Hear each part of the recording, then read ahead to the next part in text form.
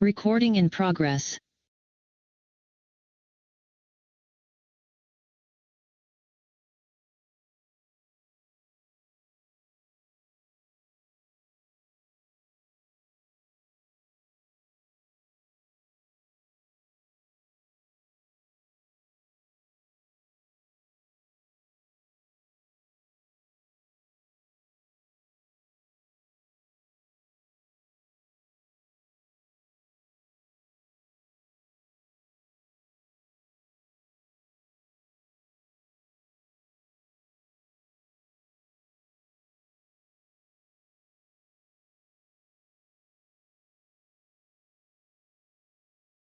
Recording stopped.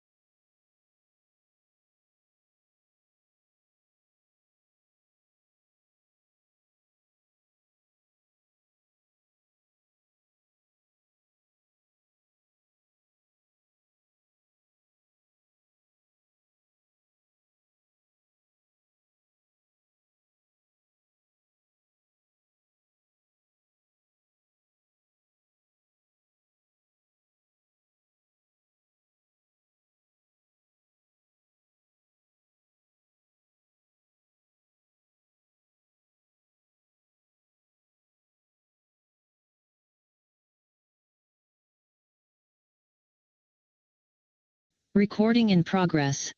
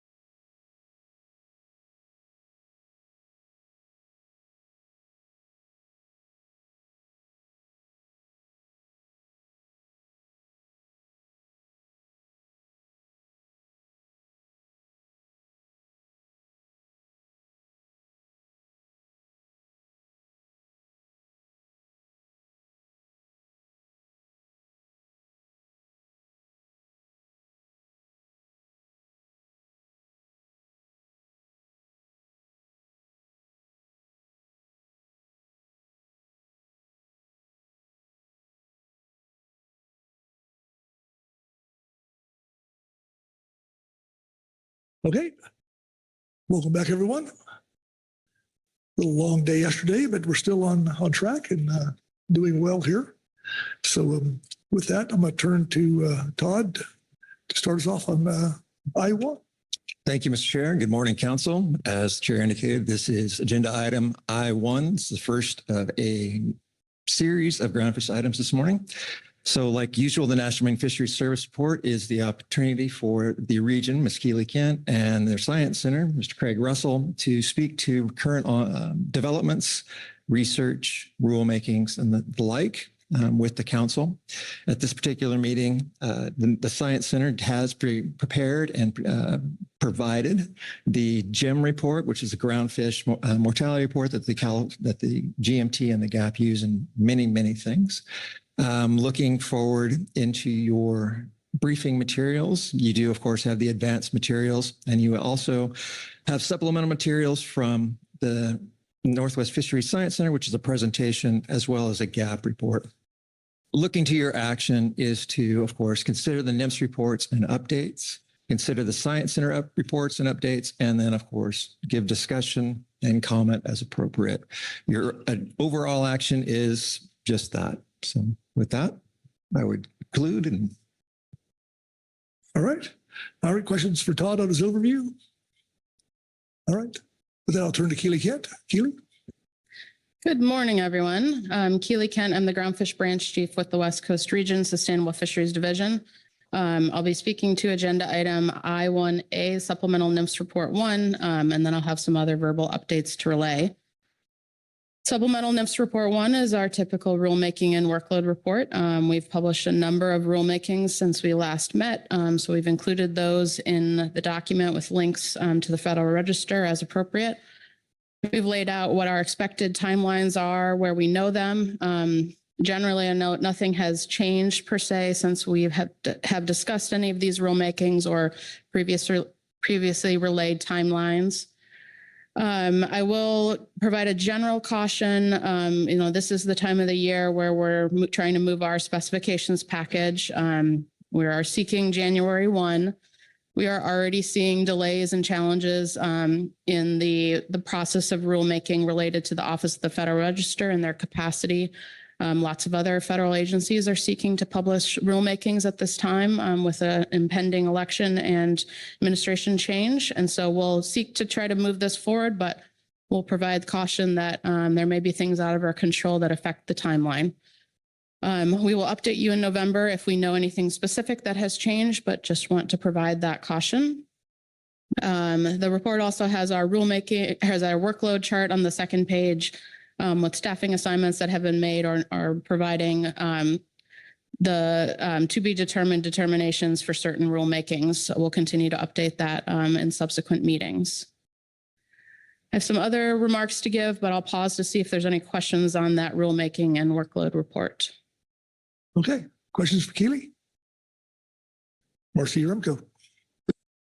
Thank you, Mr. Chair. Looking at the pet share the gear switching item on the table, it's listed as TBD across the board there's no assigned staff. There's no anticipated date. Can you maybe give us an idea of what the thinking is on how progress will be made on this one and on what kind of timeline? Yep, thanks for the question. The two rulemakings that the council have taken final action on and we have not yet made substantial progress in the rulemaking are the gear switching and then the gear marking rulemakings. The gear marking one, we have a little bit more certainty, and I think we have that in the table. We're expecting to be able to move that rulemaking forward, and we're currently seeking a January 1, 2026 implementation. Gear marking, I believe Ms. Maggie Summer has previously talked with the council about potential timelines. Nothing has changed per se, but we are waiting for Ms. Gretchen Hanshew to come back from detail. That will be us fully staffed up. And so retaining the opportunity to make sure that we're prioritizing our resources and staff among the different rulemakings. I would expect in November, we might have a little bit more because we'll have a full branch at that point and be able to do that staffing assignment. Thank you. Thank you, Marcy. Anyone else? Okay, Keely.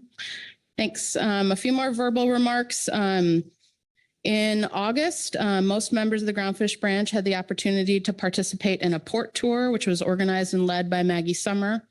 We traveled 450 miles of the coast from Bodega Bay to Coos Bay with stops in Point Arena, Fort Bragg, Eureka, Crescent City, Brookings, Port Orford, and Charleston. We want to extend our gratitude to all of the fishermen and management partners and community members who welcomed us into their ports, who took time from their schedules to show us around, show us their communities, their boats, their gear, and share their thoughts and concerns on groundfish fishery management and the future of the fishery.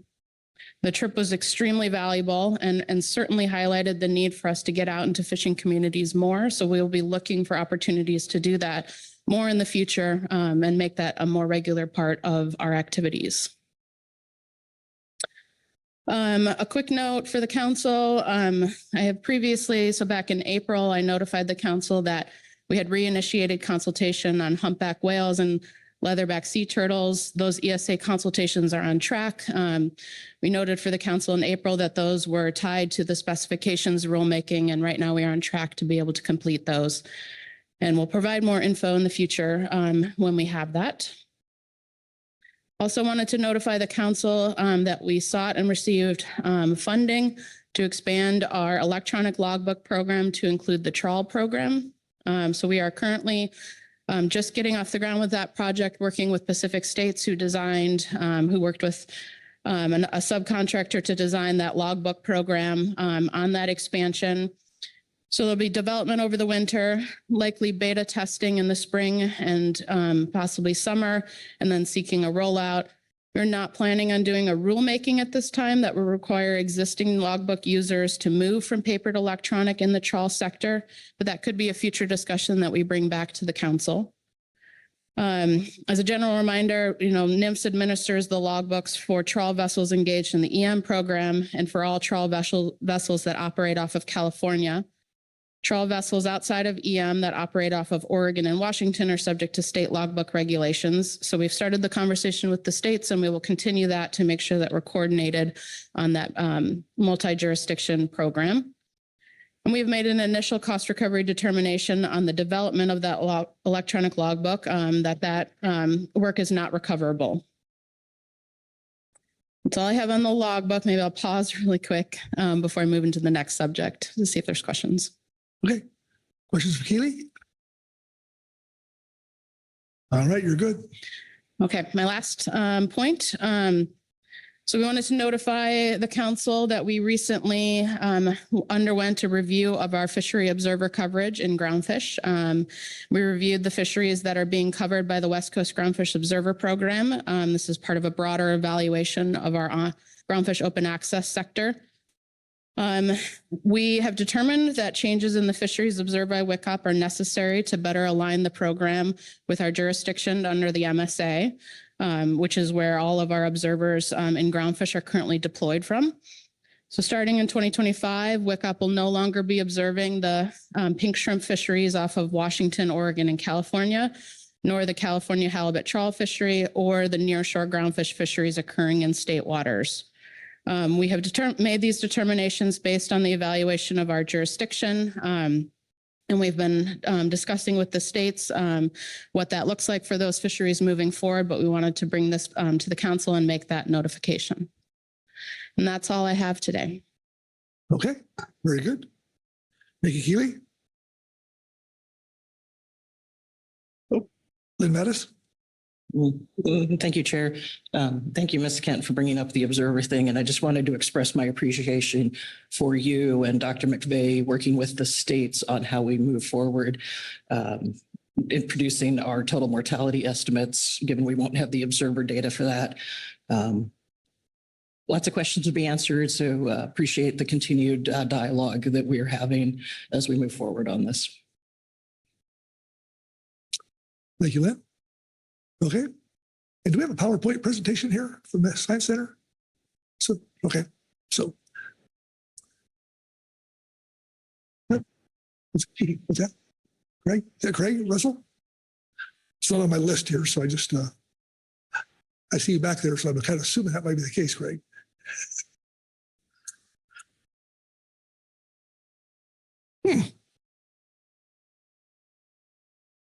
All right. Well, good morning, Council. My name is Craig Russell. I'm the Division Director for the Fishery Resource Analysis and Monitoring Division at the Northwest Fisheries Science Center.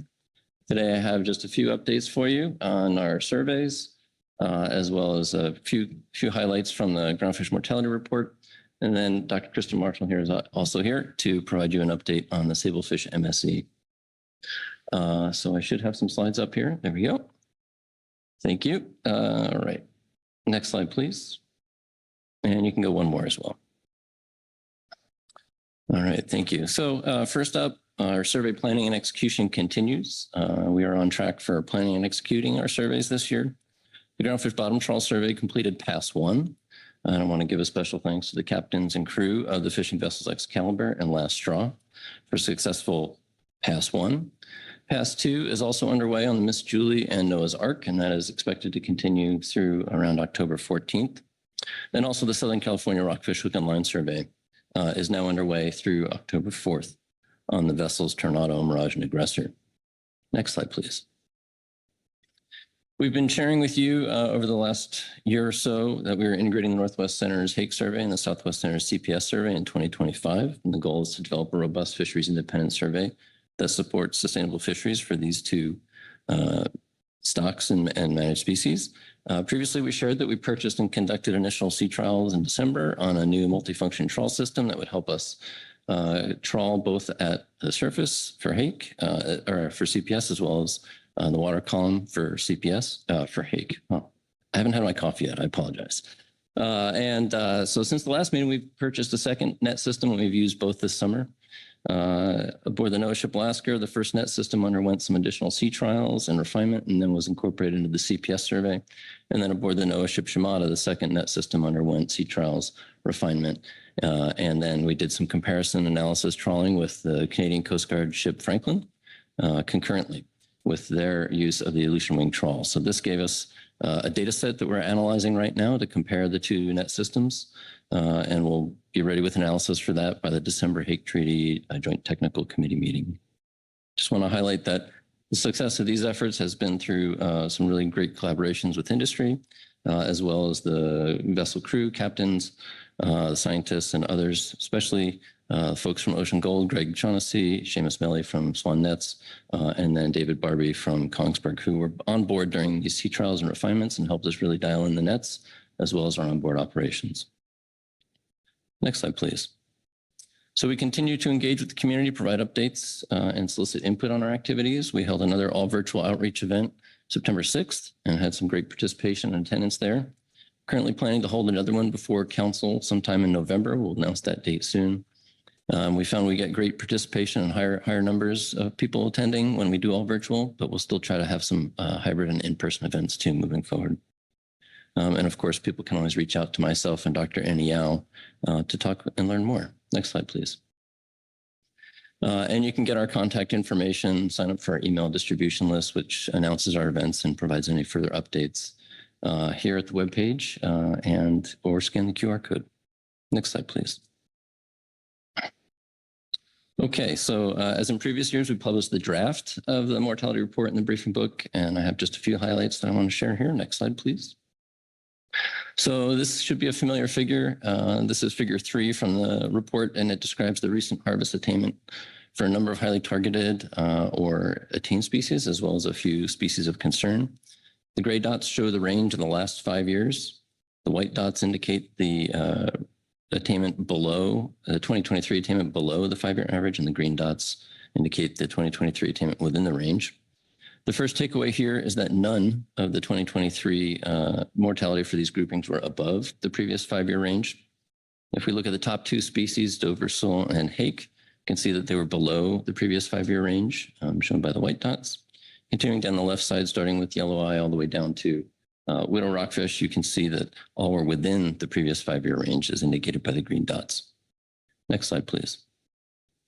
So this figure shows additional groupings. This is figure 4 in the report. And here we show the 4 highest attained groupings in 2023, as well as yellow eye rockfish. The x-axis shows the contribution of each sector listed on the left. And then to the total mortality percentage indicated at the top, which is under the grouping name. The color shows the percent of catch discarded by a given sector, with yellow indicating 0 to 25% discarded, red indicates 50 to 100% discarded, and dark gray indicates unknown discarded. Overall, the patterns are similar to those of previous years. Specifically, no groupings exceeded its 2023 catch limit. 4 species groupings attained greater than 75% of their ACL.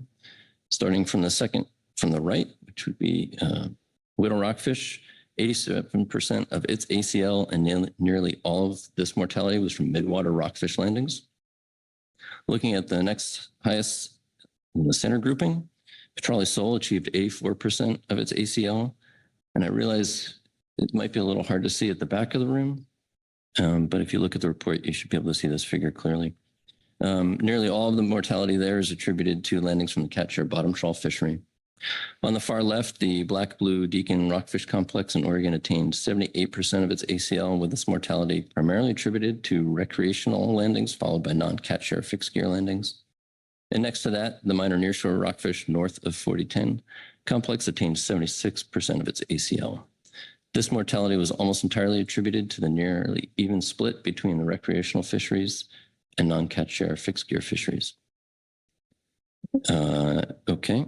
And in the recreational fisheries, 0 to 25% of the catch was discarded, while 50 to 100% of the non-catch-share fixed gear fisheries was discarded. And then finally, on the right, we have yellow eye rockfish, which remains classified as rebuilding and reached 72% of its ACL. About half of this mortality can be attributed to the discarded recreational catch, with the second highest contributor being the non-catch fixed gear fisheries. And the third highest contributor was from tribal shoreside, which is estimated from landings reported to PACFIN. Next slide, please. And that concludes my update. And now I'll turn it over to Dr. Marshall for an update in Sablefish MSC. Thank you. Good morning, council members. I'm Kristen Marshall from Northwest Fisheries Science Center. I am the center's Management Strategy Evaluation Coordinator. And I'm here today to give you a report out on the Transboundary Management Strategy Evaluation of Northeast Pacific Sablefish. This work was really led by Maya Kapoor and Melissa Haltuck, who are both now at the Alaska Fisheries Science Center. Neither of them could be with us today, so I'm going to be doing the report out. And we wanted to bring this back to the council because we spoke to you last about it a couple of years ago when we were in the model development phase, and the council sponsored a stakeholder workshop to help inform the performance metrics and objectives used in this work. And so because this journal article came out this last spring, we wanted to bring you back the peer-reviewed results to share back and close the loop on this first phase. This is really phase one of a multi-year international collaboration between the U.S. West Coast, Alaska, and DFO in Canada, as well as the states. If I can have the next slide, please. And it started several years ago in recognition of observing concurrent declines across 3 regions that I just mentioned, beginning in the late 1990s. That's this plot in the middle. The analysis of genetics and tag recapture work suggests that this is a highly mobile and well-mixed stock. So on the plot on the left, we see no clustering by regions in multivariate analysis, which suggests there's quite a bit of connection between sablefish across this whole region.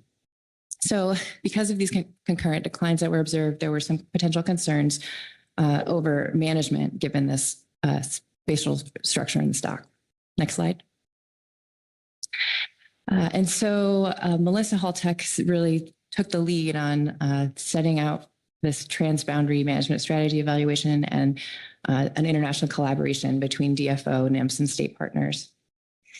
The management strategy evaluation formed novel hypotheses of sablefish stock structure through space, and that's the figure you can see on the left with the different colors representing the different regions of stock structure that was supported by science.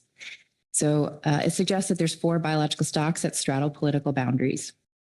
And this was based on a workup of growth data as well as other demographic data. The management strategy evaluation tested multiple assessment frameworks that against these different novel hypotheses of sablefish stock structure. But these were simplified. They were not actually the real assessments that are used for management.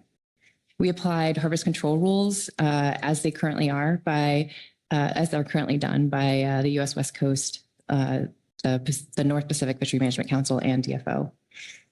And then we engaged with stakeholders to guide the selection of performance metrics and study design back in 2021. And so the big question here that we were trying to ask was whether ignoring or misspecifying the spatial structure in the assessment process led to undesirable outcomes for this, this region spanning stock. Next slide. So in 2021, we conducted these virtual stakeholder workshops that some of you may have participated in. Those covered all aspects of the management strategy evaluation, including model development, the selection of management strategies, selection of objectives, and performance metrics to measure performance. All the regions were invited to participate in those workshops, and breakout group discussions on objectives and performance metrics identified several common indicators of interest describing the both the biological and social and economic performance that we used in the paper. Workshop participants also discussed their priorities for future Sablefish MSE work, so work beyond this phase 1 I'm reporting today. And at that time, at least, they were to expand further into economic and environmental considerations, as well as look at within region spatial allocations. So, one piece that would be great to hear back from the council at some point is whether these would still be priorities on future Sablefish MSE work. Next slide, please. So the major findings of the modeling work were, I'm going to summarize here, and I'll just refer you to the paper for more detail. It is available, open access, it's not behind a paywall, and there's a link at the end of my presentation. But there was a range-wide contrast in outcomes across these 3 different regions. Alaska was largely stable, but found some contrasting recruitment dynamics across the Bering Sea and Gulf of Alaska, which might have implications for availability of this stock. BC has a fairly conservative harvest control rule that limits catches, and they use a robust simulation MSE framework in their regular management. So their catches are highly subsidized by immigration from the 2 regions north and south of them. On the U.S. West Coast, we saw that the part of the stock that is south of 36 is vulnerable due to movement and potential reproductive isolation. So there's some potential for that area to fall below the target, while the West Coast as a whole remained above. But the big take home of this work is really the second bullet here. And so what we saw was that while you could get marginal improvements in performance metrics by changing the assessment model spatial structure, the business as usual approach where we're managing this stock independently in each of the 3 regions did not result in any dramatic declines in the stock overall. So that's the good news. We did see again that there's that southern portion of the U.S. West Coast part of the stock, south of 36, did have some probability of falling below 25% of B0 over a 25-year time horizon. Next slide. So I'm going to just go into some next steps and limitations of our work so far. We don't have a lot of tagging and age data south of that 36 break. And so that makes the estimation of, or the movement rates that we used in this modeling work uncertain. We think that there definitely is, if that region is actually more highly linked to its northern neighbor, we might have seen a different outcome. And so this would be an area for future work. We're actively investigating climate drivers of Sablefish recruitment and pursuing funding for a new phase of the MSE work. Maya is currently leading some work to look at how the recruitment climate drivers of recruitment for Sablefish vary across these regions. But the development of this software that we now have can really be used as a basis to build from to test additional economic considerations and other potential outcomes that each of the regions are interested in. Next slide.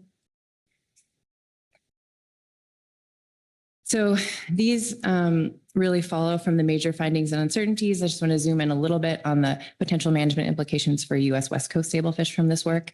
There's support in the work for having a latitudinal management break for the U.S. West Coast, and the growth information suggests that around 36 might be the right place for that, and the work on recruitment that we have suggests that it could be further north. But just that there's somewhere in there, we should probably have a management break as we do. The limited tagging information also suggests that there, like I said, that there's not a lot of movement happening between these two sub areas. The model results show that the business as usual area specific ACLs that are currently in place does provide some protection against over depletion in that southern sub area. Because the tagging and age data are limited, there's uncertainty in how isolated that portion of the population really is. And next slide, please. And so this is my last slide. I just wanted to share links to all of these, all of the work that has gone into this collaboration so far. Thank you for the opportunity to follow up on this. And I'm happy to take questions or chat more about future priorities for Sablefish MSC work. All right, thank you. I guess first we'll do questions for Dr. Marshall on the MSC presentation. Marcy Remco. Thank you, Mr. Chair. Thank you for the presentation and the update. I have a couple of questions. I guess just taking the work on the whole, can you tell us how this new work is going to feed into the upcoming Sablefish assessment? Thanks for the question, Mr. Remco, through the chair. Yes, so I've had conversations with Chantel about this, Chantel Wetzel, about how and if anything out of this work would influence the structure of the stock assessment model. And in terms of the spatial question, there really isn't anything from this work that's suggesting we need to do something different with the Sablefish stock assessment than what's currently planned. So as I tried to emphasize, we tested a lot of different spatial stock assessment structures, and while some of them gave us marginal improvement in some of the performance metrics, it seems that the status quo structure that we have now is working pretty well. There was no detrimental impacts to the stock to continuing what we're doing now. Marcy? Thank you, Mr. Chair. So that includes this implication for south of 36. Thank you for the follow-up. Yes, the south of 36, we didn't look at alternative management breaks on the U.S. West Coast in this work. It just investigated the one that's in place at 36 and the splitting of the ACLs as it's currently done. And so that's that's all we can say with the modeling work is that the sort of the way the current structure it's in place does provide some protection against over depletion in that southern region by splitting up the ACLs the way that it's currently done. And I think it highlights that it's something to keep an eye on. Marcy? Thank you. One more question. On slide 16, your first bullet states an absence of tagging and age data south of 36. I just am curious with regard to the age data, are you using the same data inputs as are used in the assessment? It's just hard to believe that there's no age data for south of 36 that could have informed the work. Thank you for the question, Ms. Remco. If I said there was no age data, then I misspoke. This work used the same age data that the assessment uses. And so it's just that there is less data south of 36 than north of 36. So just having less information on that in that region increases our uncertainty. And we do have tagging studies on the West Coast, but they are substantially smaller in terms of the number of tags that have been deployed and recovered than what Alaska and Canada have to inform their movement estimates. Great. Thank you for clarifying. Yeah, it's slide 16. It's that first bullet. It says absence. So I had to ask. Thank you. Thank you, Marcy. Rebecca Litt. Thank you, Chair, and thank you, Dr. Marshall, for your presentation. It's great to see that this effort includes economic analysis, given what we've been hearing the past couple of days about the market for sablefish. Curious on slide 15, there's a mention of software to test economic outcomes. Can you elaborate on that? Is it the economic impact analysis modeling? Or thank you. Thanks for the question, Ms. Lent, through the chair.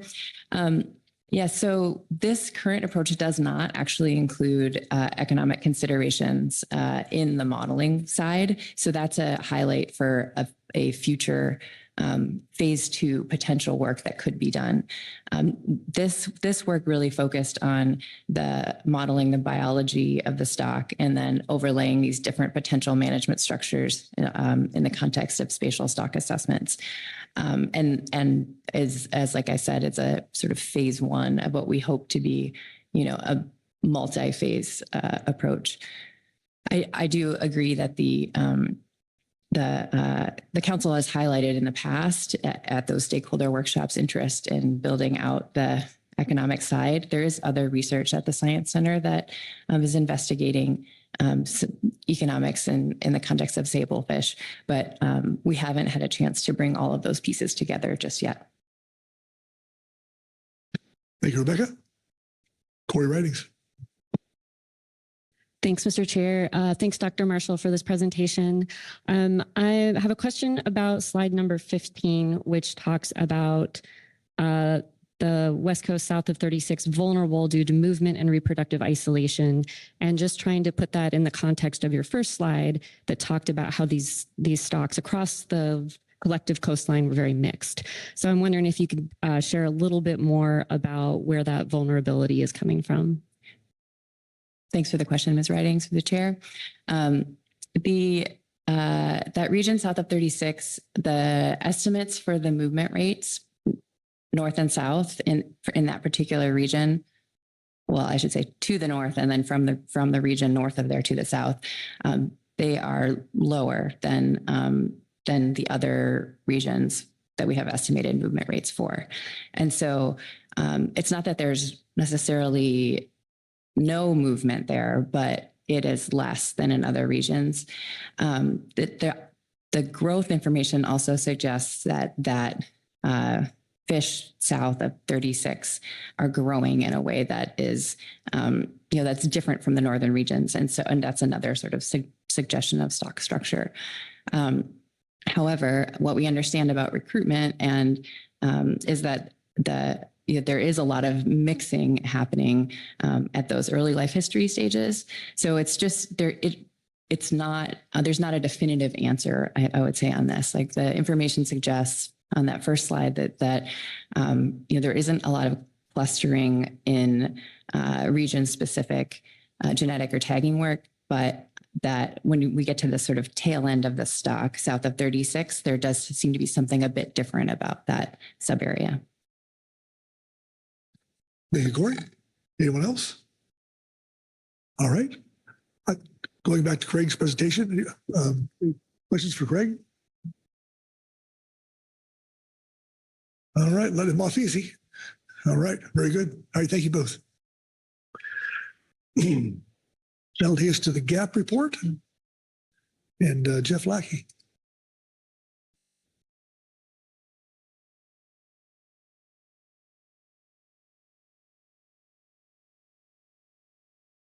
I will be reading from agenda item I1C, Supplemental GAP Report 1, GAP Report on NIMS Report. The first item is Sablefish Management Strategy Evaluation. The Sablefish Management Strategy Evaluation presentation notes a major finding of stock vulnerability south of 36 due to movement and reproductive isolation, and that there was an absence of tagging and age data south of 36. making movement rates uncertain. The GAP recommends exploring a logistical and funding pathway to implement a tagging program on the West Coast. Some participants have experience with tagging and would be willing to participate in a future program. The second item we comment on is discard mortality rates. Regarding research discards from our agenda item F6, June 2024 Supplemental GAP Report 1 relating to harvest specification and management measures. I'll be quoting from there. As a note for future cycles, it came to our attention during GAP discussion that currently all hook and line research and non-nearshore commercial catch for the majority of rockfish species are assumed to have 100% mortality by the West Coast Groundfish Observer Program within the Groundfish multi-year mortality report, regardless of whether they were descended or released at the surface. In some cases where rockfish are caught in shallow depths and descended, this may overestimate true mortality. Currently, the only species with discard mortality rates applied to hook and line research catch are cowcod, canary rockfish, and yellow-eye rockfish, which was based on previous council action. For WICOP to apply either surface or descended mortality rates to all rockfish, there needs to be additional council action. For California quillback and other species with low or declining ACLs, given increasing sigma values, this difference could be a meaningful amount. The GAP requests that the council recommended that the observer program use the same depth-based discard mortality rates for research and non-nearshore discards when appropriate that are applied to the commercial nearshore fishery discards when estimating overall species mortality from fishing. Additionally, the GAP has concerns that there are currently no discard mortality rates for species that have a high survival rate when discarded, such as short-spined thornyhead, which have no swim bladders. Given the constraining nature of short-spine and other groundfish species, any savings that can be found to more accurately reflect total mortality are significantly important to the seafood industry. Therefore, the GAP recommends the council task council staff and the GMT to do a summary of 4 things. First, existing surveys that use groundfish and how DMRs are applied for those. Second, identify species for which consideration of applying DMRs to research catch may make sense. Because there are research discards of that species, it's a highly constraining species across groundfish sectors, etc. Third, conduct a literature review to identify existing research on DMRs for species without currently approved discard mortality rates, like short-spine thornyhead. And fourth, scope how these DMRs, existing or new, might be applied in the next harvest specification cycle. And that concludes the report. Okay. Thank you, Jeff. Questions for Jeff on the GAP report? All right. I'm not seeing it. Thank you. Okay, that concludes our reports. Takes us to public comment, which I think we have 0. But okay, I see that, which takes us to council discussion. I don't know if there's any action on this agenda item. So I'm not seeing any. Okay. I would just like to say that, Marcy. Yeah, thank you, Mr. Chair. I just want to acknowledge the GAP's recommendations to us here. This isn't an action item, but I'm glad they've put some thoughts in the record, and I think their opportunity here that they took to remind us about the different treatment with regard to discard mortality rates across fishery and research sectors. It is an important reminder. I'm not sure how much can be done or on what timeline, but I think it is appropriate for us to just keep that in mind, that they are applied in some cases and not others. So just want to thank them for that. Thank you, Marcy. Okay. Anyone else? Mark Gromlich. Thank you, Chair Pettinger. I want to touch a bit on something that is not included in the groundfish mortality report. Up until recently, we used to include, or NIMS used to include, mortalities from the California halibut trawl fishery, which takes place in federal waters. And I understand it's a state-managed fishery, but it does take place in federal waters, and it's bycatch of federally managed stocks like sablefish and big skate and other species. The metric tons of that bycatch is greater generally than the actual targeted catch of California halibut. Green sturgeon is not a groundfish, but it is an ESA listed species. And that report was really the only visibility that I've ever seen into bycatch of listed green sturgeon. The state of California doesn't publish anything in that regard. And as far as I know, is not observing these trips. I'm sure I'll be corrected on that if I'm wrong. And mortality of the green sturgeon, according to a recent paper, is about 26%. So at least for the years we have data, which I think is up to 2019, we're looking at mortality of about 100 green sturgeon a year. And this is an issue that I've highlighted to folks in sustainable fisheries. I realize it's really a protected resources topic. I've highlighted it to others, and there seems to be complete indifference. So I guess my question to the National Marine Fisheries Service is, although it's a state-managed fishery, given that the activity takes place in federal waters and impacts federally managed stocks, is there still no basis for observers on those trips and reports from NIMS on the bycatch levels? Keely? Thank you. Thank you, Mr. Grelnick. No, it is a state-managed fishery, regardless of where it is. There is not a nexus under the MSA. The council does not manage that fishery. The state has the ability, if they're concerned about the bycatch in that fishery, to enact an observer program if that was what they deemed fit. We're certainly not requiring them to do that.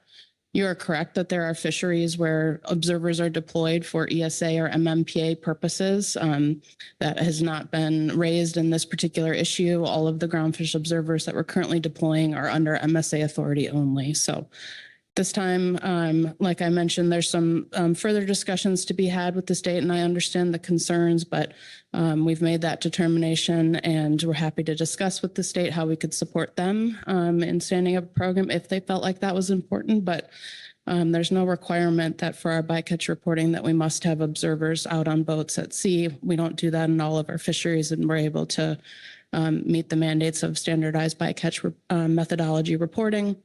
And so we haven't made any change in that decision making based on that, but I appreciate the concerns that you've raised.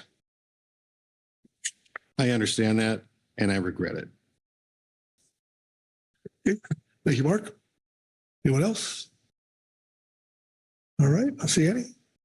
And I just would like to point out that I did host the National Fishing Service crew as they come up the coast, and I was really glad to see them there. I've talked to a lot of fishermen up and down the coast and really appreciate it. So hope that continues. So thank you. So Heather Hall.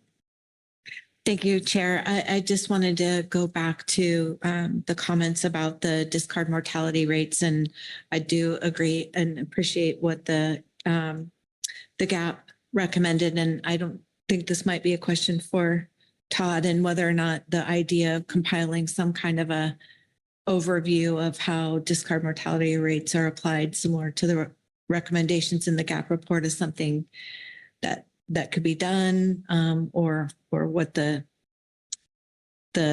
response from the GMT perspective, council staff perspective, is to that idea. Yes, through the chair. Thank you, Ms. Hall, for the question. As for the GMT's perspective, I'm not sure. I haven't checked with them. From staff perspective, I believe it is something we could do. Obviously, we need to check in with workload and that sort of thing. If the council were to suggest a timeline or when they would like to see something, that would definitely help in terms of identifying how to go forward. But I would obviously look to Kelly and Miss Ames and Mr. Burden for tasking us to do that work. Okay, Keely? Thank you. On that subject, I would just note, obviously it's a GMT workload question, but in my view, it would be helpful if that is a path that the council would like more information to be more clear on a scope, because there are very different things included under their research that is done by the science centers, research that's done by other entities. Commercial fisheries different, that comes into descending device questions. Are we talking about surface mortality or descended mortality, right? That could be a can of worms. And I, assume it would be helpful to have more discussion before any specific tasking so that we could be clear on what exactly we're interested in. So just stepping in with my 2 cents on that issue. Todd? Yes, thank you, Mr. Chair. To chime in or add more to the fund. One thing that the council could consider is that in March, we do have the Groundfish new management measures and workload process. This type of item could be added to that list and then officially tasked to the GMT or to staff. Thank you, Todd. Heather? Right. Very good. Okay. No others? No discussion? So back to you, Todd. Yes, thank you, Mr. Chair. Yes, you have heard both from the National Marine Fisheries Service Regional Office, Ms. Kent, and Mr. Craig Russell, and from the Science Center, you have had a little bit of discussion, asked questions, and I believe that you have completed this agenda item. Okay, very good. With that, we'll move to I2, and I don't want to get behind today, so we'll take breaks as they're needed. Caroline McKnight will be virtual or remote for California. If this agenda item, like everybody else, stays the same.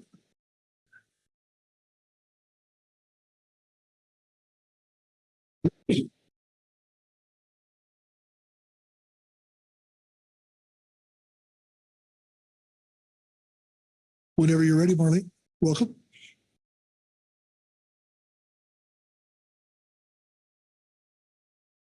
Thank you, Chair Pettinger, and good morning, members of the council, particularly new members of the council. My name is Marlene Bellman, and I will be presenting agenda item I2 for you. This is regarding the Groundfish Methodology Review, Preliminary Fishery Impact Model topics. Per our council operating procedure 25, this is intended for reviewing methodologies to inform management decisions related to those that are used to analyze and predict groundfish fishery impacts in the biennial harvest specifications process. The council should consider recommendations on any proposed groundfish methodology topics regarding these impact analyses and provide guidance on a tentative list for public review. The council is scheduled to adopt a final list of topics and a review schedule for 2025 at their November 2024 meeting if proposals are forwarded at this time. The SSC would then review those methodologies in anticipation of the next harvest specification process. To support this, you have some materials. There was a supplemental GMT report 1 that was provided prior to the council meeting that helps set the stage for this topic. You also have a GMT report 2, which includes their recommendations from this meeting, and a gap in SSC report. And I'd be happy to take any questions. Okay. Questions for Marlene on the overview? All right, we'll get right to it here. So go to the GMT report, and I believe Thompson Benez. Hopefully I pronounced that properly. All right, very good. Welcome.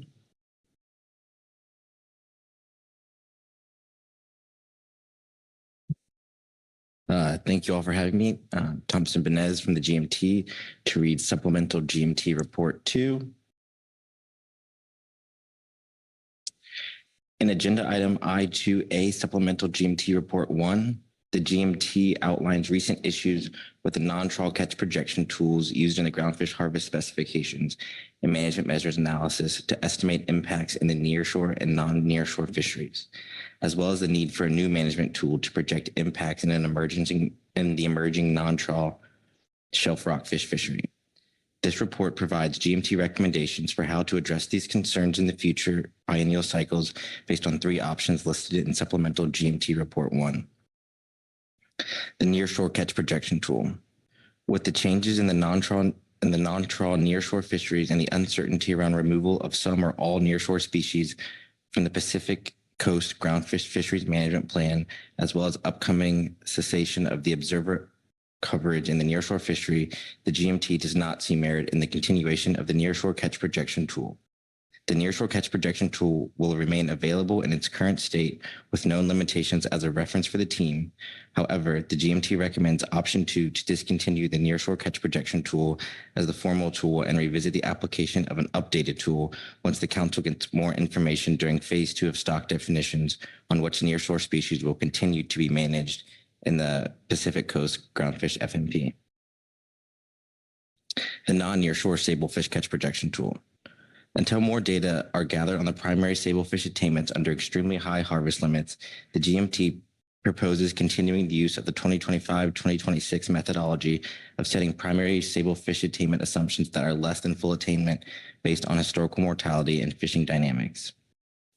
After at least several years of data have been gathered, a more sophisticated method of projecting primary sablefish attainment may be considered.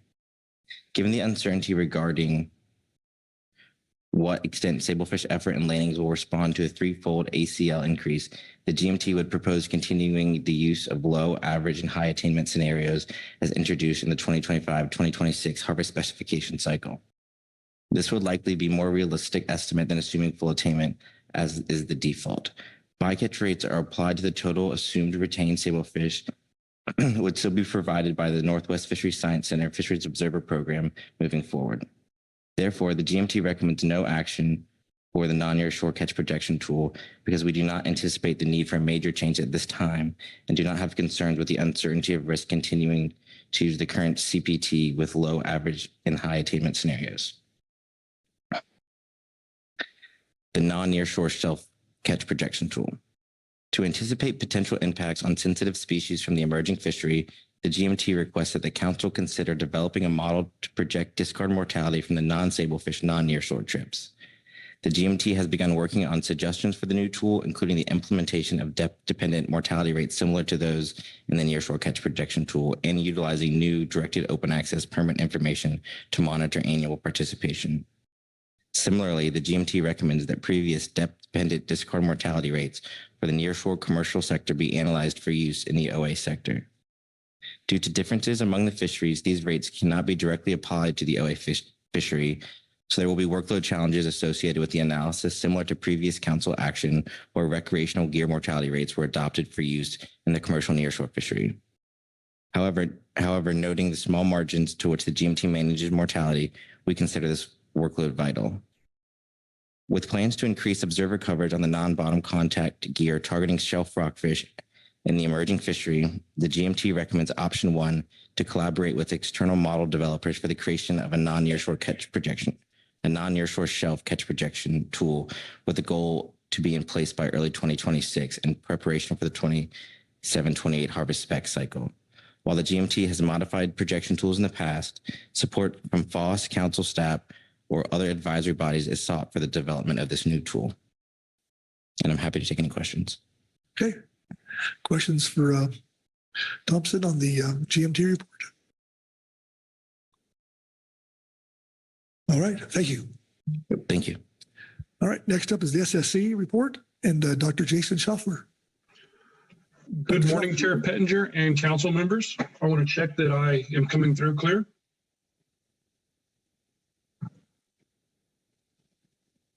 Oh, you're welcome. Thank you. We hear you. Okay. Thank you, Chair Pettinger.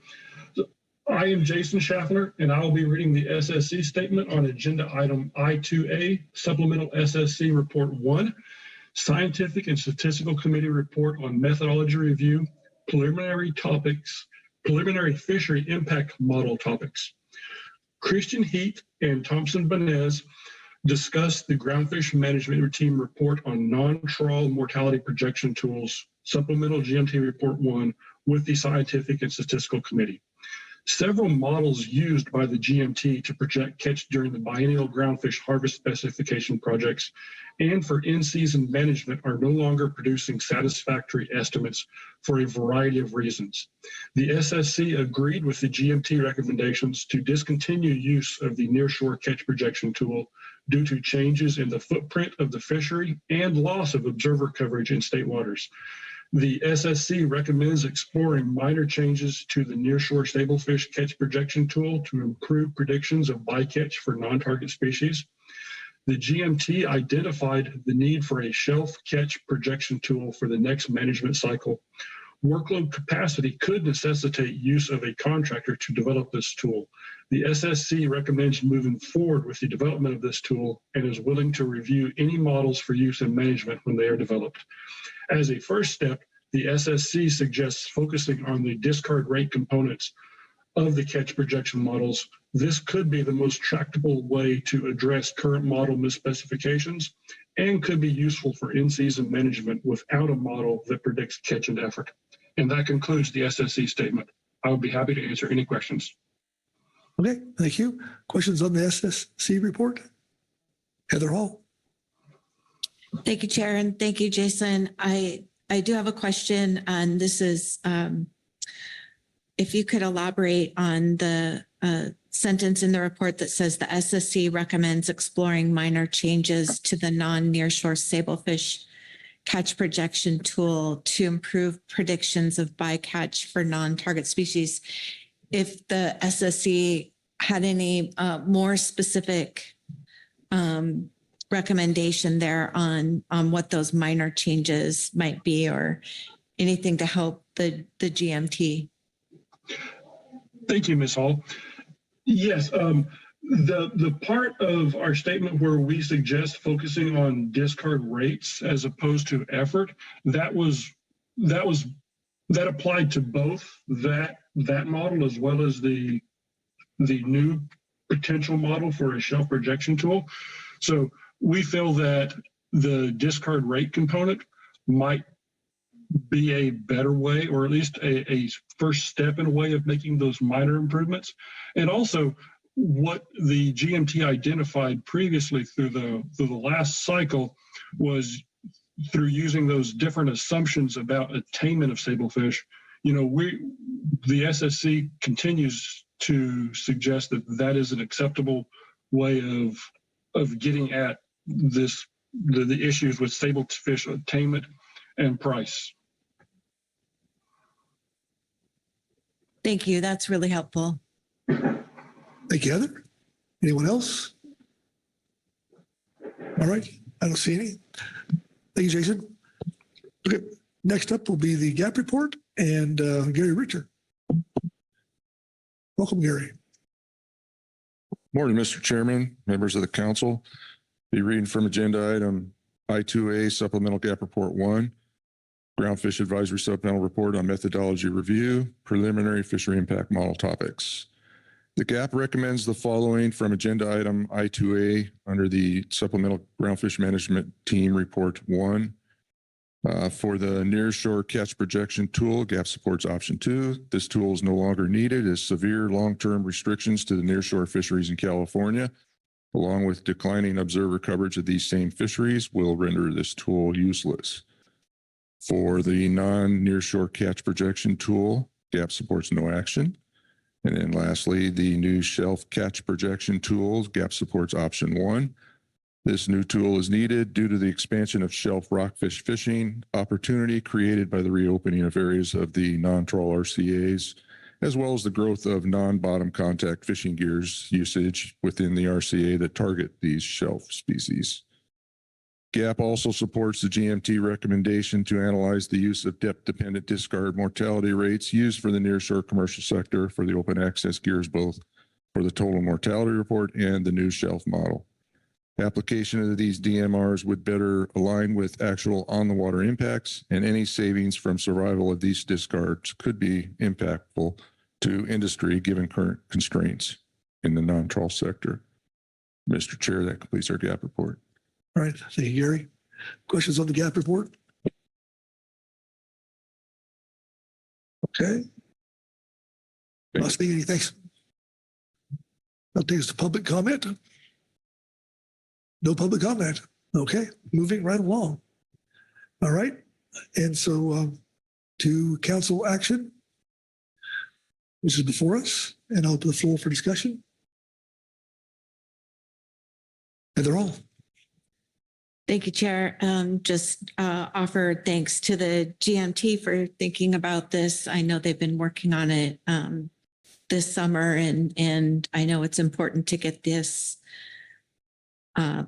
list or any methodology topics out there so that they can be used in the next biennial cycle, which is so they hit the ground running after completion of the last biennial cycle. So just want to offer that appreciation and for the SSC's input and the GAP's input on this. Okay, thank you. Thank you. Lynn Mattis. Thank you, Chair Pettinger, and I appreciate the GMT trying to improve their models. Do want to know we've had a lot of recent turnover, and I think we're going to have some additional turnover on our GMT over the next year or so. So it's a fairly new team. I'm wondering if there are any resources to help our GMT members. Some of this is a big task. Just the workload, let alone some of the expertise. Maybe if there's some place we can get some help from them. I know the SSC generally reviews the models, but maybe some individual SSC members or Science Center members, or even if we can call on some of our own internal staffs within the agencies to try to help the team with these model updates. I think that will be important so that they don't feel like they're out there on their own on this. Thank you. Is that a question for Keely or just general? I think it was more a general comment question to the ether that I think we'll need to think about how we can best support the GMT as they work through this process, and kind of a thought and question for all of us. Okay, thank you. Keely Kent. Yeah, thanks, Ms. Mattis. I hear that, and I think we'll evaluate both across the regional office and the Science Center whether and what resources we could bring to bear to help on that. Thank you. Okay. Anyone else? Up. Caroline McKnight. Thank you, Mr. Chair. Quick sound check. Can you hear me okay? We hear you. Welcome. Thank you. Yeah, I had a similar question, but I guess I'll ask it a little bit differently. And I'm not sure if this is to NIMS or if this is to council staff. The GMT specifically says they want to collaborate with external model developers. And so I guess I'm a little bit unclear if that does indeed reference folks at Science Center, folks at SSCs from state agencies, or if that in its truest form means possibly like contracting if budget for that. So I was just seeking some clarity. I think that I very much appreciate the GMT's report and the support from the GAP and the SSC to do this. I think it's forward thinking and smart, and it's being adaptive to how our fishery is changing, and it needs to be done. I just want to make sure we've got the resources in place to do it on the timeline. Thank you.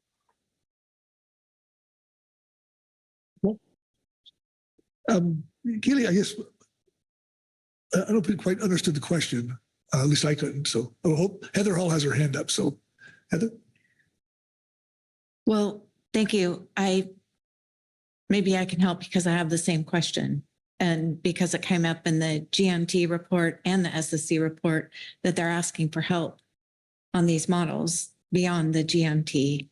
And so the question is, how do we get them the help? And if I'm understanding your question, Caroline, being similar to what I'm asking is, how do we help them and respond to the SSC's recommendation of the outside help or a contractor? And I'm not sure what that looks like either. Executive Director Burton. Yeah, thank you, Mr. Chairman.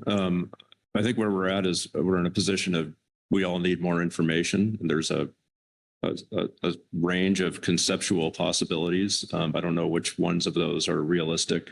A contractor, I mean, I'm aware of several contractors that I would be interested in talking to, but of course we haven't contemplated that as part of our budget yet. So we'd want to think about that. We also have a lot of great folks in our science centers and in the Pacific States Commission, and I'd want to at least reach out and ask if there's anyone there that is interested, able, and willing to help on this. So if your question is like mine, I would suggest that me and my staff reach out to several folks and just see what is possible, and that can allow us to be clear-eyed about how to move forward on this and help the GMT refine those models. All right. Caroline, is your hand still up? Yes, thank you. Thank you, Mr. Burden. That does actually answer my question. I wanted to make sure before we put this forward, there's some options and pathways to explore whether they can get some help before we get it. So thank you for that clarification. Okay, very good. All right. Anyone else? Okay. Heather Hall. Thank you, Chair Pettinger. I have a motion. Okay. Please. I move that the council adopt the methodology review topics as described in supplemental GMT report 1, agenda item I2B, September 2024, in the guidance provided by the SSC in supplemental SSC report 1, agenda item I2B, September 2024, to consider minor changes to the non-nearshore sablefish model. Okay, is the language on the screen accurate? Yes. Looking for a second. Oh, Marlene? Is it the sablefish? No, thank you, Chair Pettinger. I believe there's an accuracy. I believe these are the reports I2A. That'd be a potential correction. Well, let's make that now before I. Can we make that change for both of those? Okay. Thank you, Marlene. All right. So now is the, Lynn. Second by Lynn Mattis. All right. There we go. Thank you, Marlene. All right. Please speak to your motion, Heather. Thank you. I think the GMT did a nice job of laying out their rationale for why these models need to be looked at or not, and appreciate that the GAP and the SSC agreed with them, and also the follow-up that the SSC offered on the minor changes to the non-nearshore model, and really appreciate the extra information that was provided in my question to Jason about that. I think that covers it. Thank you. There you go. All right. Marlene. My apology. Thank you, Chair Pettinger. I wanted to also mention another potential accuracy edit. I believe that this is referring to supplemental GMT report 2, which is where the GMT makes their recommendations on this item. Supplemental report 1 was sort of setting the stage for the topic. Is that, I'm just checking to the maker of the motion. You're right. Again, thank you, Marlene. Okay. Well, thank you. That's it. That's fine. Okay. Good. All right. Discussion? No discussion? I'll call for the question. All those in favor signify by saying aye. Aye. Aye. Opposed? Abstentions? All right. Motion passes unanimously. Very good. Thank you, Heather. And thank you, Marlene. All right. Marlene, how are we doing here? Thank you, Chair Pettinger. The council has identified their preliminary priority topics for these fishery impact model reviews that they'd like to see go forward in 2025 in anticipation for the next spec cycle. So I believe you've accomplish your task under this item. Thank you. Wonderful. Thank you, everyone. Great work, and we're a little ahead of schedule, so we're going to take a break, come back at say 9:25, and Vice Chair Hassemer will have the gavel written.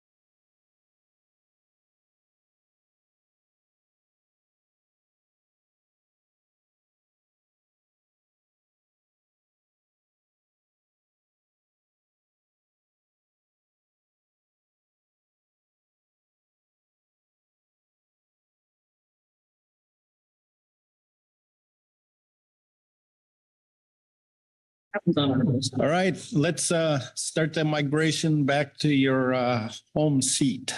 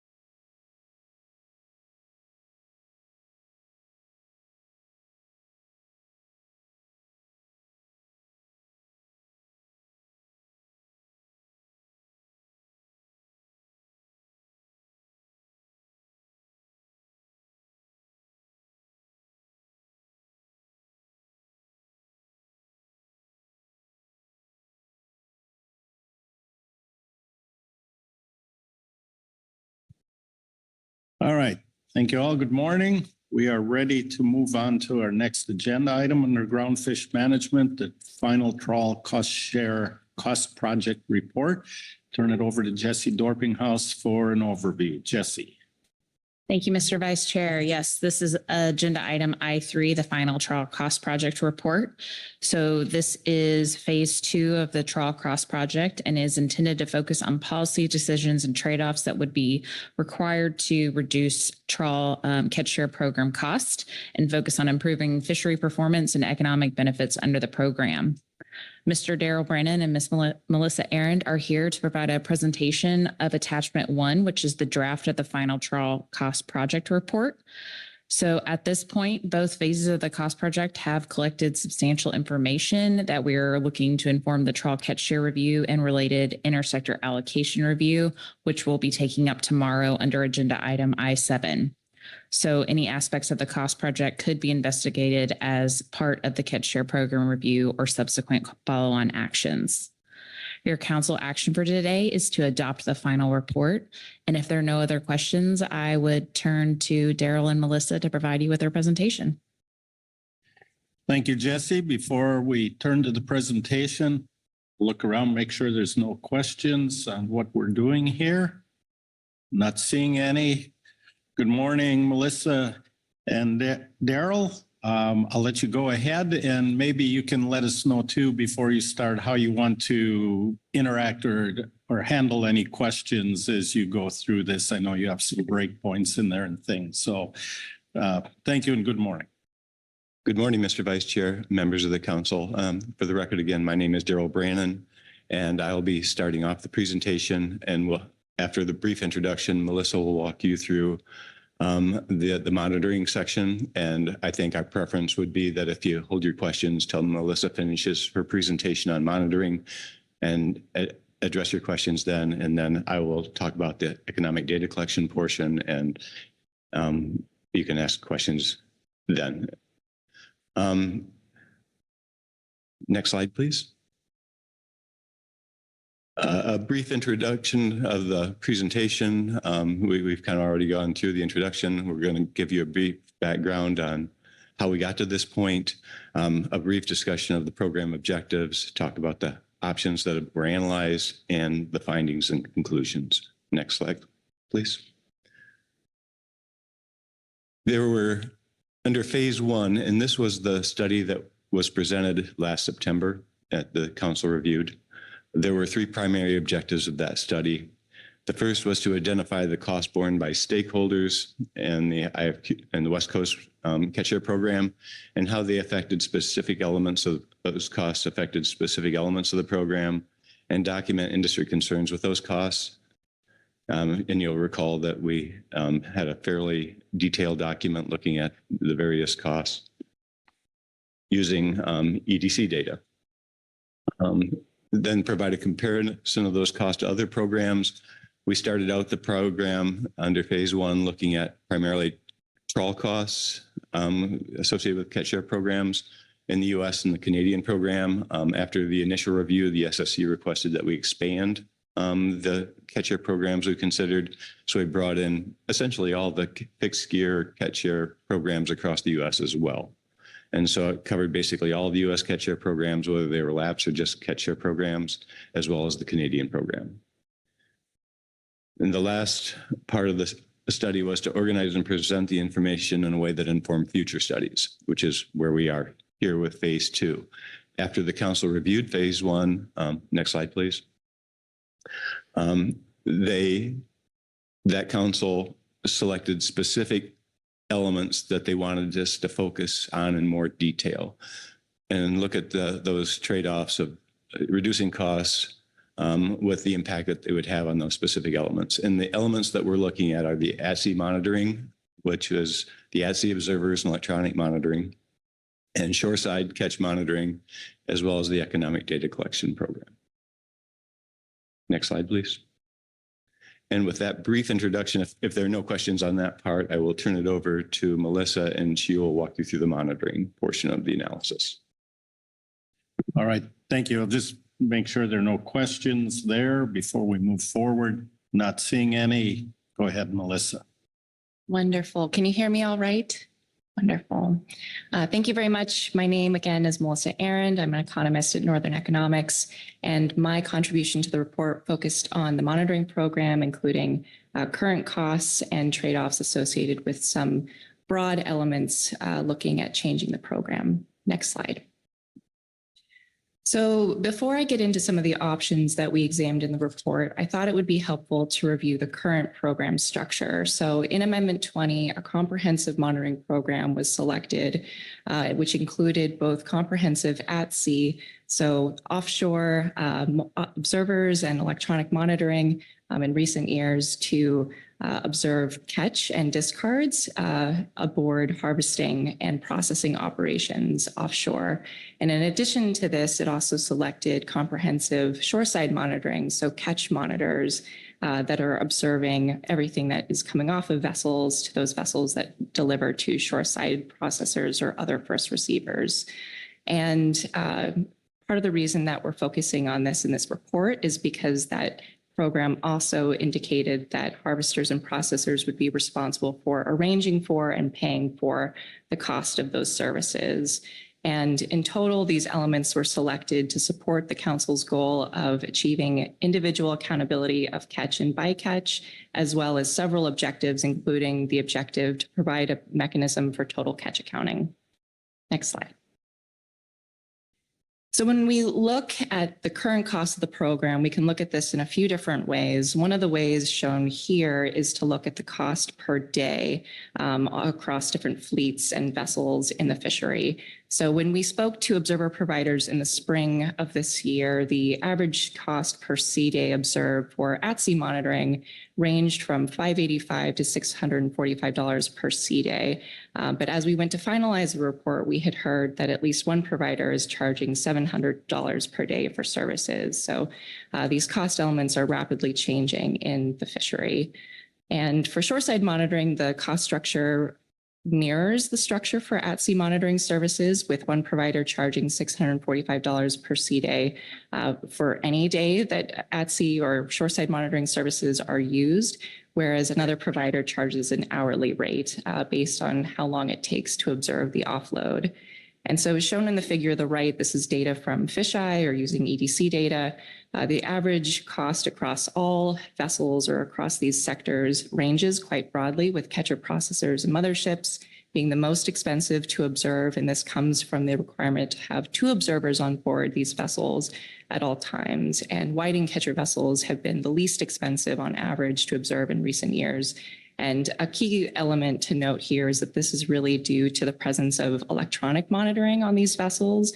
And so because a lot of these costs have been subsidized in past years, both the cost of equipment as well as video review, that's not included in these costs. Next slide.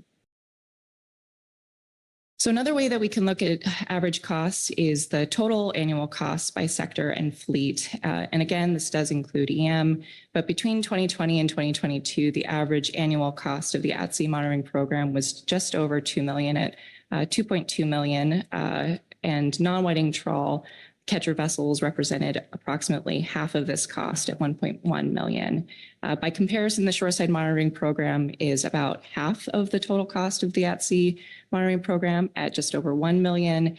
And of this, the whiting processors, shoreside processors account for, again, roughly half of this cost at almost $900,000 per year. And the large difference between the whiting processing shoreside monitoring cost and the non-whiting processor cost is largely due to two factors, both the duties and presence of EM largely on those vessels, which have slightly different duties than shoreside monitors do for the non-whiting fleet, as well as the high volume nature of the fishery, which just takes longer to observe.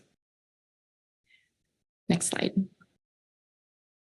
So the last way that I'll summarize in this presentation that we looked at cost is the impact of these costs on profitability across sectors and fleets.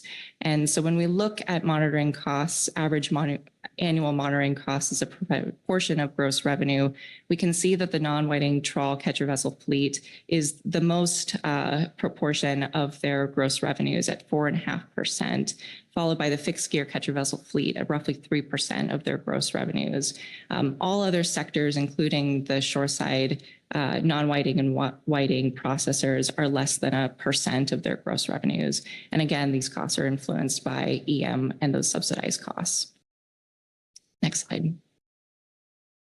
So switching into the options that we reviewed for reducing costs and the trade-offs of these options, we looked at a couple of broad options. It's worth emphasizing that these are extremely broad. They weren't detailed or in the level of an explicit alternative.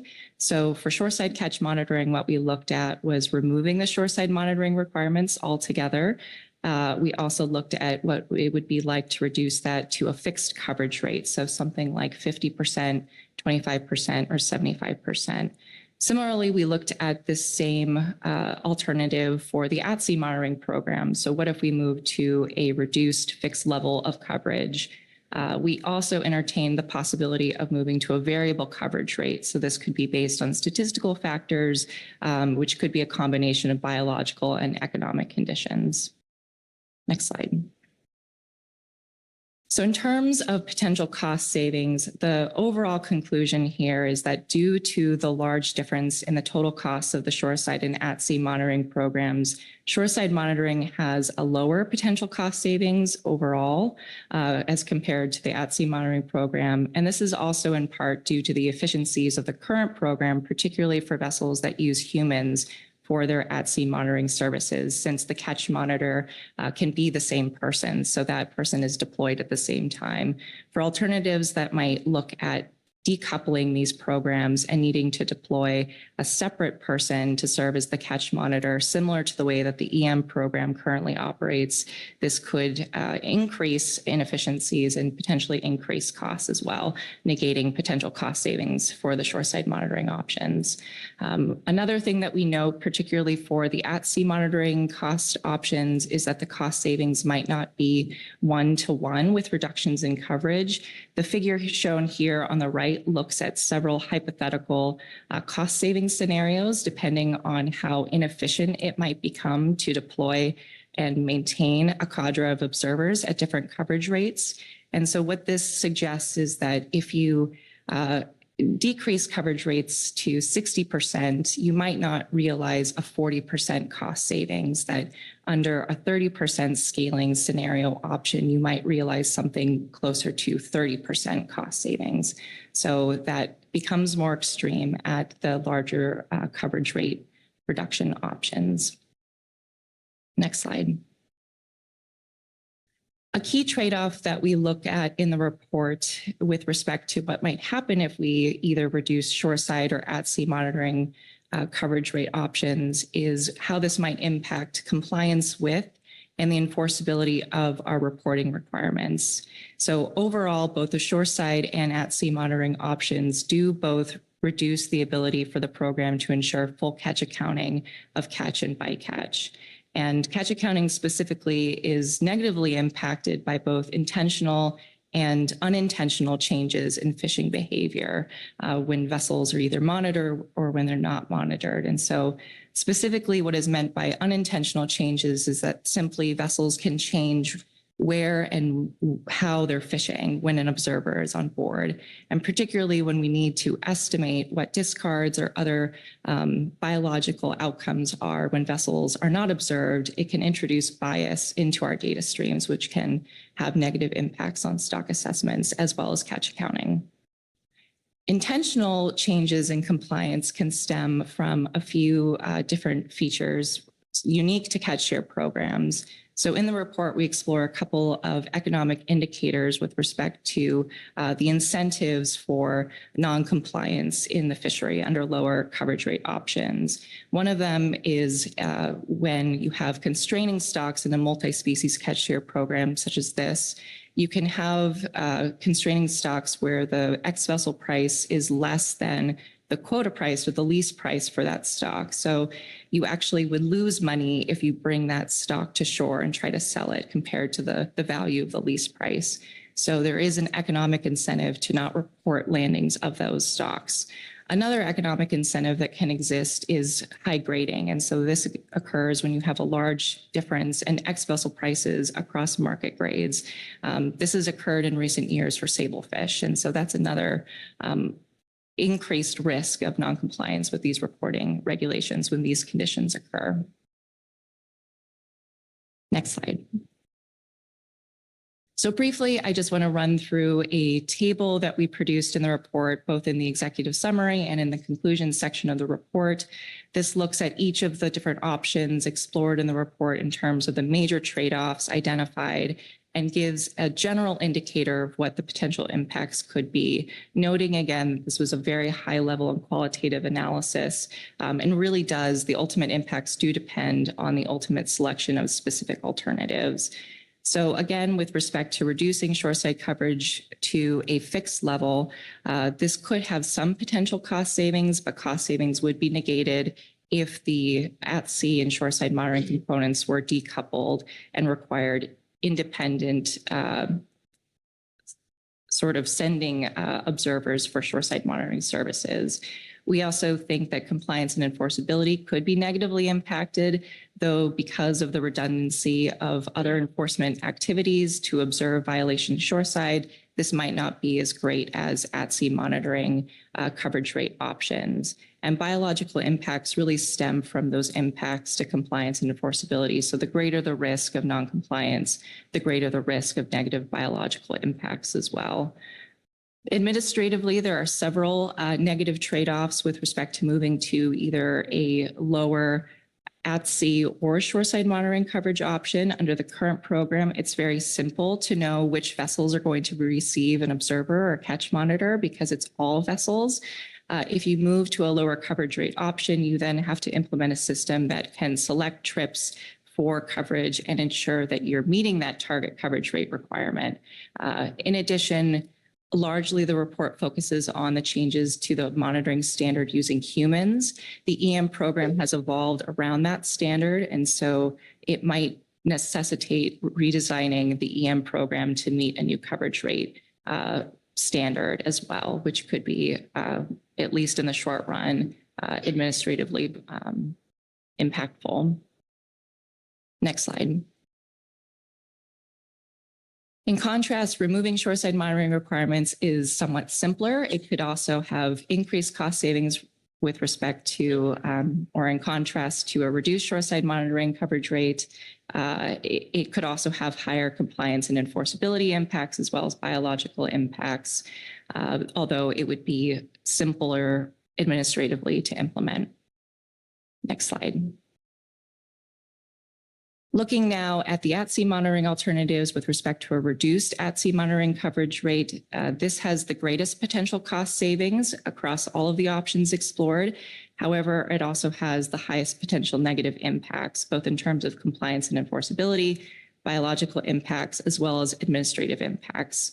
Some of the unique administrative impacts that we highlight in the report is that in addition to new observer deployment and trip selection, there could also be new quota monitoring systems, as well as we note that the current program has really evolved around the high level of catch accounting and low levels of uncertainty that we have obtained from the high level of catch accounting.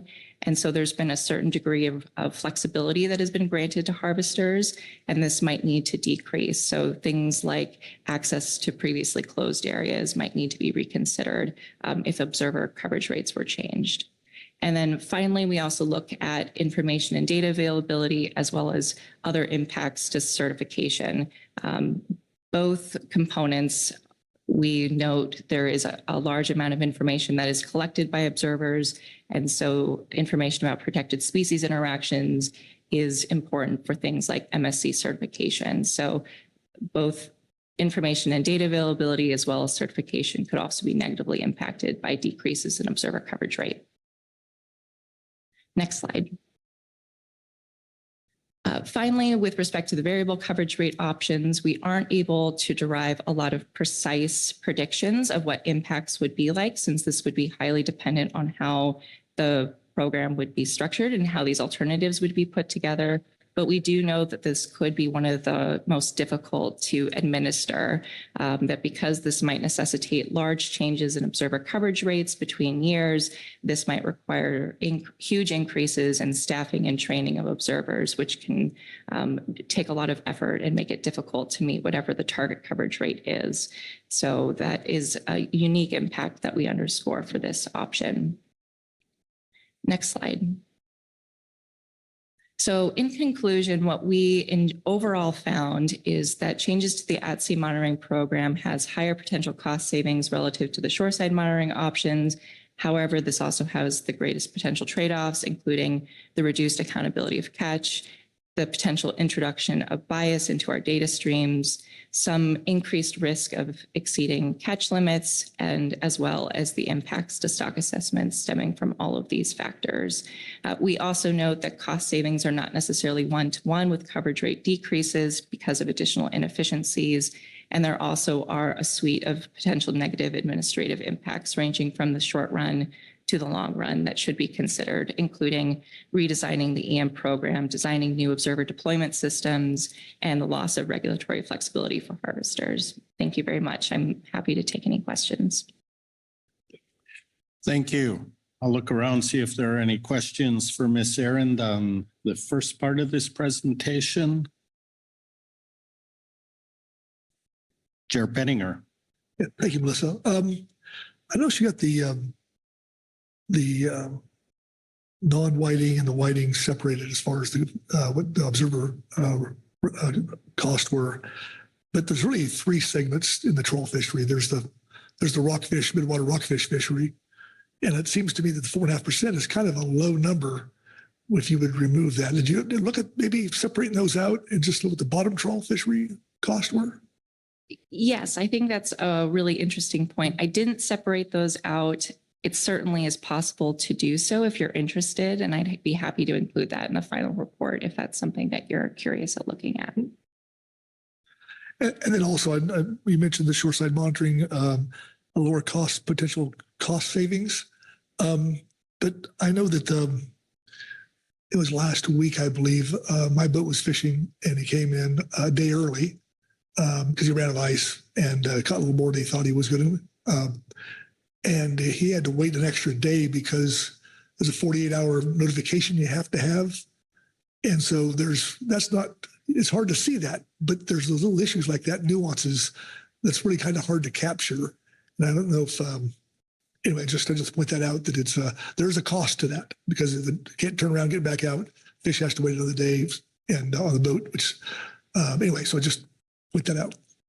Thank you, Mr. Chair. That's certainly something that we can make a note of. Thank you again. And then when it comes to the dockside monitors, those are fairly high dollar rates per hour, per day. Did you look at lowering the standards of who has to be a dockside monitor? Because I know for 50 years, I know the Fishermen's Market Association did weighmasters up and down the coast with retired fishermen, and who did, I mean, for say a fraction of the cost, but substantially lower that cost and still get the same result with people who certainly understand the fish business, what species are which, and as an option, there's a way to maybe save money. So, thank you, Mr. Chair. For the scope of the analyses and the report at hand, we did not look into a more specific alternative to explore. That certainly is something that we heard during interviews for the report and certainly could be explored in the development of alternatives pursuant to the next phases of the work. Thank you. Krista Svensson. Yeah, thank you for the presentation. I just had a question around the other impacts. I think it's on page 15, at least on the one I'm looking at with regard to MSC certification. And just curious if the conversation is hinging around being really less than the 30% coverage that they're requiring, or if it's a different set of calculus, really how you're coming to that conclusion would be helpful. Thank you. Thank you very much for the question. So with respect to MSC certification and the negative impacts, it's not at the level of losing certification. Even with this new standard that MSC is putting forward with 30%, it's my understanding that that standard doesn't even necessarily relate to the groundfish fishery, that it relates to RFMO fisheries that they're enforcing that standard for. So there isn't a direct risk of if you go below a certain rate of losing certification.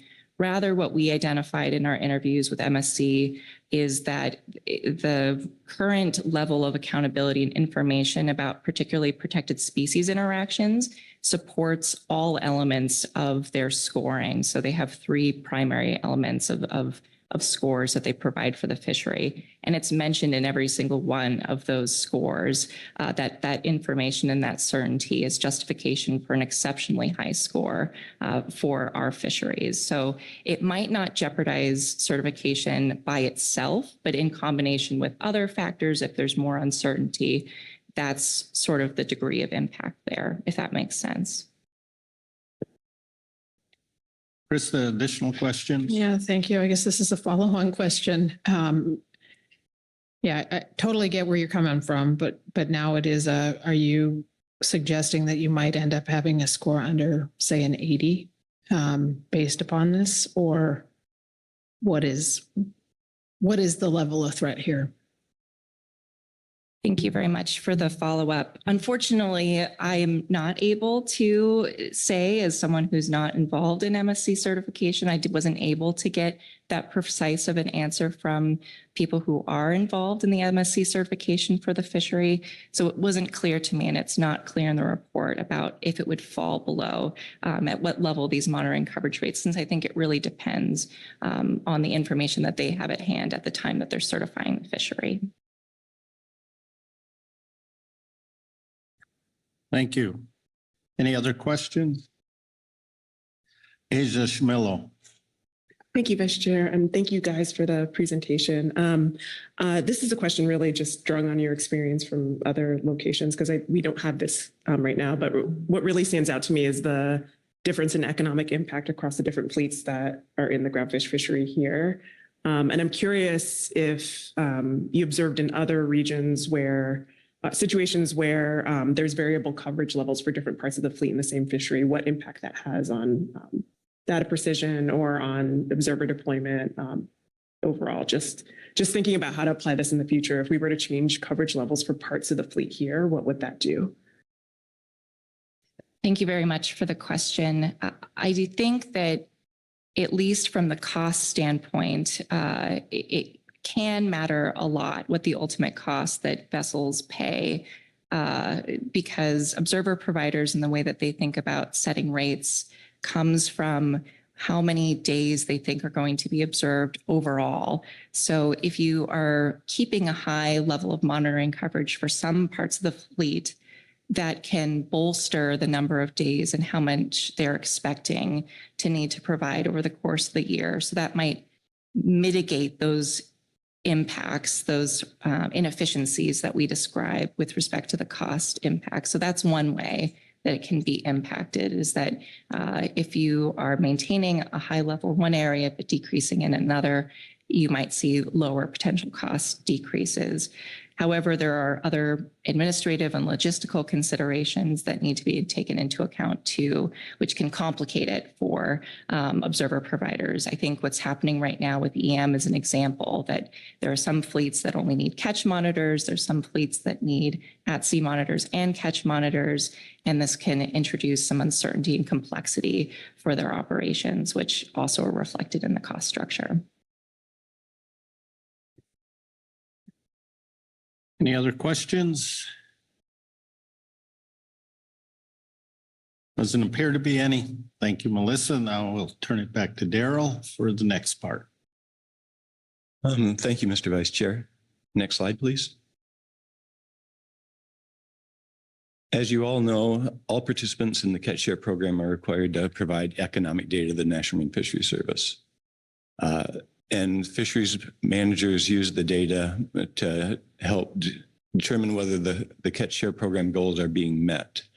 Two of those goals that are specific to the economic data are whether the program is meeting the goal of increasing the fisheries net economic benefits and creating economic stability for participants. And I would like to kind of throw in a caveat here that there's a lot of other things that are going on in fisheries outside the control of Catch Share programs that can also influence these things. And so while this provides you information on how well the fishery may be doing economically, it can all directly be linked back to the structure of the Catch Share program that's been implemented. Next slide, please. When we describe economic data collection costs in this analysis, we look at it in two ways. We look at it in terms of direct cost and indirect cost. Direct costs are the costs incurred by firms to maintain their data and actually submit the forms to the National Marine Fisheries Service. We also consider indirect costs, and indirect costs are essentially the recoverable costs under the cost recovery program that NOAA Fisheries incurs to oversee and support the EDC program. Next slide, please. And looking at the direct costs, you can see on the left-hand column of this table that there's the 5 different economic data collections that are implemented. There's one for the motherships, catcher vessels, catcher processors, first receiver, and shore-based processors, and quota shareholders. The first 4 were implemented at the beginning of the program. The quota share survey came out of a request from the council that was implemented after the first program review. And this slide shows you what drives the costs for the direct costs in this analysis. They're the annual number of responses, the hours it takes to supply those responses, and the cost of the person supplying the information. And if you look at the right-hand column, you can see that the majority of costs are borne by the catcher vessel, primarily driven by the number of persons that are required to submit the form, and the first receivers, who have both a significant number of annual responses as well as a more detailed report that takes more time to complete. And so when you sum up all the costs of the various surveys, it comes out to about $116,000 per year. The industry pays directly, it's estimated, to submit this cost. And these data come directly from the Paperwork Requirement Act submissions that the National Marine Fisheries Service has to do every 3 years. It's a submission to the Office of Management and Budget anytime you do surveys that essentially boils down to, if you survey more than 10 people using a standard survey form, you have to submit, get OMB clearance, and these are the estimates that the National Marine Fisheries Service put together on the cost of the program. Next slide, please. The indirect cost by sector, and again, this comes from the cost recovery reports that you receive annually as a council from the National Marine Fisheries Service. And just looking at the years 2017 through 2021 on this slide, we look at the 3 separate sections separately: the IFQ sector, the mothership sector, and the catcher processor sector. And you'll notice that from 2017 to 2023 in each sector, there's been a dramatic decline in the cost of complying with monitoring and collecting the data and maintaining the data for the EDC program. And overall, it's declined from about $575,000 down to about $141,000 over this time period. So there's been a significant decrease in the costs that's applicable to the cost recovery program of collecting these pieces of information, the National Marine Fisheries Service entering them in the computer, using the data, and everything that's under the cost recovery program. Next slide, please. Table 17 on page 78 summarizes the EDC program and the cost recovery fee from 2017 through 2023. And if you look at the information in that table, you'll notice that for the IFQ sector of the fishery, because of the 3% limit imposed on the cost recovery fee, that even if the EDC program had been completely eliminated, it would not change the cost recovery fee in 5 of the 8 years from 2017 through 2023. And that's simply because if you look at the estimated cost recovery fee cost in total and separate out what the agency could collect due to the 3% limit is greater than the entire cost of the EDC program. For the mothership and catcher processor sectors, any decline in the cost as a result of changes that you may make in the EDC program would be realized. But as we saw in the previous slide, those costs are already relatively modest for those 2 sectors. Next slide, please. Based on direction from the council after reviewing phase 1 of the study, there were 3 different options that we were asked to consider. The first is continue the current census survey structure, but don't collect information from the participants every year. In other words, you may collect data every other year, or you may use some other methodology, but not collect the data as frequently, but basically use the same structure. The second option was to change the structure to use a sampling procedure instead of using censusing everybody that has a permit, whether they be first receivers or limited entry permit holders. Instead of censusing everyone, you would create boxes of like individuals and census and do a sample of those individuals that could be representative of the entire population within that strata. A third option is to survey only active participants in the fishery instead of all permit holders. And we'll go through those in a little bit more detail next. Next slide, please. And this is a slide similar to what Melissa showed you earlier for the monitoring costs. This table is table 21 in the document, is presented on page 97. It goes through each of the options and each of the sectors and lays out information that was presented earlier. I'm not going to walk through those in detail. I've got slides that kind of summarize the information, but I would like you to be able to refer to those slides if you wish. There's also table 20 on page 96 of the document, which is a different way, a more graphical way with up and down arrows to kind of represent the impacts on each of these groupings of the individuals. So if you want to look at it graphically or with words, you know, the choice is yours. Next slide, please. So for option 1, and this is the option that we do the census less frequently, it's expected that industry costs would decline, but the amount of the decline would depend on the frequency the surveys conducted. We would expect that agency costs would decrease, but would continue to have costs to maintain the data. And so if you don't do a survey every year, the agency is still going to have some costs to keep the data maintained and in their computer systems and do all those kinds of things with the data that needs to be done. If you change the structure of the survey at all, you have to go through a regulatory process to change it from an annual survey to every other year, whatever you chose to do. That triggers both a regulatory change requirement and a change in the PRA submission. And so there's going to be costs associated with that. And those costs would be in the near term primarily, but they would be costs. Not collecting data every year means that there's a greater potential of missing major events. And, you know, COVID is an obvious example of a major event that happened in the fisheries. If you happen not to be collecting data that year because of the major changes that occurred in the fishery, you wouldn't necessarily have that information available.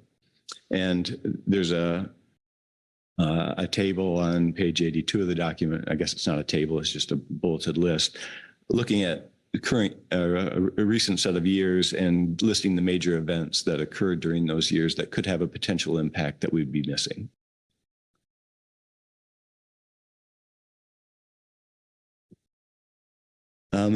Not completing the survey every year could increase the time required to complete this forms if the bookkeepers are less familiar, if there's been turnover with a bookkeeper, or there's just less familiarity with completing the form. That information law, or that loss of knowledge on how to complete the forms could increase the time it takes to submit the information. And so overall, we anticipate there could be direct cost savings because the direct costs are the costs that people, as I described earlier, have in actually submitting the forms and compiling the data necessary to submit those forms. The indirect costs are less certain for the IFQ fishery because, as I said, in 5 of the 8 years, it wouldn't have made any difference anyway because they were at the cap. There would be cost savings for the mothership and CP sectors. And there would be data loss because we'd be missing years of data and we'd have to either not have that data at all or come up with some sort of model to estimate what that data may have been that year. Next slide, please. Option 2 is sampling specific populations within the overall structure of the program. And I think one of the highlights is that the confidentiality requirements that we operate under would prevent us from using this option for the mothership and catcher processor sectors. There's so few firms in those sectors that if you tried to do a sample of the overall population in those sectors, it probably wouldn't work out. There's just too few and you would run into confidentiality issues. The industry would still have record-keeping costs in the IFQ sector because they wouldn't be notified until after the season if they'd been selected or not to complete the survey. So they'd have to have the data available if they were selected to complete the survey. And it's likely that when you stratify the fishery and then you do a random sample of the individuals that would be selected within that strata to complete the form, people aren't going to know and they're going to have the information available. Even though there's fewer people completing it, the direct cost savings would probably only be associated with actually filling out the form. It wouldn't be keeping the data in a form that you could use to complete the form. So there would be a minor direct cost savings from fewer people completing the surveys. There would be higher administration costs, and those would be greatest during the years when there's regulatory changes that would be required, including PRA requirements. And the data collection and review costs would be decreased because there'd be fewer forms that needed to be reviewed by the National Fisheries Service. Next slide, please. There would be additional costs because of this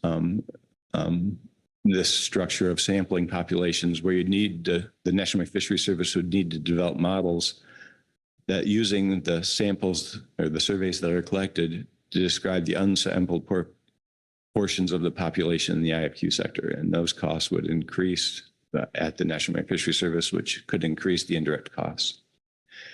There's also the potential for large estimation errors, and this could reduce confidence in the data that's available. And I know there was some discussion with agency staff that when the first program review was done by the council of this fishery, that there had been concern expressed by stakeholders in the fishery about the quality of the data and their confidence in the data.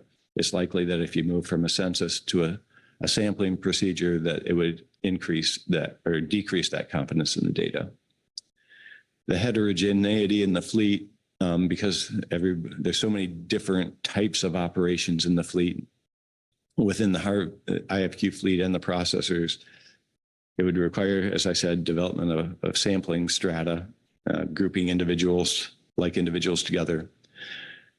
And because of those groupings that could be so small, on the processing side and potentially on the harvesting side, some individuals would likely need to survey each year, and that may trigger fairness concerns, because a processor, for example, may be the only processor that does a certain product form. They may be the only processor in a certain geographic region that could have differences in costs. So grouping those individuals, selecting the strata would would require a lot of thought. And as I said, it may require that certain individuals still basically end up falling under the census structure. And again, because we'd be changing the surveys, it would require regulatory changes and PRA changes that would be submitted. Next slide, please. Option 3 is the survey of active participants. And the current program requires anyone that holds a Trawl limited entry permit to submit the survey on an annual basis. On average, from 2011 through 2022, there were 35 Trawl catcher vessel LEP holders that did not catch any groundfish during the year. That number on an annual basis ranged from 31 to 42 over that same time period. Assuming the cost reductions, because those individuals would no longer be required to submit the form, the direct cost savings would be about $19,000. And you'll recall that the direct cost savings overall were about $116,000. So it reduced from $116,000 estimated to by about $19,000. There'd be no data loss for active participants in the catch-up program because we're still surveying censusing all the active participants in the program. It'd just be the people that weren't active in the fishery that would no longer be surveyed. And those individuals could potentially, if there's any information that's necessary for the council to make decisions, those could be surveyed separately under a separate form. Next slide, please. And again, the same issue for the first receiver site license holders. If you surveyed only active participants, it would decrease the burden for individuals who don't buy IFQ, but there wouldn't be a change in the burden for the individuals that are active in the fishery. It was estimated that on average, 24% of the first receiver site license holders were not active on an annual basis from 2019 through 2023. And the number during that period that were not active ranged from 7 to 13. There would be a reduction in agency costs to enforce compliance with submitting the survey. People, may not realize that they had to submit the form because they weren't active or for whatever reason, and the agency wouldn't have to track down those individuals and have them complete the form. Again, there would be no data loss for the active participants, and again, there could be surveys conducted to supplement the information for the non-active participants if it were necessary. I would also note that in terms of data loss, that firms often submit data for a fiscal year, which runs over 2 calendar years, and the surveys are more calendar year surveys. And so the National Marine Fishery Service has worked hard and have been able to kind of piece together the information to make it on an annual basis if it's collected every year. If you didn't have both years of data, it would make it more complicated, and perhaps there would be data that would be lost by not having both years of data. Next slide, please. And just going quickly through overall conclusions, and since we're kind of mixing both topics at this point, I would pause here and ask if there's any questions if you want me to, specifically for the EDC program. All right, thank you. I'll see if there's any questions on the EDC portion of the report before going to the overall conclusions. Dr. Land. Thank you very much, Mr. Vice Chair, and thank you, Melissa. And hang on. Mr. Brennan, sorry, you didn't cause me pause. Just a few questions about the EDC. So, Mr. Brennan, you said, you reminded us that the catch-up program was created to implement, it was a program that was supposed to, or is expected to, increase net economic benefits and create individual economic stability.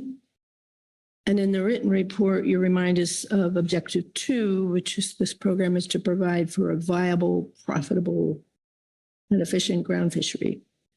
I guess the question I would ask, as the EDC program stands now, as we look at potentially finding some savings, are you able, or would someone be able to assess the net economic benefits and assess the stability for individuals and whether this is profitable for individual fishery operators. Thank you. Mr. Vice Chair, Ms. Lind, yes, with a caveat, because this is a fishery and a lot of the individuals involved in this fishery are involved in multiple fisheries. In Alaska, some of them, and in shrimp or whatever other fisheries on the West Coast. And so the EDC program provides a lot of information that would allow you to determine the viability of people in this fishery, and it probably provides as much or more information than any other fishery in the U.S. to be able to calculate those types of answers when people have questions. Can you drill all the way down and come up with a precise net benefit calculation for the entire firm? Probably not in all cases, but we can come much closer than we can for most fisheries in the U.S. Thank you very much. That's helpful. I'm curious because as I learned about these fisheries, yesterday we looked at RIR for a proposed rule to implement VMS, seabird measures and reporting requirements. And we were told there's only gross revenues to consider. So some of these costs were compared with gross revenues. It's difficult to know if those gross revenues and translated into net revenues would be a much greater impact. So this is important for us to understand the viability of these fisheries. Another question is, and this is for Melissa, on one of your slides, you talked about quota prices relative to the ex-vessel price. So can I ask, and I'm getting mixed answers on this, is it possible to get even on average quota price for leasing or for sale for fishery? And I don't mean to put this on you, and I see you looking around, Mr. Brennan.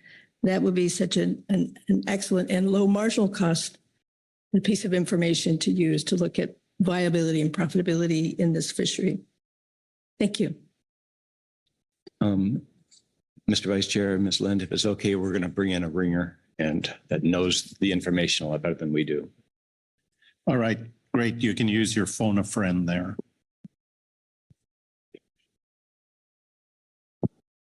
Through the chair, Dr. Lind, could you repeat your question about the quota prices?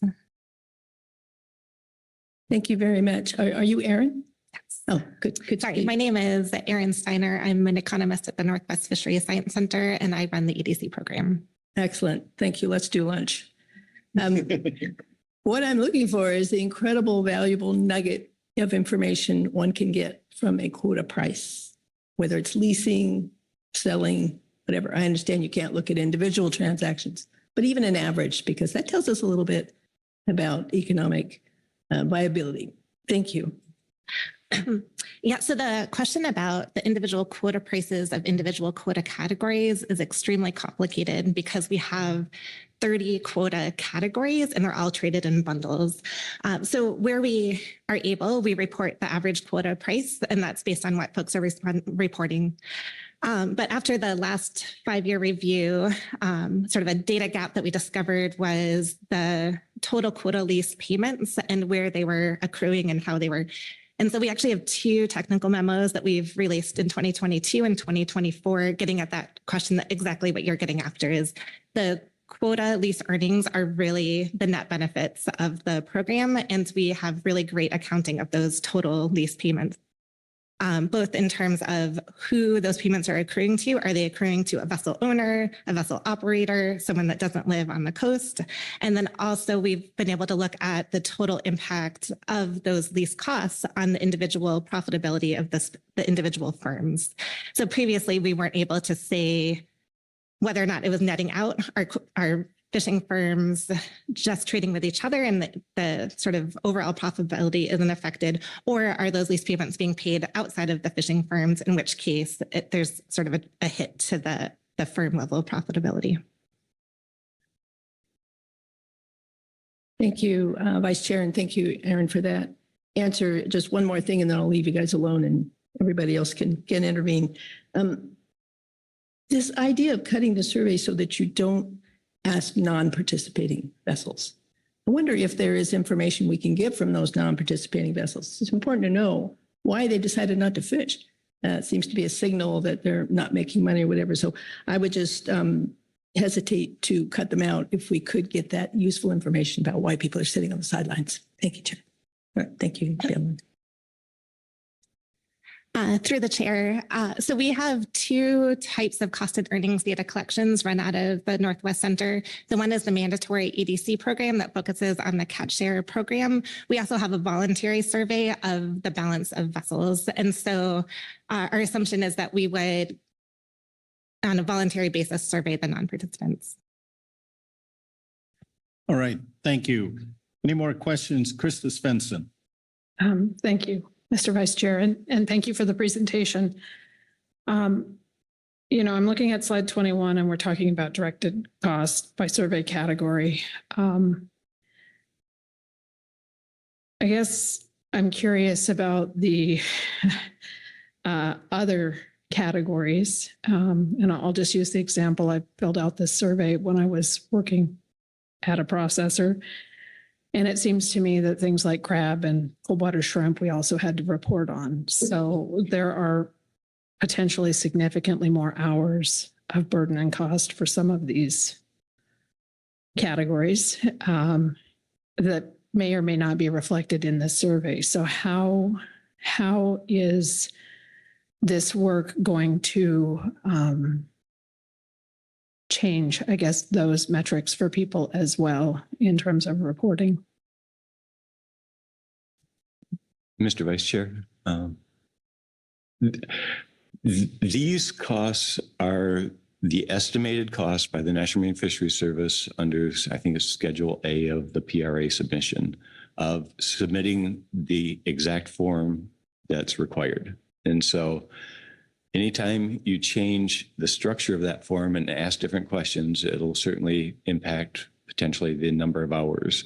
For me to I don't think I have a good answer for how changing the structure of the form, not knowing exactly what questions would be asked, how the detail, how that would change that estimate of 20 hours to complete the form. I think we would probably need more information on the exact survey that would be required for them to complete to give you that estimate. I'd certainly, if Aaron wants to chime in and address that as well, but it's really a function of estimating how long it takes to fill out the exact form that they're required to fill out currently. Krista? Yeah, just so I have this clear in my head. So the 20 hours, for example, on this slide for processors, and again, that's just my framework having come from that in this particular instance, that would include all of the data, not just the specific data related to these types of fisheries. Mr. Vice Chair, that's correct.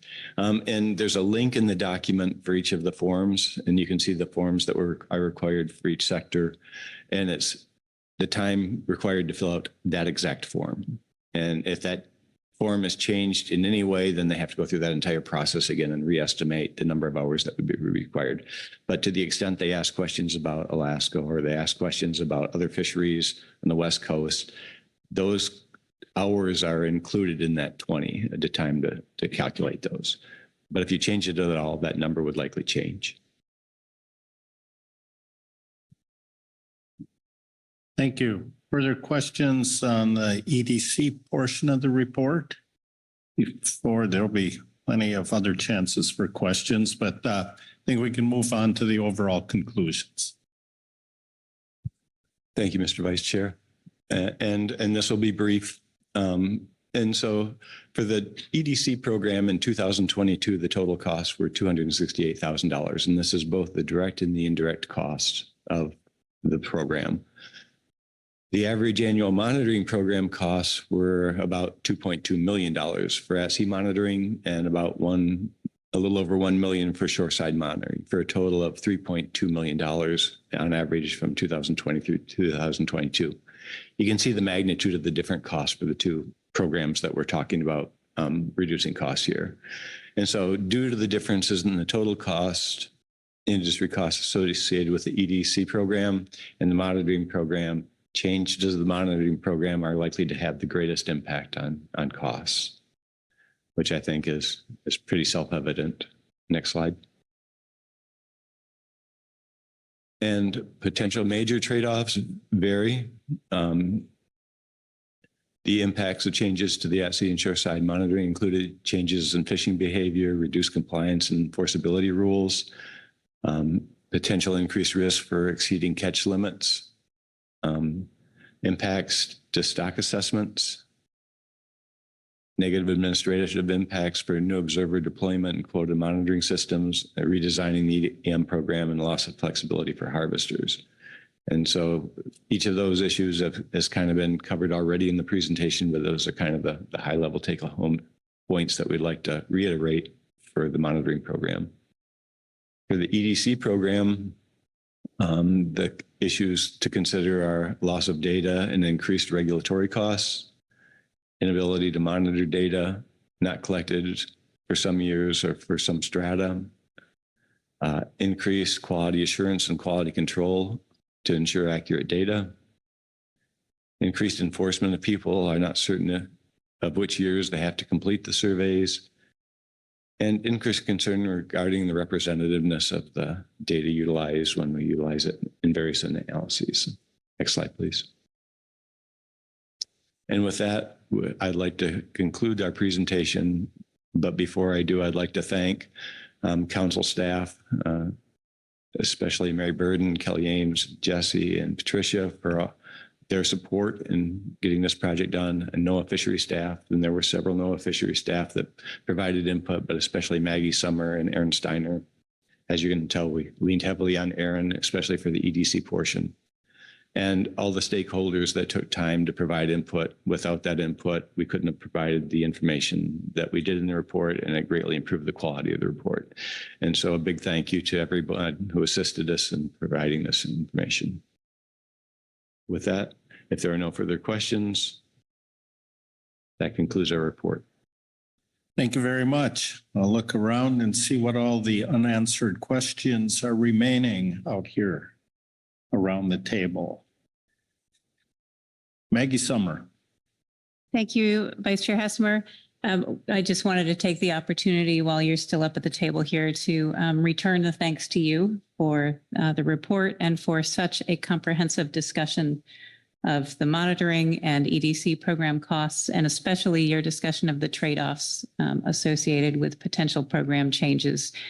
That I think will be really valuable. And I was very impressed by the depth of thought and information in this report. And I'd also like to thank council leadership and staff for facilitating this work. Thanks. Thank you. Any other questions? I don't see any. Thank you very much. Well, there is one. Chair Penninger. Yes, thank you, Vice Chair Hessemer. On the estimated indirect cost by sector on the EDC program, it dropped precipitously. And maybe you don't have the answer, maybe Maggie does, but it went from $450,000 to $120,000. It's kind of curious what caused that, and that's a huge decrease. And is that going to be? Are you aware of that's going to go up again, or is that just going to? Is it cyclical, or is this? That's what we're looking to have in the future. Mr. Chairman, and I may have to lean on Ms. Summer for a better answer, but over the years considered, it was a steady decline. It's likely that much of the decline has already occurred over that time period. There's been, various issues on what, and discussions around the council on what could and couldn't be collected. I know, and we don't get into that in our paper, but I'd probably leave it up to Ms. Summer if she wants to expand on that, because I don't know the internal structure of, if there's additional computer programming that's going to be needed in the short term to support this, or changes in those kinds of things that might be included. And that might be a question then for council discussion too. So Maggie? Maggie Summer. Thank you, Vice Chair, and thank you, Chair Pettinger, for the question. A lot of the higher costs in those earlier years represented in the report here were related to implementation of some of the council actions. That the costs really are often related to what we are doing in response to council actions. I'll also say we implemented during that time the quota share owners survey that Aaron just described up there. And so that is now in place. The costs have gone down because we've gotten a number of things implemented and rolling. And so that's what has gone into the pattern you see in costs there. Thank you. All right, thank you. I'll scan the room more carefully now. Any last questions? Heather Hall. Thank you. And thank you for the presentation and information. Just wondering if in order to compare the costs for this fishery to other fisheries, if they're comparable, if there's a cost to revenue that you can look at so that you can have that look across fisheries. Mr. Vice Chair, Ms. Hall, we tried to look at in phase one of this study where we looked at different fisheries and compared like monitoring costs of different fisheries to what's incurred here. And you know, the conclusion was, well, there's a wide variety of models and the way that's financed across the country, with some areas not having to pay any costs. Alaska having models where they pay as you go, for similar to the West Coast, and for the non-rationalized fisheries, there's a lot of fisheries that are operating under a fee program where you pay 1.65% of the ex-vessel cost of deliveries. That funds the monitoring program, and then you have to scale the monitoring program to the funds that are available. So there's a lot of different ways you can look at monitoring programs and how they're operated. That's what we try to do. Look at more at phase one as opposed to this phase of the analysis. Thank you. Okay, thank you. Further questions? Not seeing any. I'm going to guess that Melissa and Daryl will remain here through this agenda item. So if something comes up during council discussion, we can call them back up here for questions. So thank you, both of you. That will take us to our reports. We have a Groundfish Advisory Subpanel report. Sarah Nayani is here to give that report. Good morning, Sarah. Good morning, Mr. Vice Chair and council members. Nice to see you. The GAP received a presentation on the findings in the final report from phase 2 of the cost project and recommends that the council accept the final report as complete. However, we offer a few thoughts for council consideration, as this report could inform decisions made regarding follow-on actions under the Catch Share program review. For EDC program costs, the GAP questions the methods used to determine wage rates and therefore total direct program cost to industry for completing the EDC forms. If follow-on actions to the Trawl program review include changes to EDC, the GAP recommends additional attention as to how the total costs are derived. The GAP discussed that we have 13 years of post-implementation EDC collections and 2 years prior to program as well, so 15 years total, which is one of the most detailed economic data collections in the country. While the cost project report did not analyze options we would have wanted to consider, including reducing the EDC or aligning it with the program reviews, it provided a good initial assessment of trade-offs. We suggest that an additional examination of EDC data, costs, and implications to program performance be explored in the Trawl Catch Share review. One other item that came up during GAP discussion was how cost recovery is apportioned for processing the catcher vessel EDCs, where respondents participate in both the shore-based individual fishing quota sector as well as the mothership sector. While cost recovery is not directly related to the analysis conducted in this agenda item, the GAP requests clarification on the method to which cost recovery is charged to each sector, since the answer to this question has potential to disproportionately impact the cost recovery fees for mothership sector participants. The GAP appreciates the focus on program costs. Program participants have struggled with significant and increasing program costs. In addition, significant inflation in the cost of operations and challenging market conditions have been additional burdens, both exacerbated since the onset of the 2020 pandemic. This final report will help inform considerations and decisions in the Trawl Catcher Program review. That concludes our report, and I'm happy to take any questions. Thank you. Any questions for Ms. Niani on the Groundfish Advisory Subpanel report? Dr. Lynn. Thank you very much for Mr. Vice Chair, and thank you for that report.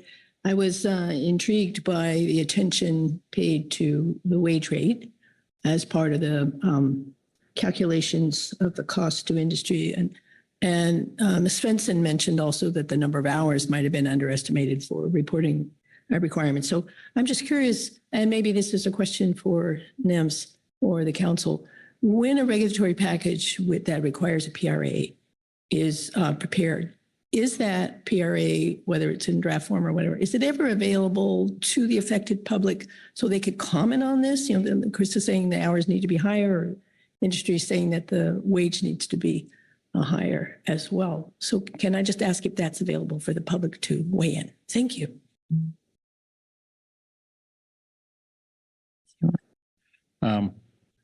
Who was that question directed? I'm sorry, Mr. Vice Chair. I guess anyone who might be able to answer it, I assume maybe the National Marine Fisheries Service, or maybe you know as well. Sarah, thanks. I can take a shot if that's appropriate. Thank you. Yes, so whenever a rule or whenever a form for industry to complete is sent out, NIMS does a Paperwork Reduction Act rule with it. And then the industry can comment, or affected parties can comment on those estimates, I believe is still the process, but that's maybe 8 to 10 years dated, so. All right, thank you. Maggie Summer. Thanks, Vice Chair, and thanks, Dr. Lent, for the question. I believe that, yes, the rates and the information used are available to the public. They may not be the easiest to find. I'd be happy to look into that and get back to you and certainly the industry, and make sure that people know where to find that information if they want to see it and comment. All right. Sarah. Thank you, Mr. Vice Chair and Dr. Lent. If I could just elaborate further from the GAP discussion on that topic, now that that was answered. Yeah, I think, as you all know, with the burden that our fisheries are facing right now, and the huge weight of all the management decisions and declines in ACLs, et cetera, many of us have been pretty preoccupied with just operating in our fisheries, and certainly didn't go seeking out this PRA to comment on. But now that we have seen how it was used to estimate direct program costs, definitely seems like the best method to use, but I'm not sure that it is, at least in my opinion, accurately reflective of our direct program costs. And I think people might have responded to those kind of things quickly.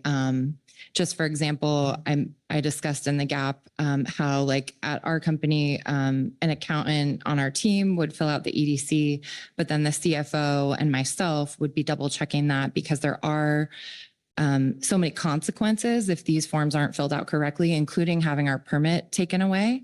So it's a very important thing. And I think if ever I had responded, I might not have taken my salary and our CFO's salary and figured out hourly what that rate is and added that to what we estimate our cost burden to be. And the other discussion we had in the GAP was that a lot of people have QuickBooks or some system where they've been able to slice and dice the data in the way that the EDC form requires us to. But that does take a lot of initial work, and not all companies have that set up. I think people might not be adding on some of the time to prepare that organization into that total estimate of time, and or may not be adding if they have multiple reviewers to that time estimate. So that's why the GAP recommended that if we do consider changes to the EDC in the future, it would be really helpful just to kind of do a cross-validation of those direct program costs. And yeah, completely understand that that's the way that it had to be done for this report. Everyone did a really nice job with the cost report here. So thank you. Okay, thank you. Maggie Summer, you had your hand up for a different question. I did. Thank you, Vice Chair. And thank you, Sarah and the GAP for the report. I had the opportunity to sit in on the GAP discussion of this agenda item. And just wanted to maybe ask for a check on my sense of it for those who weren't there, because what I see in the majority of this report is focused on a couple very narrow aspects of the EDC program. And having just seen the cost report presentation, we saw the relative magnitude of the costs from the EDC program compared to the monitoring costs in particular. What I took away from listening to the GAP discussion was that there was much more significant concern about the larger cost burden items. And that didn't necessarily come through to me in this report, except for maybe the final paragraph, which was just encouraging us to consider all of this in the program review. But I would love your response to that, see if I'm on track. You know, my guess is that the EDC details are here because they're very tangible. They did come up in discussion and they're immediate. But the GAP, and in particular, the groundfish trawl sector representatives on the GAP, seem to me to be most concerned about really the large cost burden overall. Is that sound? Thank you, Ms. Summer, through the Vice Chair. Yes, our amazing staffer, Ms. Dorpinghouse, is doing a really good job of trying to keep us on track to the request in the agenda item and not comment on, you know, things that will come up in the trawl follow-on actions, et cetera. So we did have a very lengthy discussion about the monitoring costs, both the at sea or the observer/EM costs that occur on the vessels, as well as the shoreside catch monitoring costs. A lot of ideas came up about how we might consider alternatives to that in the future through the trawl catcher program review. And then as well, we had a lot of discussion about some of the trade-offs of decreasing monitoring, and also of like our commitment participating in this fishery. I think this is an incredibly unique fishery where the industry is covering 100% of the monitoring costs. And so we did discuss that. And we also discussed the benefits that has brought to the trawl groundfish program, as well as the entire West Coast groundfish fishery. So that was definitely discussed extensively. And I don't think it's just these two costs that were analyzed that are concerning to representatives on the GAP. I think it's the overall program, but these are definitely two areas that we're glad that the report was able to look at. So yes, very happy to continue brainstorming, thinking of ways we might adjust this, but we were kind of viewing the report as like a study, and we thought our task was to determine whether that study is complete, and less so to comment on our opinions yet. But you know we're never quiet with our opinions, so thank you. Right, thank you. Other questions on the Groundfish Advisory Subpanel report? No hands. Thank you, Sarah. That completes our reports, takes us to public comment. My last check, I don't believe there was any. That has been confirmed. So that will take us to our council discussion and action, and there it is before you, adopting the final report. This is the final report. And I think as was said in the overview for this, not so much a toolbox, but maybe a library to help inform, kick off the next trawl catch share program review. So I will look around for any hands to initiate discussion.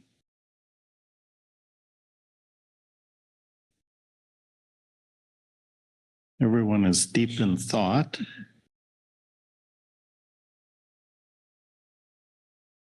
Maggie Summer. Always ready to fill the silence, Vice Chair. Thank you. Just briefly again, I again really value this report and the effort that went into it. I think it is an excellent foundation for considering some of the costs and trade-offs as we head into the Trawl program review. I do think the report is very comprehensive and from my perspective, complete. And would certainly support the council adopting it. All right, thank you. And I don't think we need a motion on this. I just want to make sure everybody is comfortable with the report. I'm going to look around and make sure because, as I said, this is going to inform some future action. Executive Director Burden. Thank you, Mr. Vice Chairman. I do think a simple head nod from the council would be fine. But I would note that our Chairman Pettinger did make note of some things that he would like seen expanded upon in the report. And we do have a bit of money left over in this grant, and we can ask Daryl and Melissa to do that. But that's where I think we are right now is making note of Mr. Pettinger's comments and then a simple head nod. If there's nothing else to add, I think would suffice for this council. All right, I'm going to look around on my right side, see agreement with that. The front of the table, Asia Shamillo. Thank you, Vice Chair Hessmer. I think the only thing to add is relevant to the discussion that just went on between Sarah and Maggie and around the estimates of costs for industry for those kinds of things. I think they come through the PRA reporting requirement for the EDC, but I just want to highlight to council staff that helps move this forward in the future to try to get more realistic estimates for those items as we're trying to think through what to do in the future about these issues. So when we do our economic analysis to support any follow-on to try to think about more realistic numbers than those that just come from the PRA package. And I think that, that's more to NIMS and council staff as we're working through things. Thank you. Okay, thank you. And I take that as, again, teeing that up for the Trawl cost share review. So I just want to confirm on the left, there's agreement with this, but Krista Svensson. Yeah, I would be very, very supportive of that. Again, just my own experience doing this. It was our CEO or CFO or fleet manager. All of those were making more than the average cost there. And it took us far more than 20 hours. So I get it. We may not be the average. Maybe we were below average in terms of speed, but those numbers seemed quite light. Which is why I had been asking about, was this only specific to groundfish? All right, thank you. So we have the suggestions, recommendation by Chair Pettinger of some additional things to include, but we're adopting this report. We'll move forward. So if I'm not seeing any hands, I'm going to turn to Jesse for a summary. Thank you, Mr. Vice Chair. Yes, you have completed your council action for today. We will work with Melissa and Daryl to incorporate those couple of suggestions from Chair Pettinger. And we will be back tomorrow to, I think, have some more discussions on the elements of this report under the catch share review. All right. Thank you very much. Scan the room once more. But I believe we have completed our work here. So I will close this agenda item. Check my watch here. Let's take 10 minutes so we can change seats and get ready for our next agenda item. So be back in 10 minutes.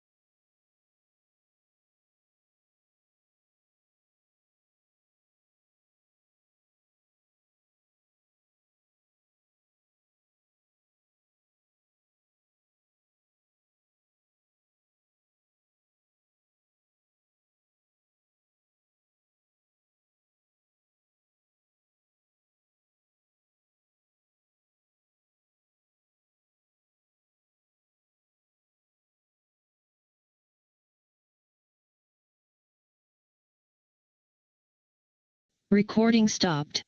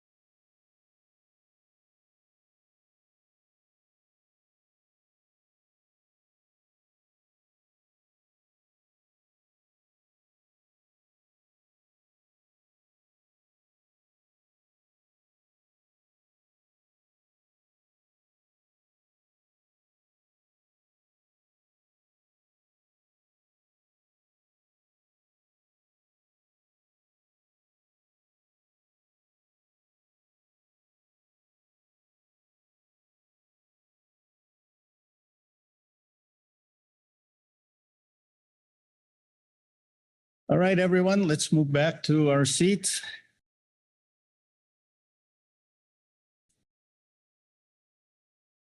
Recording in progress.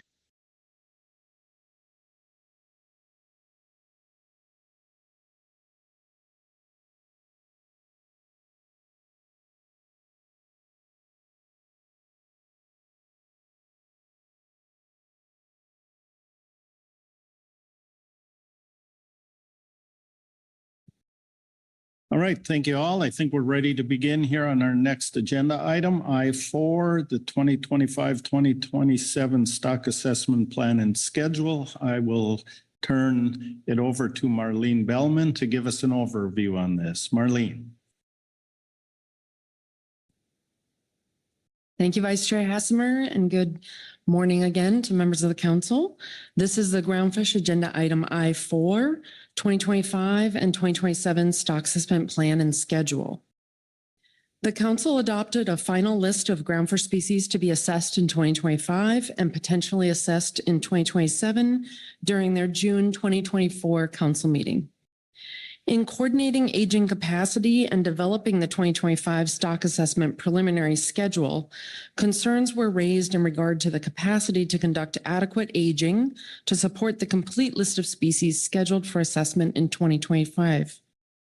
The National Marine Fisheries Service brought forward a report that proposes a revision to remove red-banded rockfish from the list of species to be assessed in 2025 due to capacity and data limitations.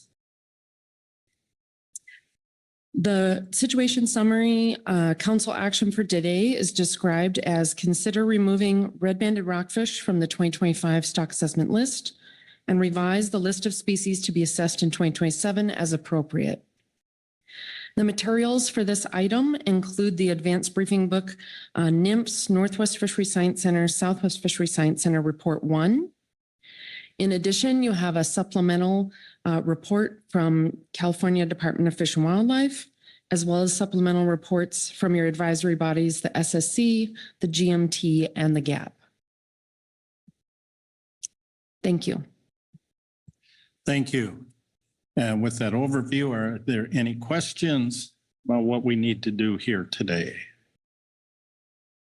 Not seeing any questions, then we'll move into our reports. The first is, it was noted, the NIMS report that was in the advanced briefing book. I'll turn it over to Keely Kent to address that. Thank you. I believe Dr. Hamel is online and is prepared to speak to it. Great. So I think, Dr. Hamel, did you want to offer any comments or just respond to any questions that may have come up regarding that report? Thank you, Mr. Chair. Can you hear me all right? Yes, we can. Great. So you have that report where we suggest removing red-banded due to aging capacity concerns. I have nothing more to add on that, but I am happy to answer any questions. All right, thank you. I'm going to look around the room to see if there are any questions on the NIMS report. Marcy Remco. Thank you, Mr. Vice Chair. Thank you, Dr. Hamel. I just want to ask a bit about the additional information section and the estimate about the time that it would take in terms of person months to complete the 6,000 otolith reeds that are recommended for red-banded. The report indicates approximately 10 months for a single age reader. So I just want to confirm that, and maybe you can elaborate a little more about the total number of age readers available. Yes. Thank you, Council Member Remco, through the chair. So yes, our estimate is that it would take 10 months of reader time to read those 6,000 otoliths, or those 6,000 otolith reads. So for red-banded, there's a little bit of uncertainty because we have not read a lot of them. We would have to finish developing protocols and estimating the uncertainty in that aging. So it could be a little more, a little less, but that's our estimate. In terms of the total capacity, I'm actually a little bit, I don't have that number right in front of me. I believe it's 6 or 7 age readers, and that our analysis has shown that we would not be able to, if we included red-banded, we would not be able to complete everything in time for the assessments this year.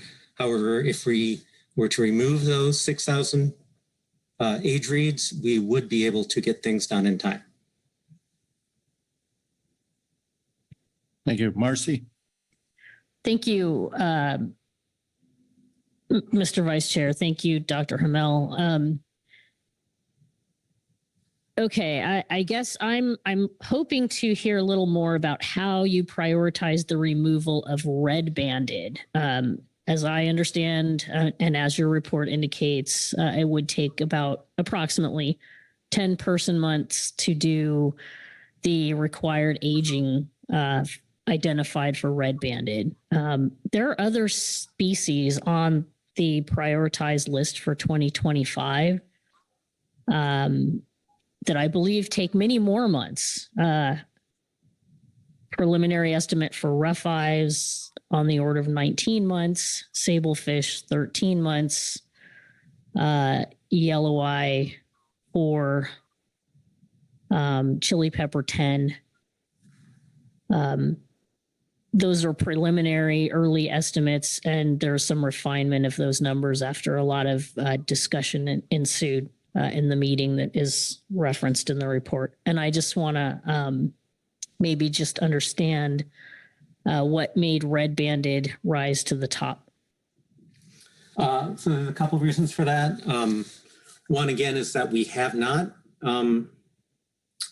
we don't have a history of aging red-banded. And so there's more uncertainty because of that, because it is a new species. Also for the assessment, it's a new assessment. All the other assessments have ages that have been read from an earlier period. So we already have sort of a bank of ages, not from the most recent period perhaps, but from earlier periods, which do provide us with confidence in estimates, for instance, of growth, and provide us more information about earlier recruitment. This particular species being a brand new assessment and having, only being able to age those sort of more recent ages for this assessment, and giving the capacity what we need to remove how many otoliths or how many months we needed to account for in order to be able to fully meet the goals for everything that we would have remaining. All those factors played into choosing red-banded. Thank you. Marcy? Thank you, Dr. Hamel, for that. Thank you, Mr. Vice Chair. My next question is about the total capacity available for aging. It sounds like you recommended red-banded on a combination of factors that include aging, but wasn't exclusively just a need to reduce the aging workload on the plate this cycle. But I'm just looking for some reassurance that saving the 10 person months from red-banded is enough of a reduction in the aging workload that will allow you to fully complete the aging identified as necessary for the other species that are identified on the 2025 list. Thank you, Councilmember Yaramto, through the chair. Yes, our analysis is that we will be able to complete the rest of the aging for the other 5 full assessments and the 2 update assessments necessary to support those assessments in time for the 2025 cycle. Thank you. Thank you. Any further questions? Lynn Mattis. Thank you, Vice Chair. Dr. Hamel, in the report, it says if we remove red-banded, the center is not recommending moving anything else in that star panel with yellowtail. I am sympathetic to workload and being short-staffed, but that reduces our stock assessment capacity by about 17% over this 1 year. when we have 90 plus species stocks in our FMP that we're trying to assess once every 10 years. Also, it does seem not very cost effective to do a half-day star panel with the CIE reviewer, our advisors, et cetera, coming. With all of that in mind, would there be capacity to, say, move something like Widow from an update to a full benchmark to fill that star panel spot? I'm just not positive on the workload difference between an update and a full assessment. Thank you, Councilmember Mattis, through the chair. Yes. Well, yeah, our capacity concerns are pretty substantial at the moment. Not only have we lost a couple stock assessment scientists that we had not been able to replace at this time over the past few years, we also have Jim Hasty in phased retirement, and he plans to fully retire before those star panels. I'm currently acting in the program manager position, which means Aaron Berger is acting as stock advisor, which reduces his capacity to contribute to assessments at this time. So because of those capacity concerns and potential other concerns, we are, we do not recommend adding anything. In terms of Widow specifically, that assessment has been updated once. We feel that it's in pretty good shape, though of course doing a full would allow us to explore more things. However, it is substantially more work to reopen all of the decisions, all of the choices, and to go through a star panel where there's a lot more exploration. And that does require having a couple of stock assessment scientists focused on that alone. The updates are simpler. There's still a lot of, the data workup, but the actual modeling approaches are fixed.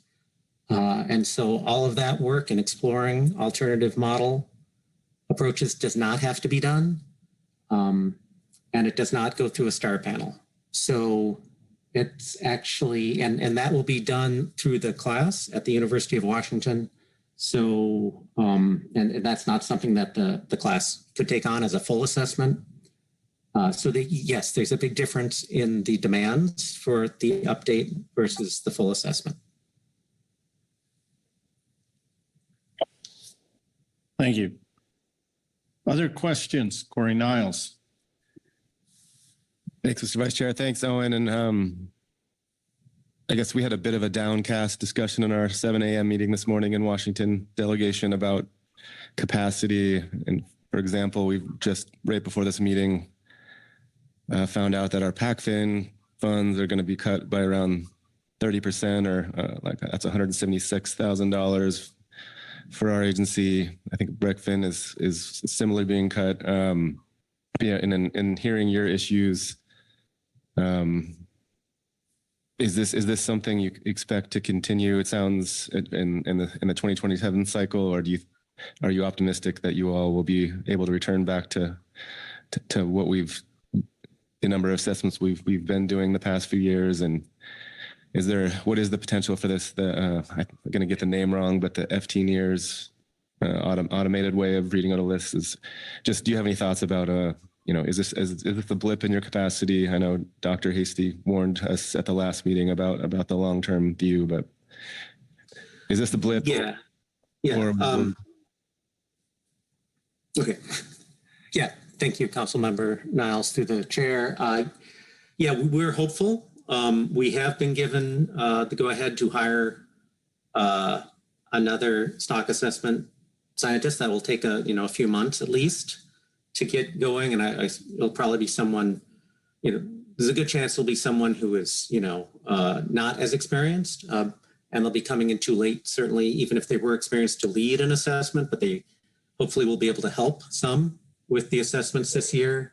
We are hiring a joint assessment survey person who will be starting in November but that's only, again, someone who has little assessment experience and will only be half-time working on assessments, but they will be able to help some with assessments this year as well. So we will, okay, both of those are going to be term positions, so it's not clear that they will continue. That depends on funding, but we are hopeful that we will be able to continue those and have something closer to the capacity we used to have in 2027. You, Owen. Thank you. Any other questions on the NIMS report? I don't see any. Thank you, Dr. Hamel. Thank you. Next, we have a California Department of Fish and Wildlife report. Turn to Marcy Yaremko. Marcy. Yes, thank you, Mr. Vice Chair. And Caroline McKnight and I will be sharing the delivery of this report.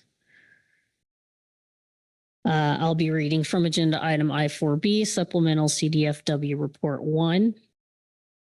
CDFW attended an internal coordination webinar held by the National Marine Fisheries Service Northwest Center, where the number of age structures available for each 2025 assessment species was discussed, along with projected workload and staffing capacity to age full or subsets of the structures for each species. The outcome of that discussion is described in the NIMS report, agenda item I4A revised, that Owen just presented, that recommends removing red-banded rockfish from further consideration for the 2025 stock assessment cycle. CDFW agrees with this recommendation and cautions when and how to recommend red-banded rockfish for a future cycle. As outlined in the Northwest Center report, current estimated work time would be approximately 10 person months to reach a target of 6,000 age reads, which is a subset of the 11,000 total. It's clear there is not enough time on the current schedule to complete even a subset of these reads. However, it remains unknown whether the aging workload could be accommodated for the 2027 schedule. CDFW strongly recommends a similar feasibility report be conducted before reconsideration of the prioritized species list for 2027 with and without red-banded rockfish to better align with a reasonable workload goal for the aging labs while balancing species assessment needs. CDFW continues to be supportive of choosing quality assessment work over quantity. Quality does not mean that only data-rich species or those with robust life history and index of abundance information readily available should be chosen. Rather, it means deliberately reducing the overall workload and assessing the entirety of aging data collection needs prior to finalizing the list.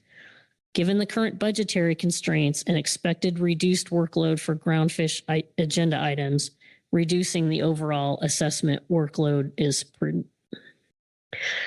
While the NIMS report does not address chili pepper specifically, CDFW believes this species benchmark assessment to be similarly situated to that of red-banded rockfish. During the webinar, it was stated that very little aging of chili pepper has been conducted since 2017, and that aging specialists with experience reading the species have since retired. The workload analysis spreadsheet presented during the webinar indicated a target of 7,200 age reads estimated to require 10 person months for a single reader. In addition to workload, there are other considerations that support postponing the 25 benchmark chili pepper assessment. Off California, access to chili pepper has been limited since the early 2000s, with much of its core depth range encompassed by recreational or commercial rockfish conservation areas. As a result, it may be beneficial to have continued discussions about inclusion of remotely operated vehicle indices or other approaches that could account for spatial or temporal closures. Also, with recent changes to recreational and commercial management measures, chili pepper mortality off California has increased significantly in recent years, shown in Figure 1. This is especially apparent in the 2023 recreational fishery mortality. And while CDFW collected 125 chili pepper otoliths from the recreational fishery, it may be prudent to allow additional otoliths to be collected given this recent marked increase in the recreational fishery. So you can see in figure 1, the increasing catch trend in recent years, and the blue bar indicating kind of new emerging recreational mortality on chili pepper. While mortality has increased in recent years, the 2023 total mortality report indicates the mortality is well within its harvest specifications, 39 and 56% north and south of 4010 respectively. Even with the decaying sigma, it appears unlikely that mortality of chili pepper will exceed its harvest specifications during the intervening time prior to the next assessment cycle. Given these considerations and the need for significant evaluation of model inputs and data streams prior to inclusion in benchmark assessments, the chili pepper assessment may benefit from postponement. The case for postponement may be even furthered if additional workload considerations are factored in. For example, there may be challenges reaching reader agreement with age 1 fish and the 2 other midwater species slated for assessment in 2025. That's the benchmark of yellowtail north, and then the update for widow, which may add additional workload burden that is difficult to estimate or project.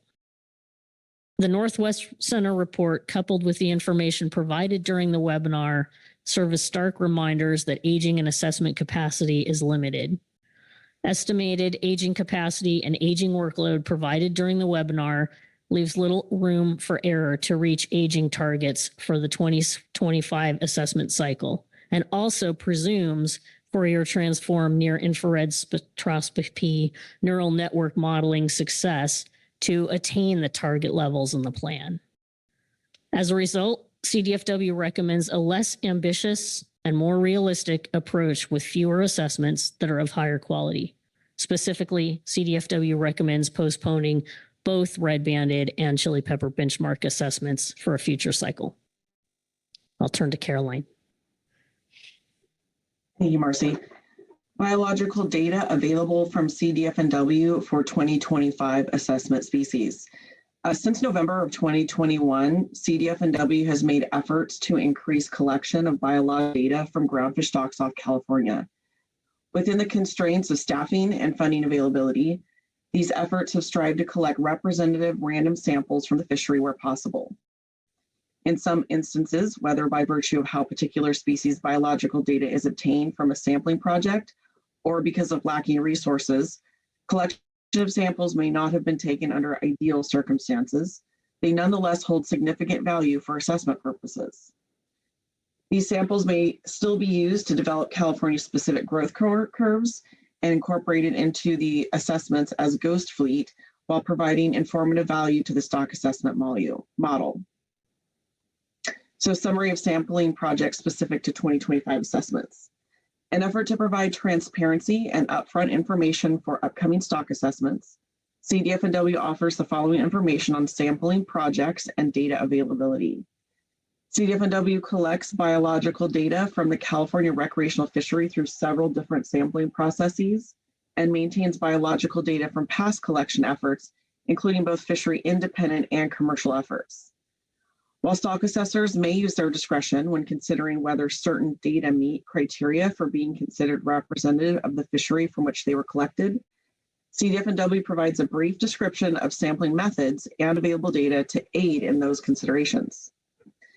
The California Recreational Fisheries Survey, or CERFS, collects anglers surrendered copper, quillback, and yellow eye rockfishes that were kept or retained by anglers erroneously due to species misidentification or inaccurate interpretation of authorized take per the regulations. This began with yellow eye rockfish, a prohibited species, and was subsequently expanded in 2021 to include copper and quillback rockfishes, which are an exceedance of a sub-bag limit.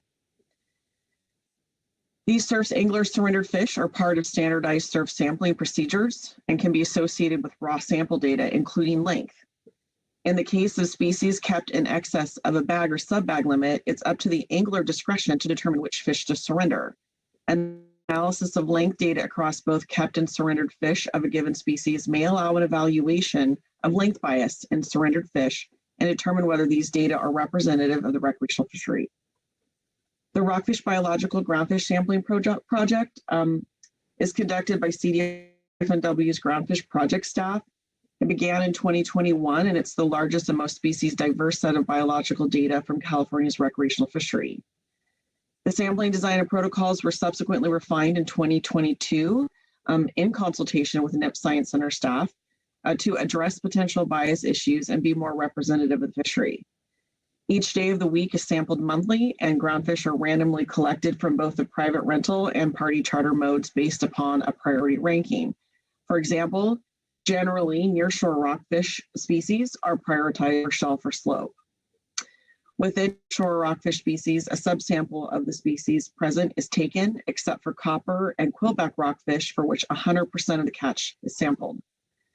Given this, CDFNW believes that quillback rockfish collected under this project are considered representative of the recreational fishery.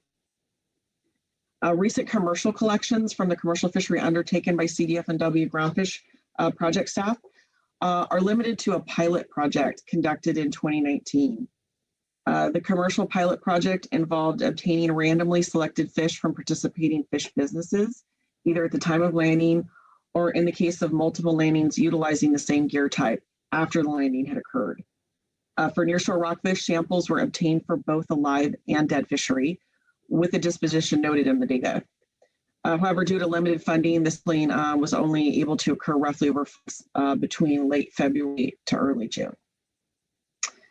CDFNW's biological data from fishery independent surveys includes the National Pacific Halibut Commission's Fishery Independent Satellite Survey, which is conducted off California, and it's a conglomeration of collections done by CDFNW in the 70s to early 2000s. For those scheduled for the benchmark 2025 assessments, red-banded and quillback rockfishes are represented in the FIS collection, while only quillback rockfish are represented in our historic CDFNW collections. The number of biological data collected through each sampling project are provided in Table 1 below, and while only a portion of CDFNW's collections may be considered representative of the fishery, for those that aren't, they can nonetheless provide valuable California-specific growth information to assessments. And then I'll just briefly touch on Table 1, which provides each of the species scheduled for 2025 at present, each of the respective collection programs by year. And I'll just note that gray is those that are shaded, and we did break out, for instance, quillback rockfish, we broke out those that were collected by surfs versus those were collected by our separate recreational biological groundfish sampling project. And they're totaled there for reference. That, I think we could take any questions. Thanks. Thank you. Are there any questions on the California Department of Fish and Wildlife report? I don't see any questions. Thank you, Marcy and Caroline. Next, we have a Scientific and Statistical Committee report. Dr. Jason Schaffler is online. Dr. Schaffler, it's all yours. Thank you, Vice Chair Hessemer and members of the council. I will be reading agenda item I4B, Supplemental SSC Report 1, Scientific and Statistical Committee Report on 2025 and 2027 Stock Assessment Plan and Schedule. The SSC received a presentation from Owen Hamel explaining the Science Center's recommendation to remove the full assessment of red band rockfish from the 2025 assessment cycle. The SSC supports the recommendation to remove red-banded rockfish from the list of species to be assessed in 2025 and does not recommend replacing it with another assessment given current assessment staffing. The SSC is supportive of adding red-banded rockfish to the preliminary 2027 assessment list, but notes that a decision to assess it in 2027 will be subject to availability of age data, assessment capacity, and other prioritization concerns. Preliminary discussions about stock assessment review panels paired the assessments for yellowtail rockfish north of 4010 north latitude and red-banded rockfish into the first star panel. If an assessment for red-banded rockfish is postponed, the SSC recommends that the first panel include only yellowtail rockfish north of 4010 north latitude, and the schedule for the panel be adjusted to cover half days only. And that concludes the SSC statement. I'll be happy to answer any questions. Thank you. Are there any questions for Dr. Schaffler on the report? Lynn Mattis? Thank you, Vice Chair. Thank you for the report, Dr. Schaffler. Did the SSC have any discussions on maybe a way to utilize the time for that half days of that star panel? This is a similar question to what I asked the Science Center. Economically, it doesn't seem to make a lot of sense to do a half a star panel. I know there's a number of workshops, et cetera, kind of hanging out there. Was there any discussion on, since we have a bunch of people together, trying to utilize that for something else? Thank you for the question, Ms. Mattis. Yes, the SSC did discuss a number of potential alternatives, but it really comes down to what could be completed and the capacity for producing another assessment. It just didn't seem like that capacity currently existed to do something else. And given the differences between, say, a proposed workshop and the star panel review, we didn't feel that it was appropriate to try to combine those two into a star panel. And ultimately, the SSC agreed with the Science Center's recommendation that there really wasn't anything else that would be appropriate to combine into that first star panel. Thank you for summarizing your discussion. That helps. Thank you. Further questions on the SSC report? Not seeing any. Thank you, Dr. Schaffler. Next, we have a Groundfish Management Team report. Dr. Kate Richardson is here to give that report. Good morning, Dr. Richardson.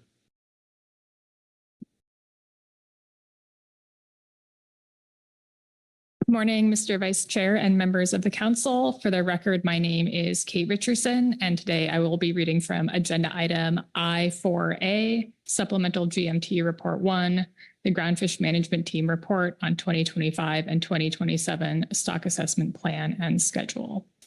The Groundfish Management Team recommends removing red-banded rockfish from the list of species to be assessed in 2025, given the aging capacity issues identified by the Science Centers, and suggests it be included in the preliminary list for the 2027 assessment cycle. That concludes my statement, and I'd be happy to take any questions. Thank you. Are there any questions on the Groundfish Management Team report? Lynn Mattis. Thank you, Vice Chair. And Dr. Richardson, I appreciate your stamina in making it through this lengthy report, one of the longest GMT reports in recent memory. Similar to the questions I've asked pretty much everybody else who's come up here, did the GMT have any discussion of possibly filling that half-star panel? And if so, with what?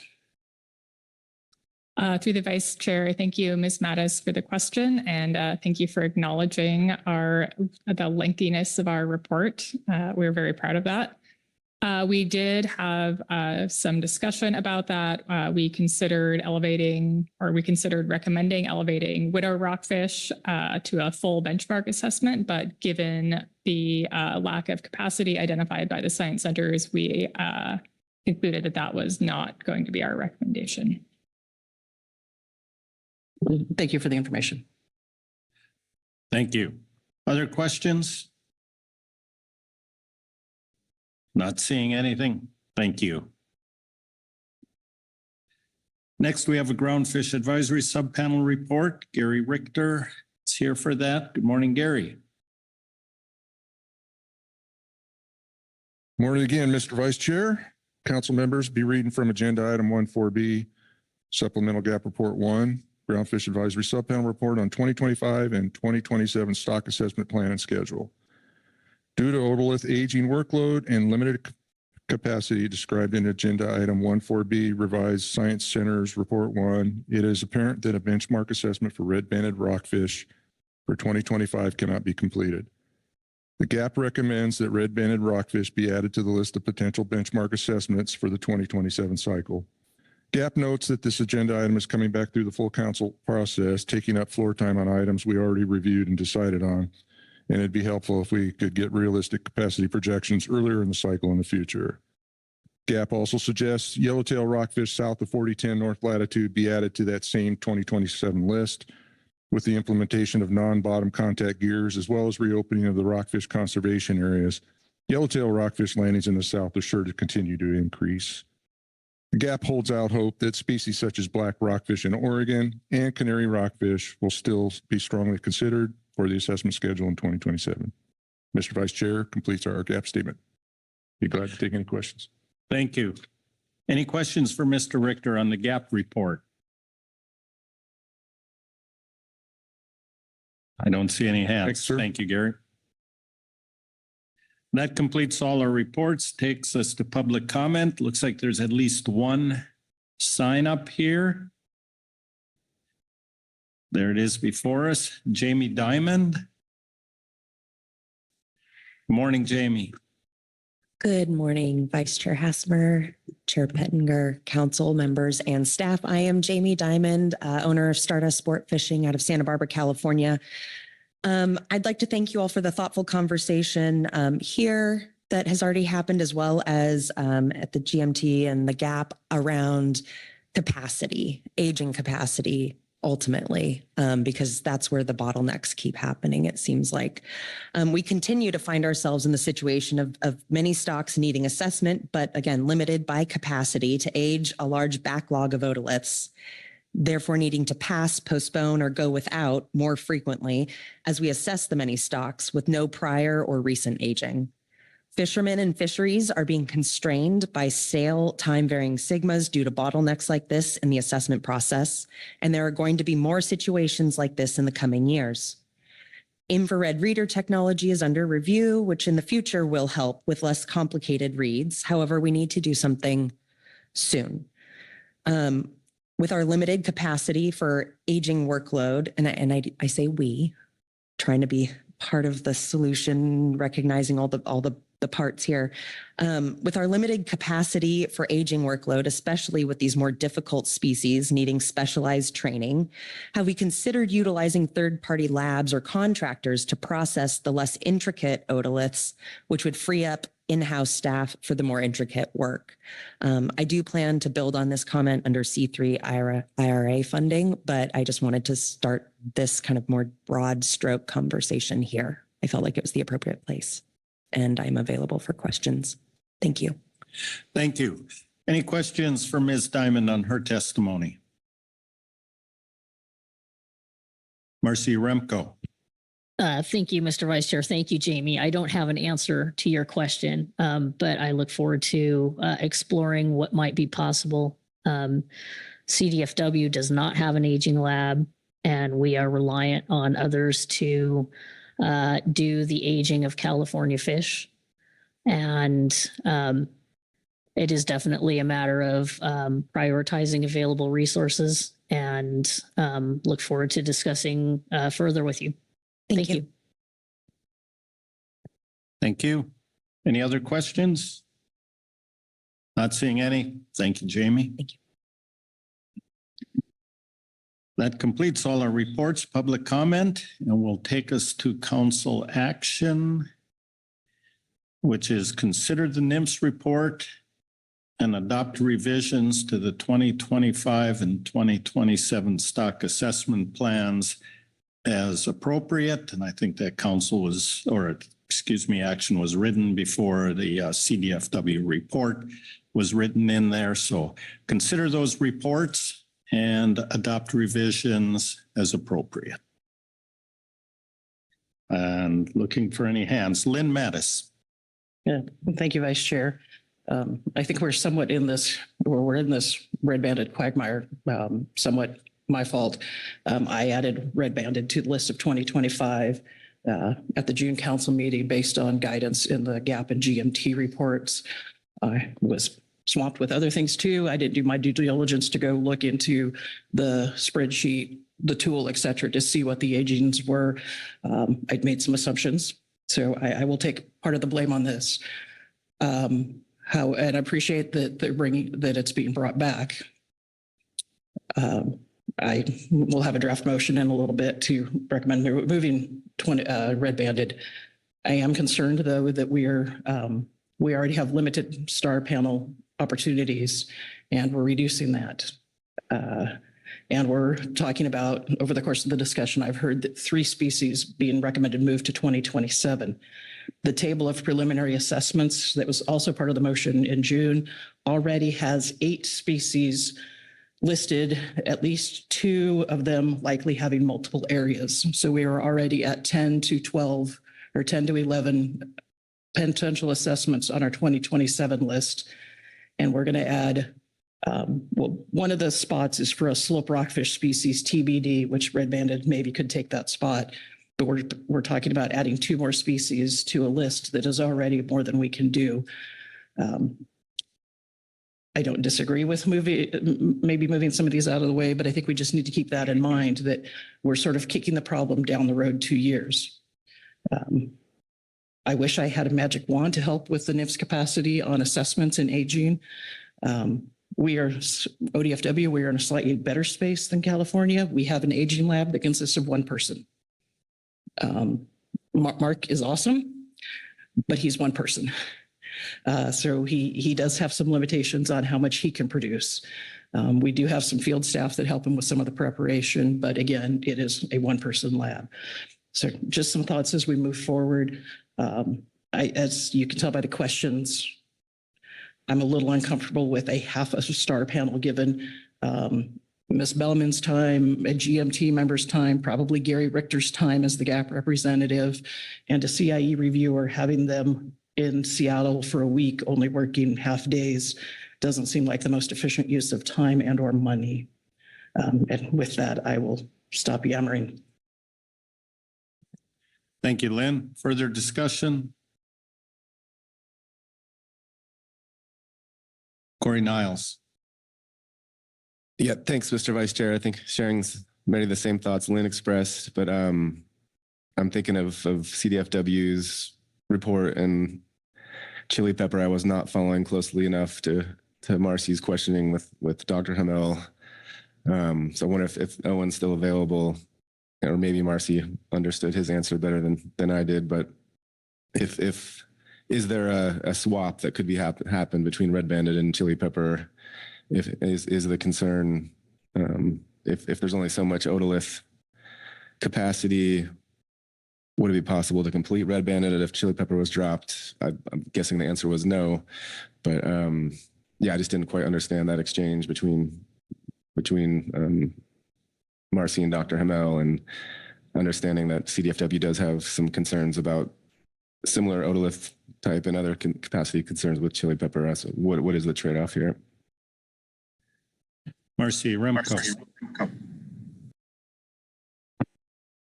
Thank you, Mr. Vice Chair. Just to clarify, we support the recommendation to remove red banded as described by the Northwest Center, but we also propose, in addition, to remove chili pepper due to the same concerns. We are looking to reduce workload. We are looking to meet expectations. We're looking to maybe over-deliver and under-promise instead of the converse. It's our feeling that the estimate of capacity that we now have seen with regard to aging is optimistic. There's no margin for error. So CDFW's recommended approach would be to do what we can to clear the plate a little bit and make sure that we get the assessments that are slated for completion in 2025, that they're of high quality and there's been adequate time to complete development and review of the input data in full. Thanks. Corey? Follow. Keely. Thanks. On that question of the chili pepper aging and that assessment in general, they are different than red banded. And the Southwest Fishery Science Center has staff identified for the chili pepper assessment and has stated that they have adequate aging capacity to supply that assessment. Just specifically in the difference, as I understand it, there's already 50,000 ages from the last chili pepper assessment. They're easier to read and shorter lived than other species in the queue, so it'll take less time for staff to get up to speed than it would for red banded. So they really are different issues, and we've been had some opportunity to explore that. I also note, going back to what Ms. Mattis said at the beginning, which is that chili pepper went through the full assessment prioritization process. So it was on the list in March.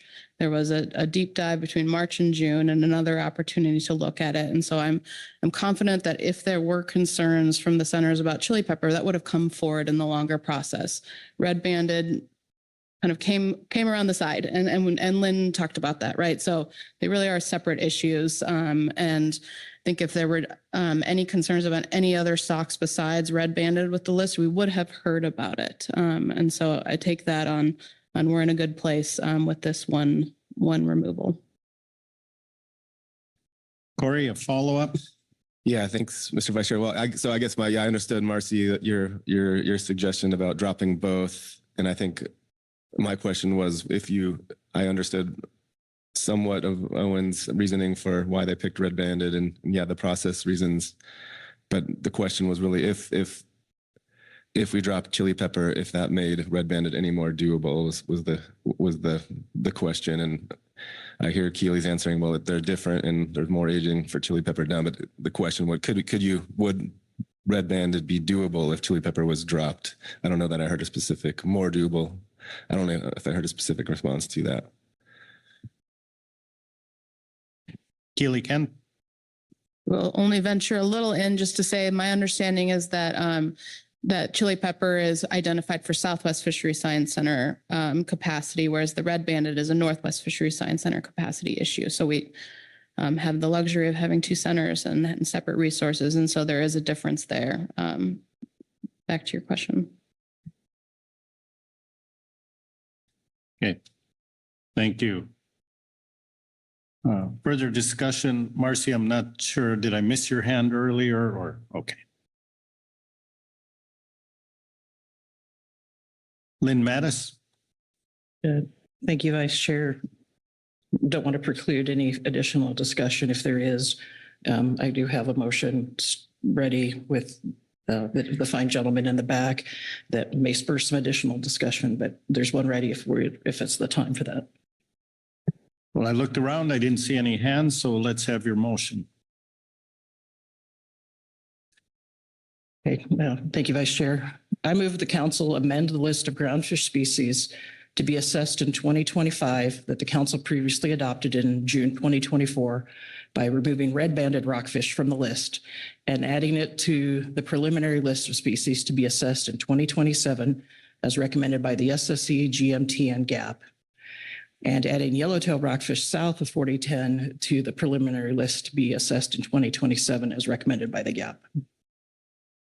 Thank you. That language on the screen appears accurate and complete. You agree? Yes, sir. Thank you. Is there a second to the motion? Seconded by Asia Shumilo. Please speak to your motion. Thank you, Vice Chair. I've said a lot about this already. Understand the workload capacity and moving red-banded out of our list of species for now, and possibly taking it up in 2027. That seems to be what everyone agrees is how we need to move forward in relation to red-banded. And kind of against my own talking points a little bit ago, I am also recommending we add yellowtail south to the list for 2027, noting that we will have to whittle that list down as we get further into that process. It's currently well over. I have also not added a new assessment to fill that star panel spot. I still have concerns, but I'm trying to be cognizant of the workload capacity of our science centers, our aging labs, et cetera. And I think I'll stop there. Thank you. Are there any questions for clarification on the motion? Any discussion on the motion? Not seeing any discussion, I will call the question. All those in favor say aye. Aye. Opposed? Abstentions? Motion passes unanimously. Thank you, Lynn. Further discussion, action. Marcy Yaremko. Thank you, Mr. Vice Chair. I had contemplated either adding chili pepper to the motion that just was in front of us, or offering a second motion on the topic of chili pepper. But I think I'm not going to do that. I'm hearing through channels and through Owen's testimony that there is a strong desire to do the chili pepper assessment. I appreciate that, and I don't want to derail the plans that have been made with the assignments to stock assessors. I know it takes a while to identify and plan for staffing of assessments and workload associated with aging and refreshing of models, et cetera. And I think Owen did a fine job to explain that that work was in progress. But I guess I would just note that at least on the metrics of aging, what I heard in that meeting, we spent 2 days doing a deep dive on the capacity of the aging labs to do all that's on their plate. I heard very loudly and clearly that they were overbooked. And the information that was shared in that meeting strongly suggested that the plate was just way too full. I'm seeing from the center this preference to remove red-banded. It was not the heaviest lift on the aging labs list. There were other species that were higher in terms of the workload demands. Chili pepper was one of the species that they have no current expertise on staff to use. They'll be starting again from scratch. The past agers that had focused on that species have retired, but not only have they retired, there were some discrepancies apparently with the body of work that was done before. There were some challenges that were kind of left unresolved before retirement. So in our view, chili pepper was going to be one of the ones that seemed more difficult for the aging labs to get across the finish line in terms of the target numbers.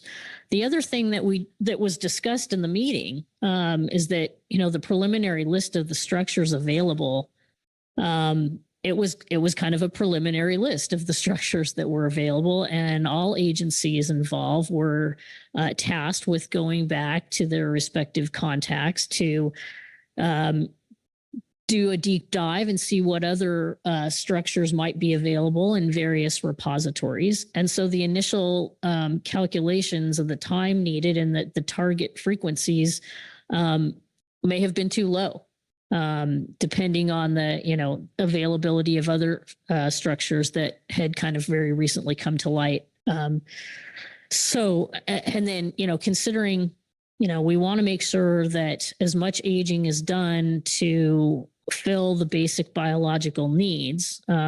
We just think back to some of the assessments conducted in 2021, where there was a lack of data from California, where we suffered the consequences of having no basic biological data and you needing to use proxies from other areas. We really want to take every step we can to avoid that and find the most robust data streams out there for consideration for inclusion in the stock assessments. And as we approach that cycle or the upcoming cycle, we'll continue to do that. But CDFW's view is quality over quantity.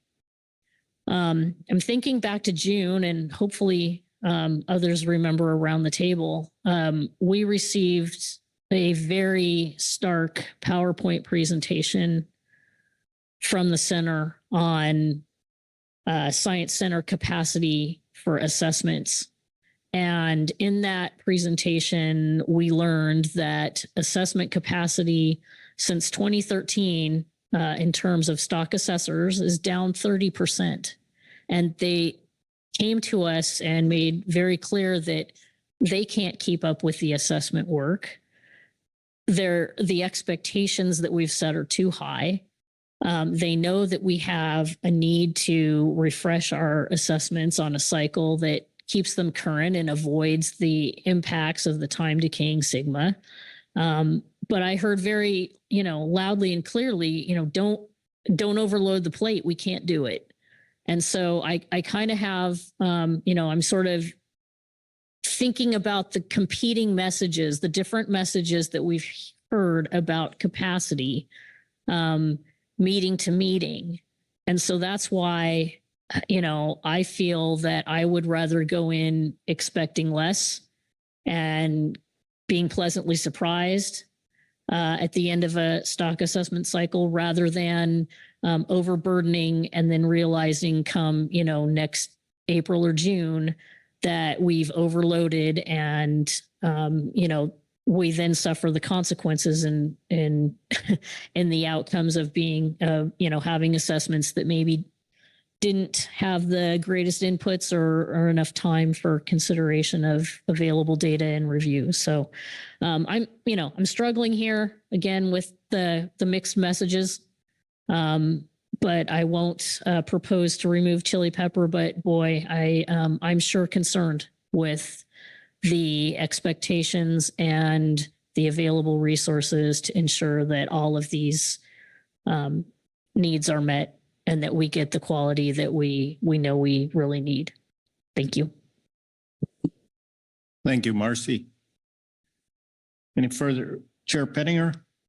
Thank you, Vice Chair Hassemer. I just second what Marcy had to say there. I think the quality over quantity, I think that's, these assessments they go through, we're with them at least 4 years. And that can be a hell of a burden if you don't get it right. I was in a really good public comment today from Jamie Dimon as far as the age being done. I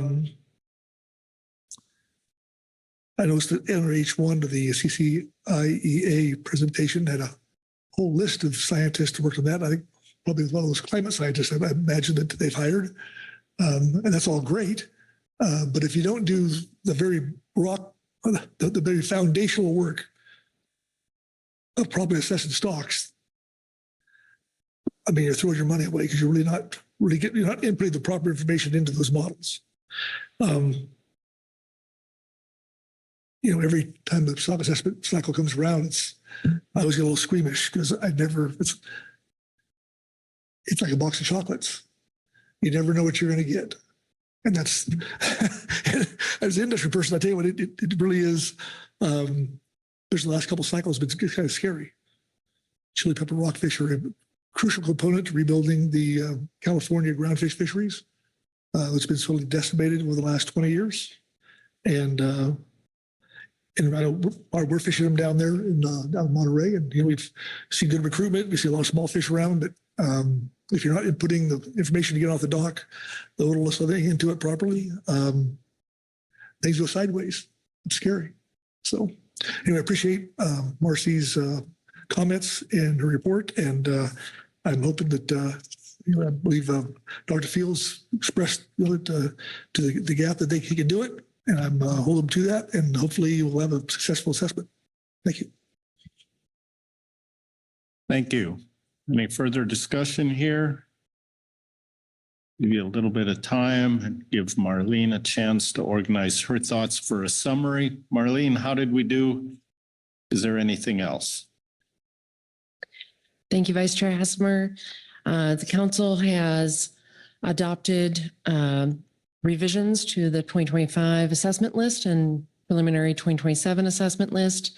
You've had robust discussion about a lot of the key points that were raised and brought forward in your reference materials for this item. So I believe the council has completed your action. All right, thank you. Not seeing any hands here for a final last word. I will close this agenda item out pass the gavel back to our chair who can direct us on the remainder of the day. Thank you. Okay, great work, Vice Chair Hassemer. And with that, I'm going to turn to Executive Director Burton to tell us what we're going to do for the rest of the day besides the ones item we do have. Yeah, thank you, Mr. Chairman. We are a bit ahead of schedule today, which is a nice change. We will come back after lunch and take up C3 as planned. Most likely, we will have some time later this afternoon. So we're starting to make some plans to bring up I6, which is groundfish in season, to be our last item of the day today. So to the extent you need to help prepare for that, that's what we are moving toward doing late this afternoon. Okay, and so with that, we'll break for lunch and give a little longer lunch, maybe. See you here at 12:20. 1:20. Sorry. We're ordering in pizza. All right.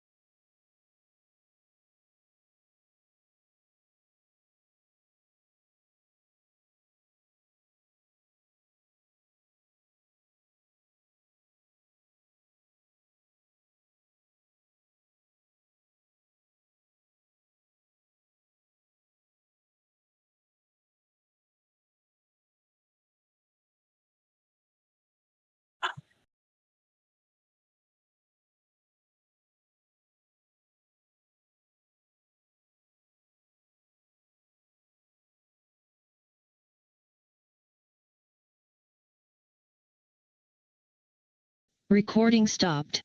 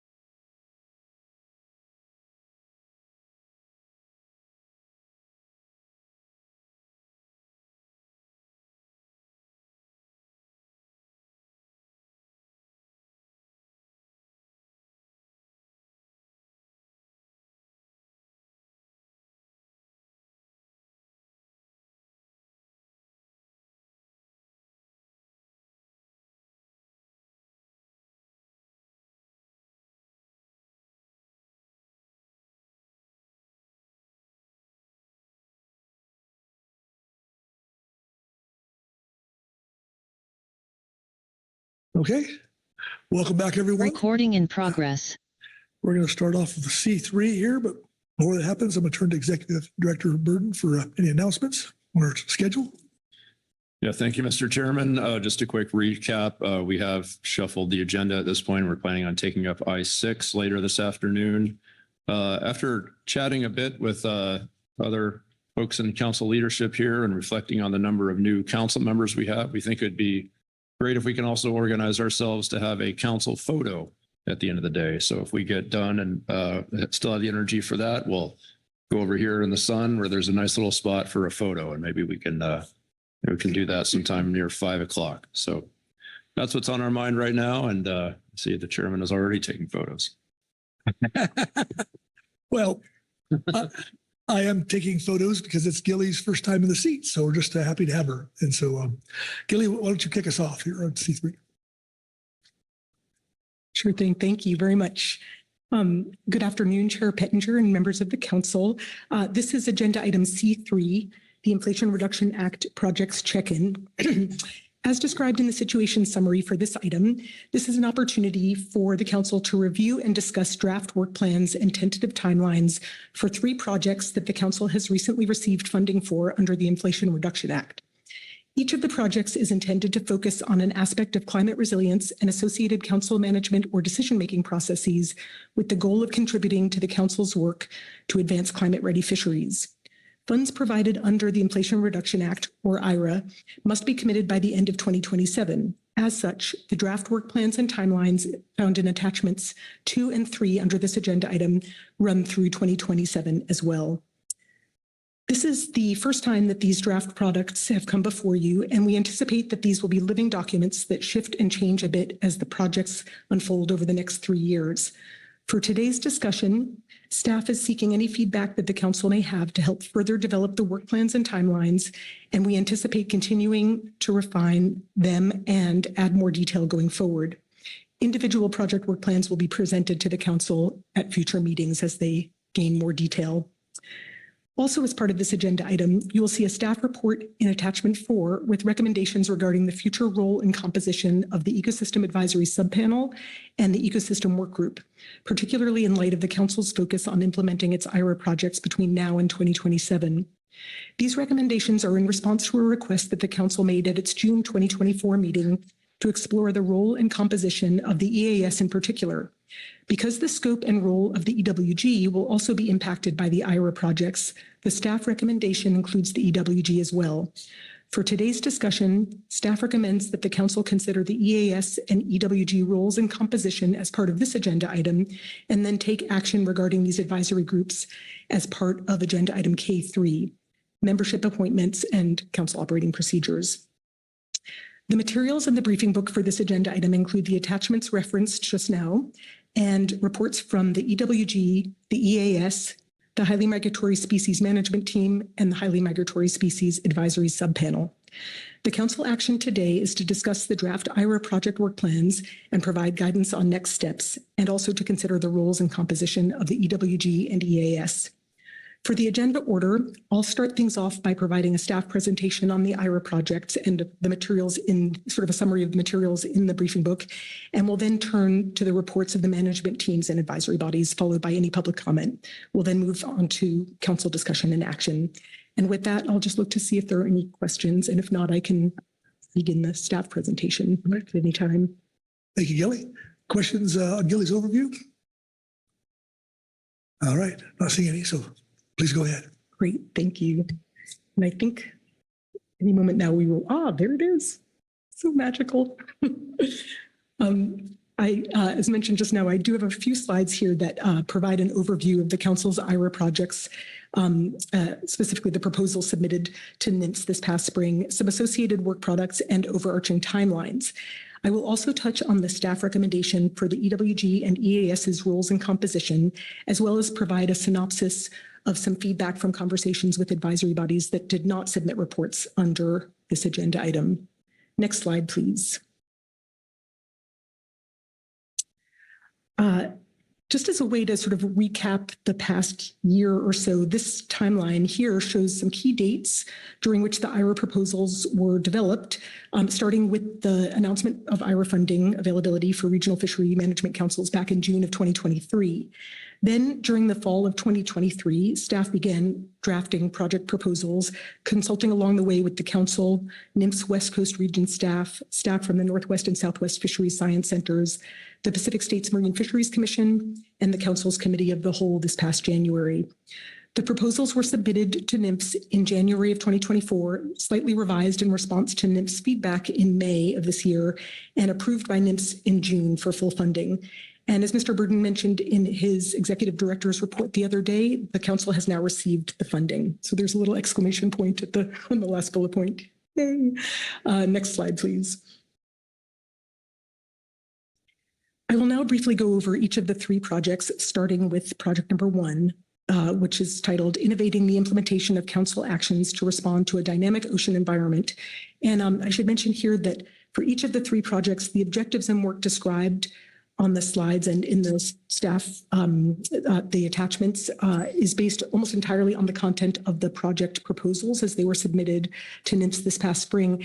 And while we've started to outline how the work might proceed, additional details will be more fully fleshed out in consultation with the council's advisory bodies and other partners. For project 1, the aim here is to identify ways to make review and implementation of council management actions more timely, efficient, and responsive to a changing and increasingly less predictable ocean environment. As such, it connects most closely to potential future FEP Initiative 2.8. A main goal here is to improve the council's ability to respond to both near-term climate shifts and longer-term climate change, as also identified in the Climate and Communities Initiative scenario planning effort.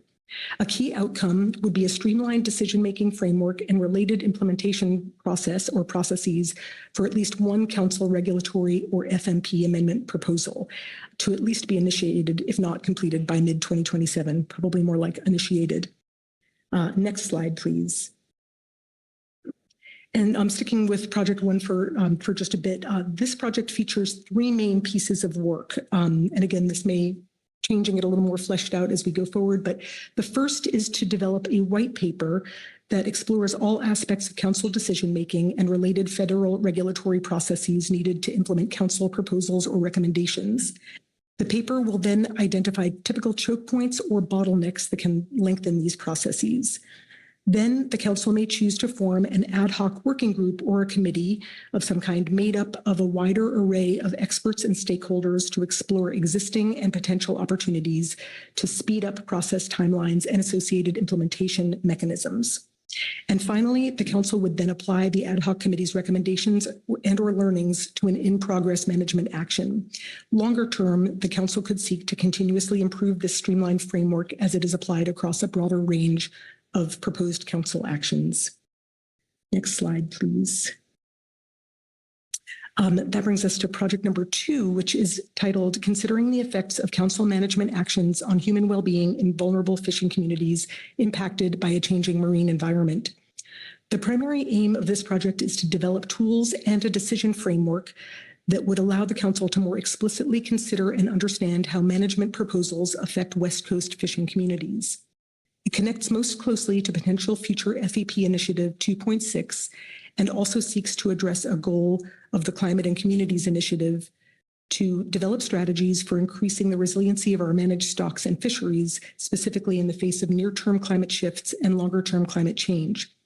I would also note here that regarding the analysis of council management processes and their impact on community resilience under climate change, the climate scenarios developed as part of the CCI may also help to inform work done under this project. A key outcome would be for the council to more comprehensively understand the impacts of its management on community resilience, including the ability for the council to identify actions that could be taken to actually bolster or improve community resilience.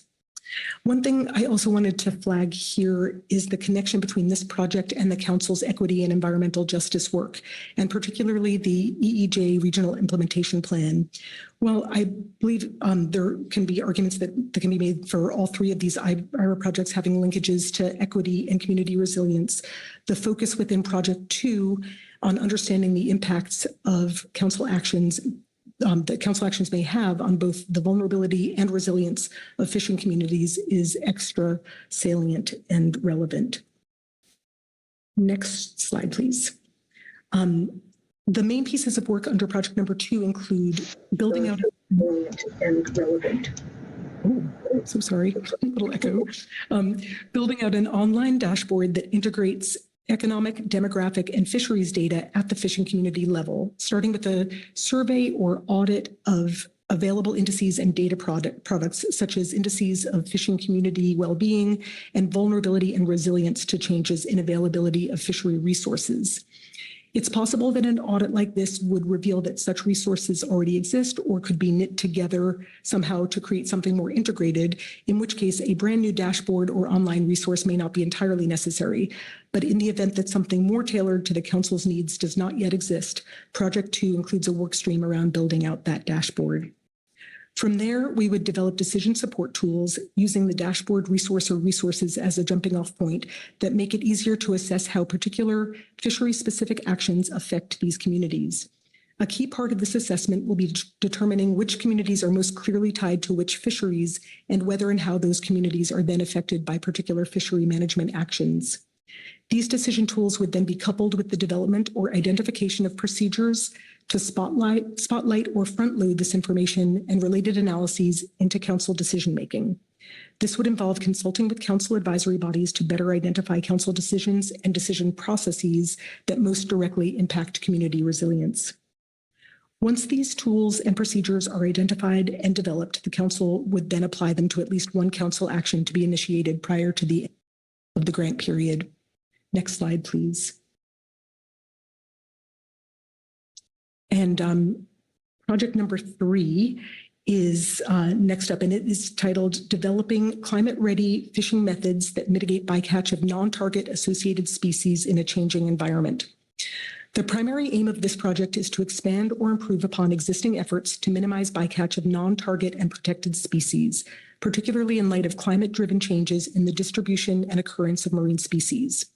These changes are already underway with more to come and apply to both target stocks with ranges that may be shifting into new areas and to non-target and protected species which are also moving into or through new places in the ocean. This project connects most closely to potential future FEP Initiative 2.3, and our hope is that it will also help to advance the development of the HMS roadmap. A key outcome would be specific management actions that the Council could take to proactively mitigate or avoid bycatch and would begin with a focus on HMS fisheries first, but with the potential for tools and processes developed through this project to be used in other fisheries in the future, though likely beyond the 2027 IRA grant period. Next slide, please. The main pieces of work for this project fall into 2 separate, but I think very related columns. Starting on the left side of the screen is a line of work that focuses on using the exempted fishing permit process to develop gears or other fishing methods that are better able to avoid bycatch. As part of this EFP line of work, the Council hosted an HMS roadmap workshop just prior to the June 2024 meeting in San Diego.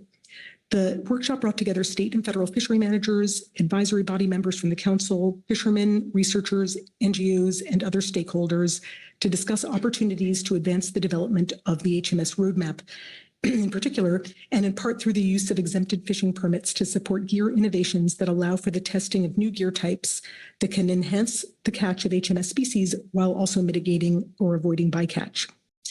A report from the workshop is available as an informational report in this meeting's briefing book and will be on the Council's November agenda for further discussion and consideration. While the report itself does not distill a set of recommendations, we anticipate that after the Council and its advisory bodies have the opportunity to fully review the report, a set of recommendations could be developed from the report, which would then be used to update, could be used to either to update or otherwise modify the Council's EFP process for HMS fisheries. This updated approach would then be applied to one or more council EFP actions. Moving to the right side of the screen, the other line of work for project number 3 seeks to use forward-looking tools that anticipate bycatch probabilities based on changing ocean, climate, and ecosystem conditions. To more fully understand the capacity and application of these forecasting tools, project number 3 would support a second workshop, this one focused on dynamic ocean management methods and how they might be deployed as part of council bycatch mitigation actions or a broader bycatch mitigation program. Through this workshop and subsequent consideration of available tools and approaches, we would identify the best way to apply dynamic ocean management tools to a council bycatch mitigation action and then move forward with initiating a bycatch mitigation action using the selected tools. The goal for both lines of work here is to lead directly to management actions that mitigate non-target and protected species bycatch, both through an EFP framework that can help accelerate the development of low bycatch HMS fishing gears and methods, and through the use of dynamic ocean management tools that can allow the council to respond more quickly to changes that may affect the potential for bycatch interactions. Next slide, please.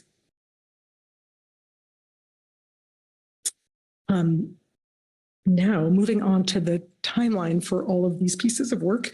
The timeline on the screen here is more of a schematic, as you can see, to essentially help illustrate how the 3 projects will unfold simultaneously over the course of the next 3 years. And it's mostly a way of showing that we will essentially be taking on what is roughly the equivalent of 3 FEP initiatives in as many years, which is indeed a lot of stuff. But we also anticipate having the ability to work with outside contractors and other ways of supporting this work for many of the work products. And we'll, of course, be doing our very best along the way to be as efficient and effective as possible with implementing each of these projects.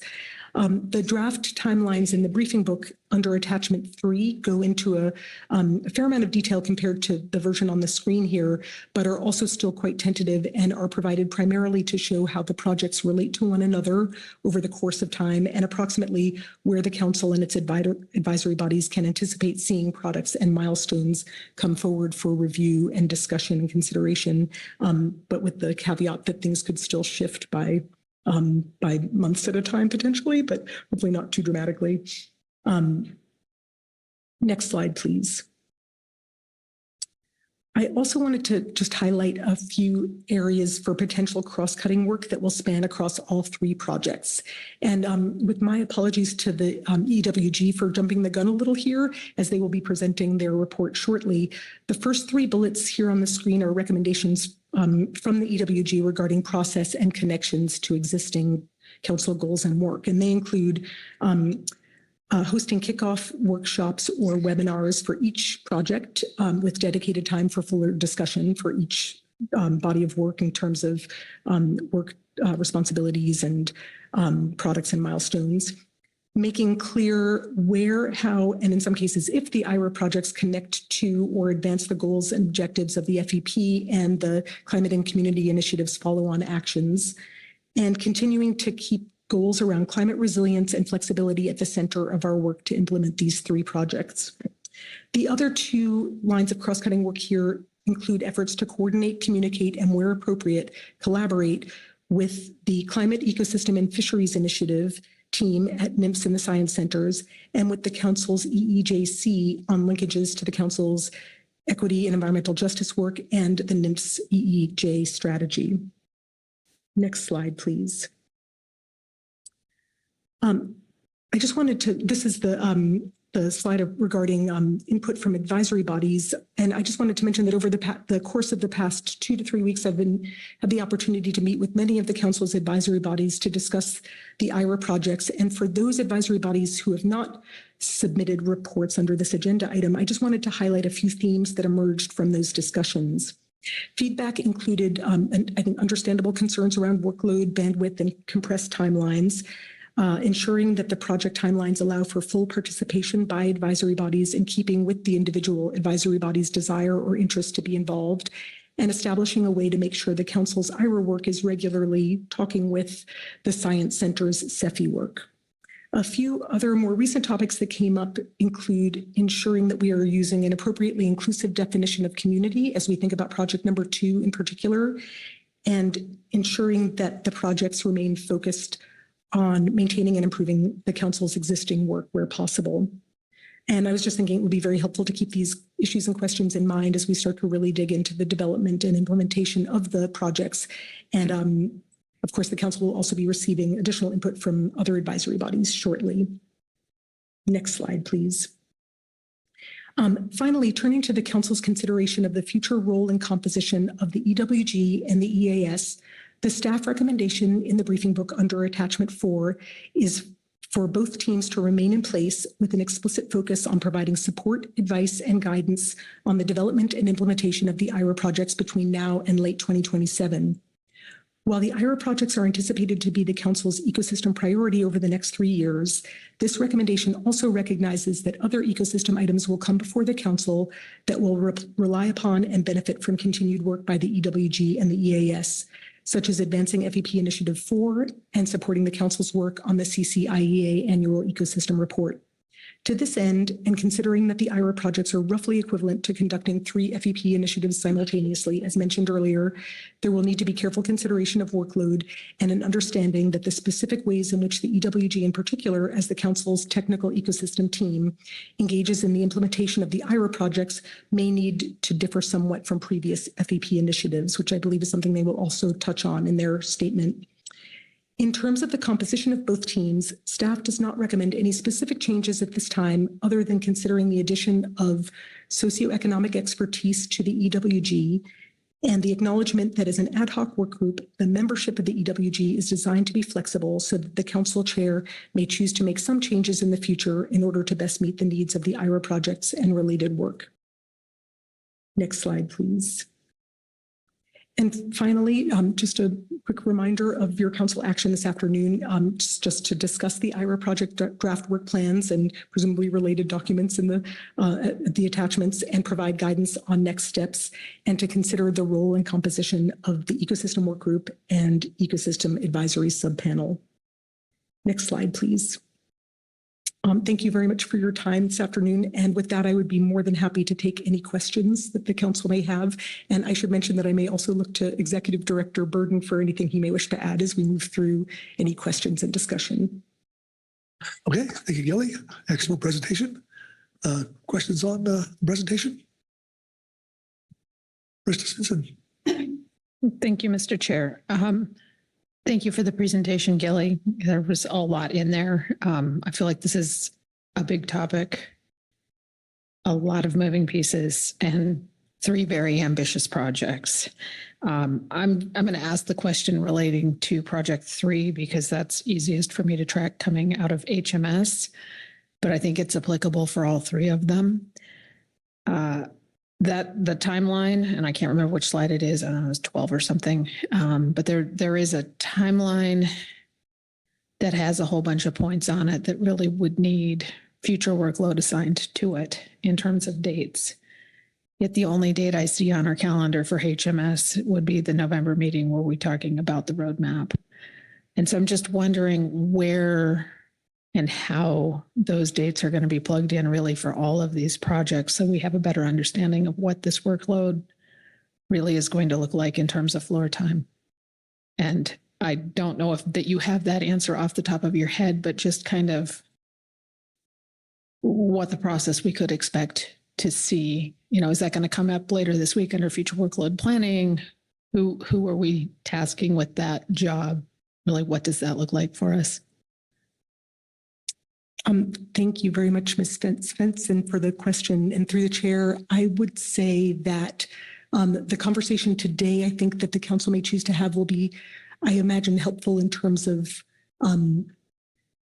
sort of looking at the timeline that's in the briefing book under attachment 3 and sort of generally seeing whether that sort of like flow of work makes sense. It sort of tries to lay out the way all 3 projects are going to unfold and tries to point out where different sort of advisory body touch points might crop up and then where things might come before the council, but with that caveat around sort of slipping timelines or things might be a little bit different than what appears to be in the timeline in the briefing book. But from there, I believe that we would then want to start probably plugging things into years at a glance from there. There are some items, I believe, in the early part of 2025 regarding, I want to say maybe in April, there might be something on the year at a glance for project number 1. But yes, there will need to be more, I think, fleshing out of where those things show up on council agendas. Absolutely. And I don't know if there's. Okay. All right. Thank you. Yep. Executive Director Burton. Yeah, thank you, Mr. Chairman. And just to add to what Ms. Lyons indicated in response to your question, Ms. Svensson, from the outset, one of the goals of these projects was to create projects that we could nest within things that the council would be undertaking anyway. And so, you know, you referenced the HMS workshop, and there is some work that I think we would be interested in doing with or without the IRA projects. There is a Project 2 provides additional information to help understand your actions on the resilience of a community. You can fold that into just about anything that we do. And Project 1 and 3 have synergies. I think we've often talked about how long it can take to get something done. And so Project 1 could apply to many things that we do, which is how could we do that more effectively? So as we look at a year at a glance later this week, what you'll see is there are a few places where we do have IRA projects that come up specifically, but then as we also think about this work, they will be nested within things that we will be doing anyway. So just want to make that point. Krista? Thank you for the explanation. I guess in light of the conversation we've had earlier this week with regard to cross FMP and the fact that we had difficulty for both groundfish and salmon not realizing that they needed to look under ecosystem, how are we going to make certain that if something is nested within something else, that everybody who needs to be aware of it is going to be aware of it? I mean, I think it's a great idea. I just want to make sure that we are going to really be as inclusive as we expect to be and want to be on all of these topics. So just, I mean, it may be a marker, but just concerned about that with what I just heard. Thank you, Krista. All right. Anyone else? Then Mattis. Yeah. Thank you, Chair. Welcome, Gilly. Good job on your first presentation. This is an ambitious workload, and we may have talked about it, but it's slipping my brain right now. I'm sure Gilly is very competent, but I doubt she can do all of this by herself. Who is going to be anticipated to do all of this workload? Our MTs are already overtasked. I think there's some discussion about the EWG and EAS maybe helping, but what is the plan on who is going to be conducting all of this work in this timeline? I could use a refresher on that, please. Thank you, Ms. Mattis, for the question, and through the chair. Yes, the draft work plans that are in the briefing book and also the draft timeline, again, very drafty, but do touch on some lead entities for each of the work products. There is definitely going to be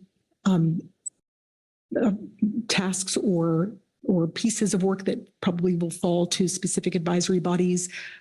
As Executive Director Burden just mentioned, a lot of this is intended to be work that is underway already that can hopefully be enhanced or improved by these projects and the support that they can provide in terms of processes and products. And the idea is that I think that some of it will be divvied out within sort of the council structure, and some of it will be done, including by council staff, and then some of the chunks may also be contracted out to outside consultants and contractors for help with, especially Project 2 is a little anticipated to be pretty contractor heavy at first with the development of an online dashboard potentially and some related tools and processes around that, although everything would come back to the council for review and consideration and discussion.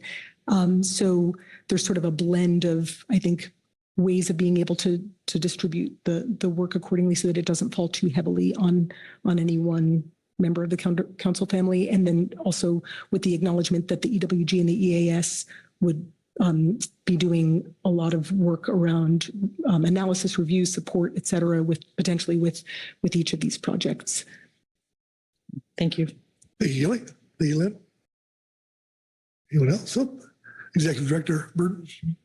Yeah, thank you, Mr. Chairman. Just to add to Gilly's answer again, if you did want to look ahead to our budget discussion in that there are a series of slides that I put together for the budget committee that may refresh your memory on the way in which we plan to distribute the IRA funds across different activities and entities. And so you'll make note in particular of something that Gilly said, where there's a very healthy contractor budget because we anticipated that we can't add all of this to our advisory bodies. And so that's been contemplated. Actually, I think every council is contemplating carrying out the IRA projects in that way, using contractors quite heavily. So, and so are we. Okay. Asia Sabelo. Thanks, Chair Penninger. I have a question about sort of drafting off what you just said about what other councils are doing. And I'm curious, especially the first IRA project seems to have a lot of potential for overlap with, or a lot of potential for benefit to all the councils. I'm wondering how much there's reflection in similar projects across all the councils in terms of IRA projects that were ultimately selected. And then with that one in particular, if there's like any crosswork between other councils as well. Dr. Burton. Yeah, that's an excellent point. I don't have a list of what each council has, which projects each council has had approved. I do know that several councils have the similar theme of Project One, which is essentially how do we do adaptive management more quickly? I don't think there's much of a debate that getting better at adaptive management is something that we'll need to do. So where I see the opportunities is in some cross-pollination.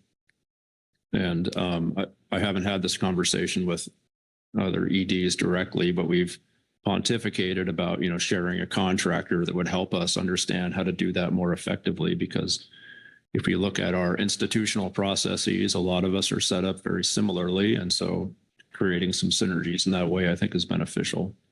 So we have just recently received funding, and those discussions have not proceeded very far. But I do take your point, and I think there's a lot of opportunity for synergy across councils on alternate or on option one, perhaps in addition to others. Thank you, Asia. All right. Anyone else? Krista Sisson. Thank you. I just have one more question. And I appreciate the budget slides. I know this is 3-year funding, but things like dashboards are hopefully in perpetuity if they're successful, and just interested in, because it came up this morning in our delegation, how we're going to really do the maintenance work. And kind of what the long-term strategy is for that. And Gilly, I'm looking at you. It may not be you. That may be more of a Merrick question, but just wanting to make sure, since this is really our first shot to ask a bunch of questions, kind of what all of these parts and pieces look like, or thinking about it moving forward. Thank you, Ms. Svensson, and through the chair. It's a great question, and one that we've definitely talked about as well, just because, right, dashboards, is with anything online or app-like, has to be maintained over time and in order to maintain its utility and relevance to the work. And my understanding is that the council would not seek to be housing this ourselves. It would not necessarily live on the council website, but would probably need to be housed with a partner such as Pacific States or one of the science centers. I don't know if the science centers have talked about that, but it may not be the right place, but or Pacific States, but where the expertise exists to keep that tool as updated and useful as possible. And that also probably anticipates future streams of support for maintaining that information over time. So something to definitely consider. Thank you. Thanks, Krista. All right. I think we ran out of questions. All right. Very good. Great work, Gilly. And with that, I'll take us to the EWG report and Dr. Tommy Moore. Tommy, are you there?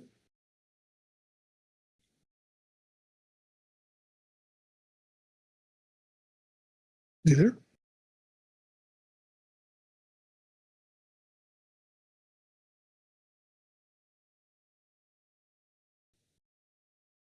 Good afternoon. Can you hear me? We can. Welcome. All right, 1 second. I lost my report when I was switching tabs. Here we go.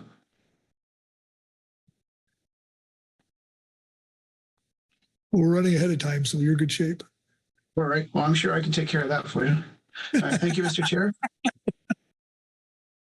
Daily reading from agenda item C3A, EWG Supplementary Report 1. The EWG met with Ms. Lyons, who provided a presentation summarizing 3 projects that will be funded over the next 3 years under the Inflation Reduction Act. The EWG recommends to the council, or recommendations of the council are as follows. Clarify the work the council is asking EWG members to do in support of the IRA projects. Currently, the potential expectations associated with these projects are described differently in various council documents. Provide future IRA project briefing materials and formats that focus on each project individually and in greater detail, rather than providing briefing materials to address all 3 projects simultaneously. Assess each IRA project,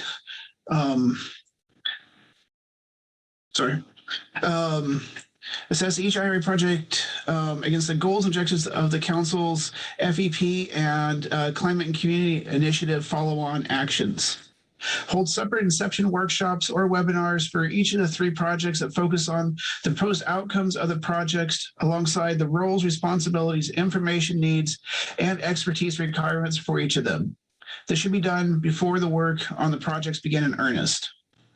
The EWG reviewed the IRA projects and timelines. Given the connections as are outlined in item C3 attachments 1 and 2, they are comparable in workload to 3 separate FEP initiatives, as each focuses on areas that affect multiple fisheries management plans. The staff recommendation regarding the EWG's proposed future roles and responsibilities in agenda item C3 attachment 4 states, the EWG will provide technical and policy advice in support of the council's 3 IRA funded projects. IRA projects are focused on increasing the climate resilience of council managed resources and are anticipated to be completed in 2027. The EWG may provide technical and policy advice to the council on other ecosystem issues and items as needed and or requested by the council. The EWG supports his role as long as more discussion and clarification can be provided on the workload implications and necessary expertise, as that would impact the level of EWG involvement. Previously, only 1 FEP initiative was implemented at a time, and these IRA projects are compatible with workload 3. Therefore, the EWG does not have the capacity to operate in the same technical and policy roles as with prior FEP initiatives. With FEP Initiative 4 still being implemented by the council and currently piloted for the Groundfish, there is also concern about whether these projects might divert resources or attention from the completion of the current initiative and its implementation alongside the council's other ecosystem work. It is important to ensure the IRA projects are synergistic with the council's ongoing and past FEP efforts. The EWG looks forward to discussing how these projects and others are connected to the FEP goals and objectives, FEP Initiative 4, and the follow-up actions from the Climate and Communities Initiative. As the IRA projects are developed further, the EWG suggests that consideration be given to how the proposed projects make the U.S. West Coast fisheries and fishing communities climate resilient. In the EWG's review of C3 Attachment 1, the IRA projects seem more focused and tailored to current applications rather than how these applications will apply to future climate projections. It will be important to consider how these projects can increase resilience and flexibility to achieve the goal of promoting climate resilient fisheries for current and future climate scenarios. The EWG recognizes and appreciates all the work to provide information on these projects under agenda item C3 attachments 1 through 3, and suggests in future meetings that these 3 distinct projects be separated and reported on individually to provide a more consolidated view of the project details, timelines, and roles and responsibilities. The EWG also recommends that as part of the initial development process, a one-day webinar or workshop be conducted for each of the IRA projects to discuss roles, responsibilities, information needs, and expertise requirements, and as they evolve, project outcomes. These workshops would help identify the necessary technical contributions that are needed and ensure that the EWG and other stakeholders are adequately prepared to support the IRA projects. As the IRA projects continue to develop, specific subject matter and technical expertise may be needed that may not be covered by the current EWG membership. The Council's original intent in maintaining the EWG as an ad hoc committee was to provide itself with the flexibility to shift EWG membership to best reflect the needs of particular ecosystem initiatives under Council consideration. The EWG anticipates that, given the scope of these projects and the role requested of the EWG, membership may need to be altered to address needs for technical and subject matter expertise. The EWG also supports involving experts with relevant knowledge from each fishery management plan and other technical areas to advise council staff and contractors on the development of these IRA projects. The EWG supports IRA project-specific alterations to EWG membership as needed to meet project needs, but recommends that a core EWG membership should remain to provide the continuity and institutional knowledge to link projects to current and past initiatives and application efforts across FMPs. In this manner, the EWG would be flexible in its involvement by acting as a review body while also providing technical support as needed. This approach would ensure that the necessary expertise is applied effectively to each project. And that ends my report. All right. Thanks, Tommy. Questions on the EWG report? Rebecca Litt. Thank you very much, Mr. Chair, and thank you, Mr. Moore, for that report. Maybe I'll ask you as well as Gilly. There's quite a bit in this report saying you need to do this, you need to do that. It's a heavy workload, different expertise needed. Do you feel that these matters have been resolved or they're going to be resolved? It seems like there's some important issues raised here. So maybe Mr. Moore can start and Gilly, you can weigh in. Thank you, Mr. Chair. Through the chair. I'm confident these matters can be resolved, and it's just in terms of our current report, we couldn't fully weigh in on some of the aspects of the IRA projects without knowing kind of what the expectations were. But I'm confident after today, we'll have a better idea. Thank you. Thank you, Rebecca. Anyone else? You? All right. Okay. Thanks, Tommy. Next up, the EAS report, and Michelle Conrad.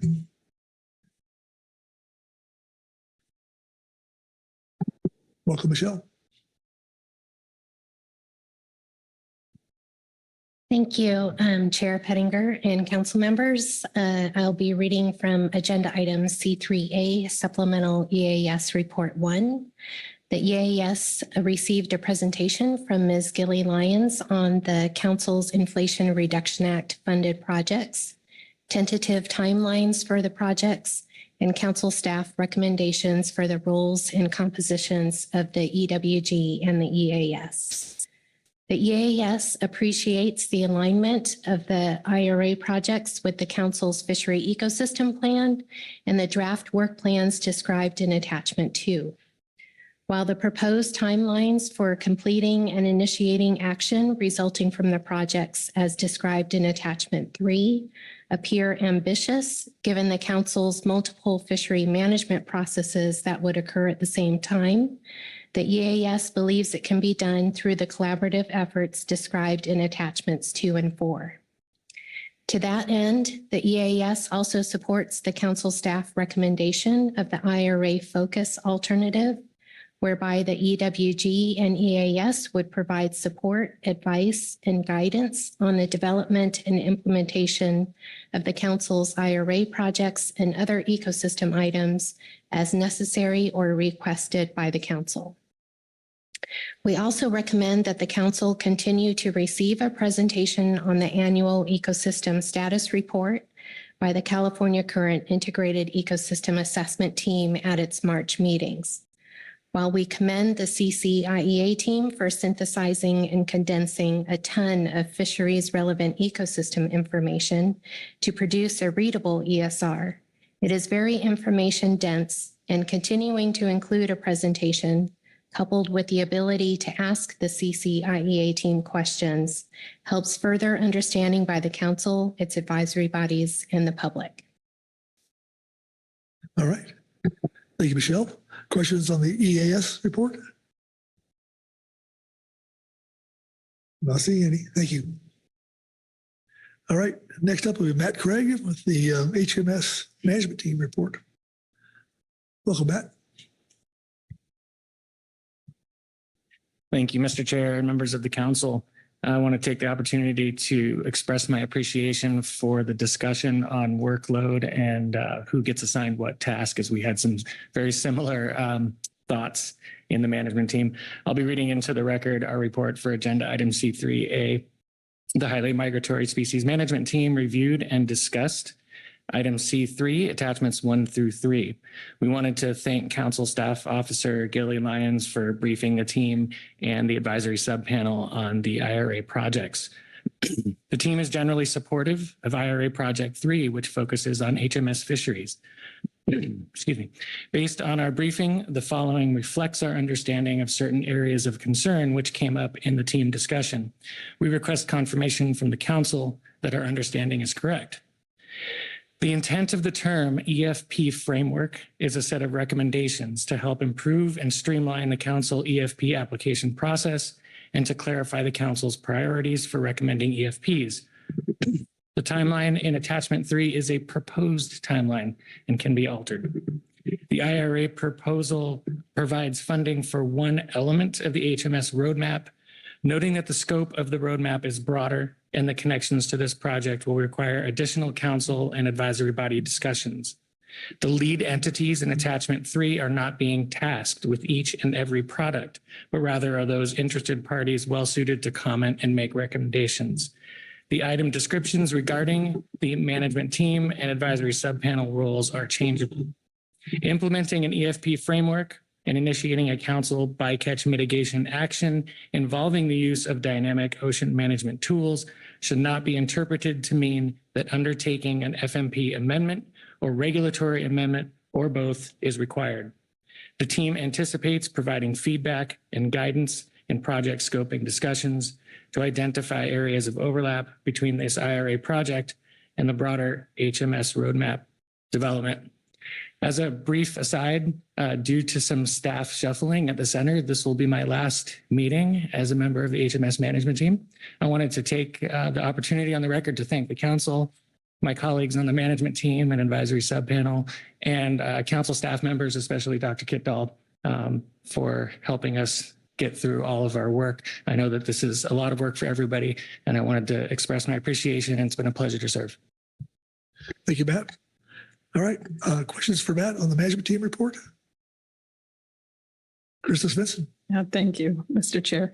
I just wanted a little clarification on your request confirmation from the council that our understanding is correct for the 5 points you laid out. I mean, from my perspective, I think those all seem sensible, but are you wanting something verbalized from everybody on the council? Was there any conversation about what that confirmation looked like? Like, how do we help support the HMS MT and possibly the AS on this request? Thank you, Ms. Svensson, through the chair. Basically, we just wanted to ensure that our understanding was correct in some of the terms. This was the first time we had had any opportunity to really review this product, just like many of you on the council. The biggest thing was we were unsure, what is an EFP framework? What does that mean? Is that going to be some sort of different work project? So this could be verbal, this could be put into your action item, should you decide just to say, yes, you are interpreting these terms correctly. Okay. Thank you, Carissa. Anyone else? Okay. Oh, thanks, Matt. And lastly would be Dave Rudy and the HMS Advisory Subpanel. Welcome, Dave.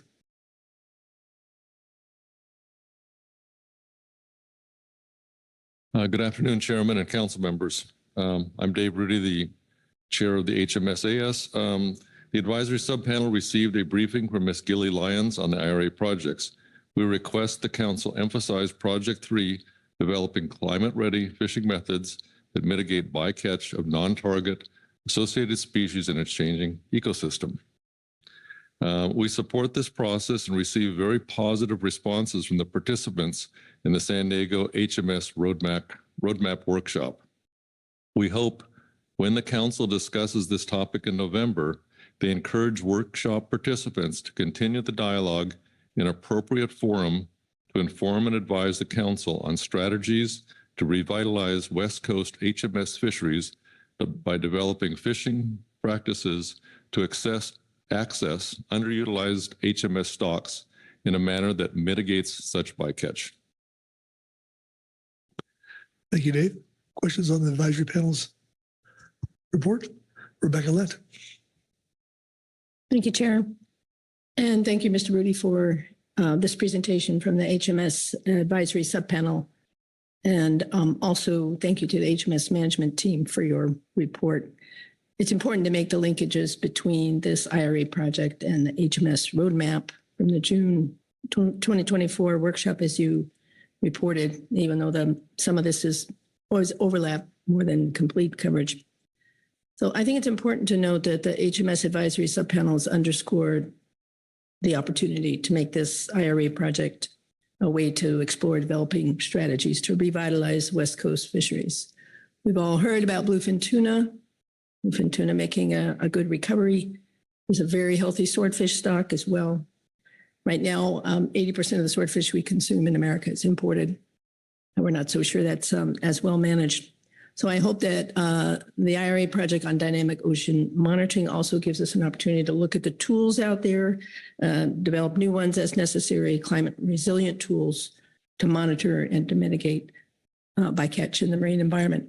I'm excited about this opportunity and I'm willing to help where I can. Thank you. Thank you, Rebecca. Thank you. Okay, Lynn Mattis. Thank you, Chair. Thank you, Mr. Rudy. In the first paragraph where it says we request the council emphasize Project 3, should we interpret that as maybe prioritize Project 3? So if there's not enough time for all and resources for all three projects, that maybe Project 3 gets the time and attention first? Or am I misinterpreting what emphasize Project 3 means for you all? I thank you for the question. I think what we're saying is that Project 3 has a more clear goal.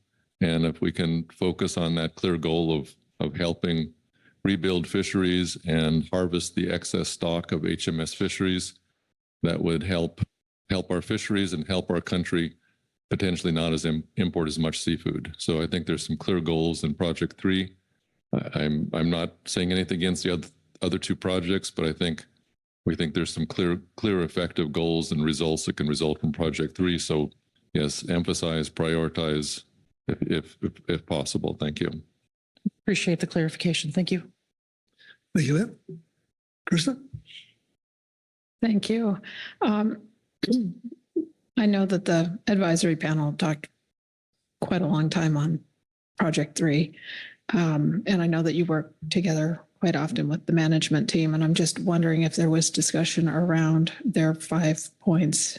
And if you were also in consensus with those concepts as they were phrased and termed, just to help us understand, are we all really using the same terminology, or was that even something that was discussed amongst the advisory panel?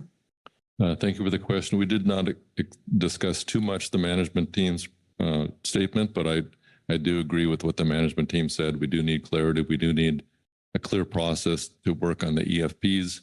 I think the EFP process, as it is right now, could be improved in the process, and needs to be a discussion between the council and NIMS as far as how that co-management of EFP goes forward. We're anticipating that if we're going to develop these new tools, we're going to need to try different EFPs, and to streamline the EFP process would save council time and potentially make it simpler for fishermen to do this process. Thank you. Thank you, Krista. Further questions for the AP? All right. Thanks, Dave. All right. Thank you. All right. That takes care of our reports. Takes us to public comment. I believe we have two. First up will be Merritt McCrae, followed by Jamie Dimond. Welcome, Merritt. Thank you, Chair Pettinger, council members. I'm Merritt McCray. I am a GAP member, but the GAP does not provide a comment on this item. However, within the GAP room, there was a robust discussion regarding the IRA funding opportunity itself. The primary area that discussion revolved around was the importance of existing core tasks that facilitate the council's ability to be nimble with fisheries management in the face of a changing climate.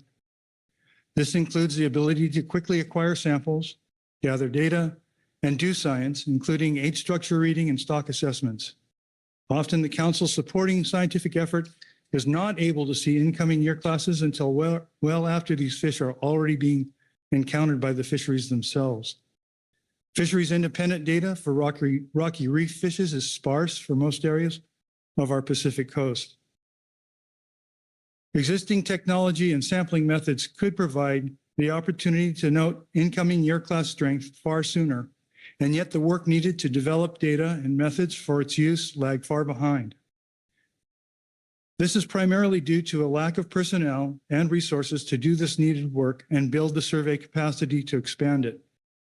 The council's core supporting science tasks getting done more timely would provide the council the greatest level of fleet-footed fisheries management responsiveness to emerging challenges and a changing climate and the marine ecosystem.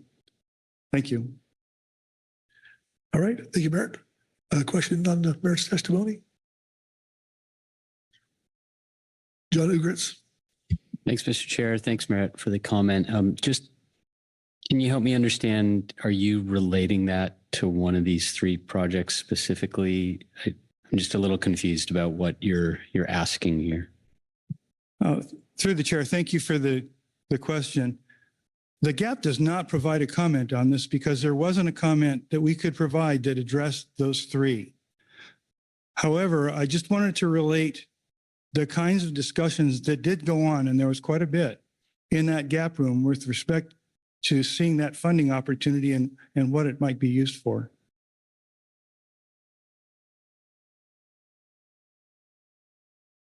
Great. Thanks, John. All right. Thanks, Merritt. Thank you. Next up would be Jamie Diamond.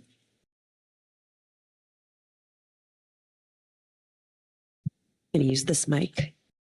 Give it a shot today. Good afternoon, Chair, council members, staff. I am Jamie Diamond, owner of Stardust Sport Fishing out of Santa Barbara, California. And continuing off my comments from earlier at, pardon me, I4. I4? Yeah.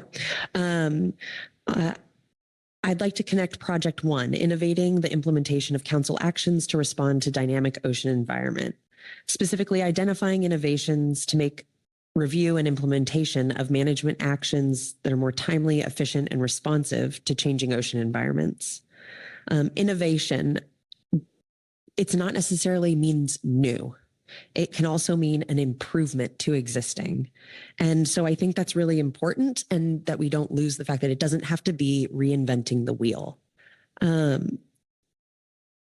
Industry and agency collaborative surveys and data collection projects are a prime example of practical implementation of ideas that already happen, but have been improved upon in recent years.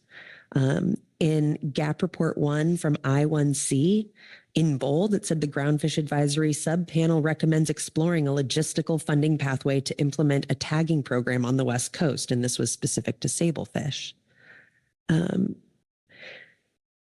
We saw the issue of lack of data for assessments as an industry, and we came with solutions via the industry agency collaborative surveys. And we have a new bottleneck now. We continue to offer and welcome opportunities for collaborative work. However, I myself cannot offer aging services. So looking at improvement of offering of goods or services in other ways, I believe it could be possible to use IRA funding slated for the objective of Project One to fund third-party aging services for specific species, This would allow Science Center agers to focus on the more intricate specialized aging for species such as red-banded, giving the time and attention needed to do that work. Referencing my public comment from I4, this action would increase capacity and efficiency in aging and therefore assessing and management, which has been identified as a bottleneck at the beginning of the assessment process before we even get going. As climate impacts to fisheries increase, we will need to assess species at more frequent rates.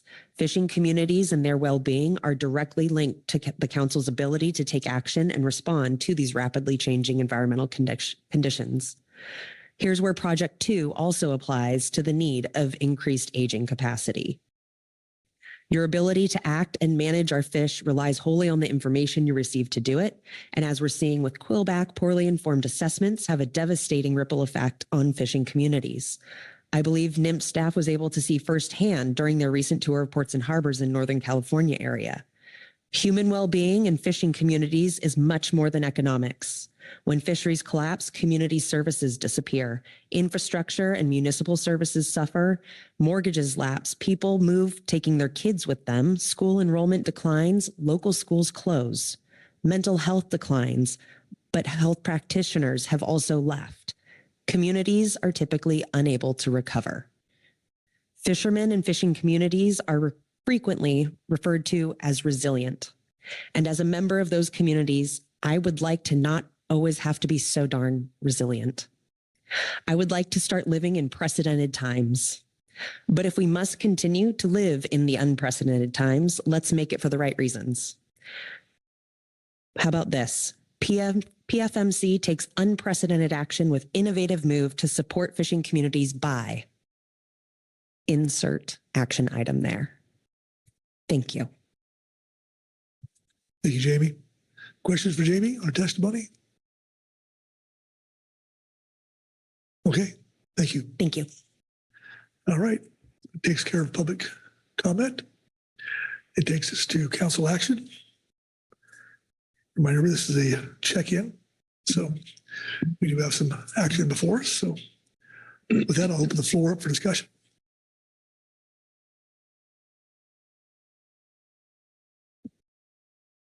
John Ugritz. Thanks, Mr. Chair. I appreciate the updates. I think the work plans give us a little more clarity, but from my understanding, there's still some flexibility there as we move forward over time. These are 3 years worth of work. I don't anticipate things to look exactly the same when we finish them when we started. I am concerned about workload. I look at the timeline, the proposed Gantt chart. I see a lot of advisory bodies and council points on those timelines where we are doing things. So I think it's something that moving forward, we have to keep an eye on.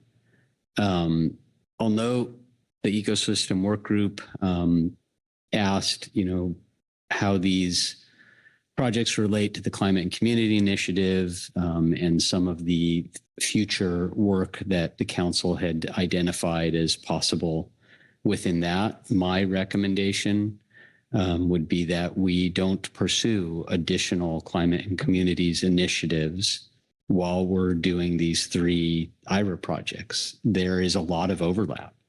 The IRA projects will get us towards some of those other actions. And I think it would be better, we would be better served to look at what we get out of these projects and see how it has furthered other work once we're done to help reduce workload and help not duplicate efforts. I think the EWG has been given a very large role here. It extends their work for another 3 years. They've got enough on their plates.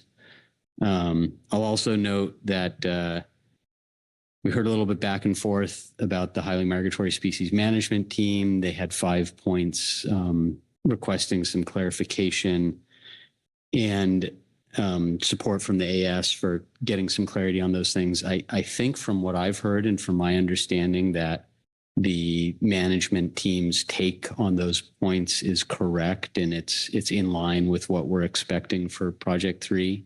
And that's sort of my advice back to them moving forward. Thanks. Okay, thank you, John. Anyone else? We're moving, Krista. Yeah, thank you, Mr. Chair. I'm going to lend support to what we just heard in terms of the points for the HMS management team and their understanding. Reading through all of those this week, I thought they were very sensible. And I do think we spend a lot of time on wording and verbiage, not only on the council floor, but through all of our advisory bodies, and making certain that we're clear that that is the direction we're heading would be beneficial in that project. I do want to pick up on the HMSAS advisory recommendation to prioritize Project 3. I will continue to hit home about the need for finding paths forward for all of our fishermen around HMS. And I know I throw numbers out, usually between 50 million and 90 million in terms of opportunity just for swordfish. But with the amount of bluefin that we've also got now available to us and the need to really focus on how we're going to get those fish caught as well. I think that there is some urgency to that project in addition to what was brought out on the floor today. So others may feel differently. I certainly think we have the ability to work on all three in tandem, but I do think that we've made some good steps already on that one in terms of solidifying things by having that workshop earlier this year as kind of the starting off point. Although I do agree that there are a lot of other parts and pieces from that workshop that are a bit out of the scope of Project 3. Thank you, Krista. Where else? And then Lynn. Yeah, thanks, Mr. Chair, and thanks, John and Krista. I guess I would have a few points. I would agree mostly with John said and fully, but in terms of we can't take on any more initiatives, but I don't think that means that none of those other ideas, those pieces that are out there might fit within one of these current initiatives. So I wouldn't want people to, because these grants are still, the ideas are still somewhat high level and has room therefore to bring some of those other ideas from the scenario planning into them where they fit. Krista, when I hear you say prioritize that the third one, my mind is I think we need to give staff I think Merrick and staff have asked for some leeway on how to do this. And I don't see how you prioritize one and get all three done by the end of 2027. So I think my thought is we're going to have to lean on give more leeway to staff than we typically do give leeway to staff, and maybe more so in this case on figuring out what order and what sequence and how they're all going to get these done. So I just don't know if I can fully agree with that, agreeing with the spirit of what you're saying. I just don't know how you prioritize one when you need to get all three of them done on the same timeline. But maybe you're seeing it more clearly and these things happen first. That said, I know this all came out pretty fast and there was a lot of worry about not having the normal input from advisory bodies.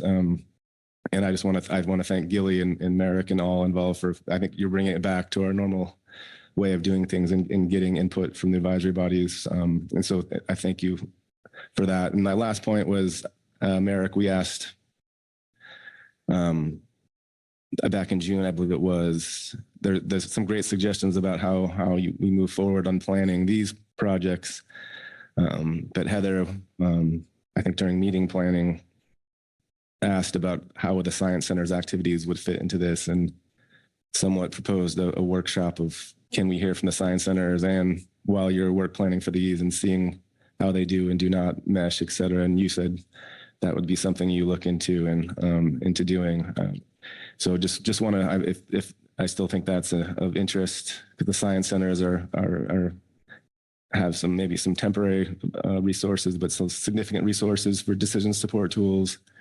And I know you've been coordinating at the staff level, but I think it'd still be helpful for the greater council, everyone around the council to hear more about what the Science Centers are doing as well. And yeah, not meaning to disagree with anything that has been said here, but Those are just the thoughts in my head, and it is somewhat daunting, but also a good opportunity to get some things accomplished. And yeah, and also lastly, it was under I-4 and that Jamie brought up and Brad spoke to. It is, we do have this dynamic of having these extra funds for long-term thinking while also facing these challenges of short-term funding challenges in data collection. And so I think that's something to keep thinking about here of how do we use these projects to set us up in for the long term, but also continue to emphasize the importance of our core data, our data collection and assessment activities. Thank you, Corey. Lynn, and then Asia. Thank you, Chair Pettinger. Don't take these remarks to mean I'm not supportive of these projects, but something that came up in our delegation meeting this morning is, what are the tangibles out of these 3 IRA projects? We are going to be spending a lot of resources. Yes, there's some new funding and we have Ms. Lyons on board now, but some of our management teams and ASs are going to be pulled from time to time to work on this other stuff. What are the tangibles going to be at the end of these 3 months then that we're going to have to say, this is how we're making our fisheries better compared to allowing those people to be working on the trawl, catch review, or in-season or others? I just felt I needed to share that conversation or that comment this morning since the person who said that isn't here to give public comment. And then it was in the EWG report, I believe, about webinars or workshops to kick things off, try to get everybody started on the same page. I know those would have to happen sooner than later to get started. There's some other processes we've been going through here just in the 18 months I've been a council member, where if we had maybe taken a half a day, 6 hours or whatever to get together and talk about things, maybe the process would have gone better. So want to show support for somehow getting work groups or the interested parties, the people who are going to be doing the work, getting them together sooner than later to kick off who's going to do what, when, where, and how, I think will help make the process go smoother. Thank you. Thank you, Lynn. Asia? Thanks, Chair Pettinger. So I'm going to be quick because a lot of what I was thinking was said by other people. I agree with what John and Corey are saying about the EWG. To voice concerns that came up earlier and things that I heard that I've been hearing throughout the week. And sort of what I heard in there not being a gap statement. And then in Ms.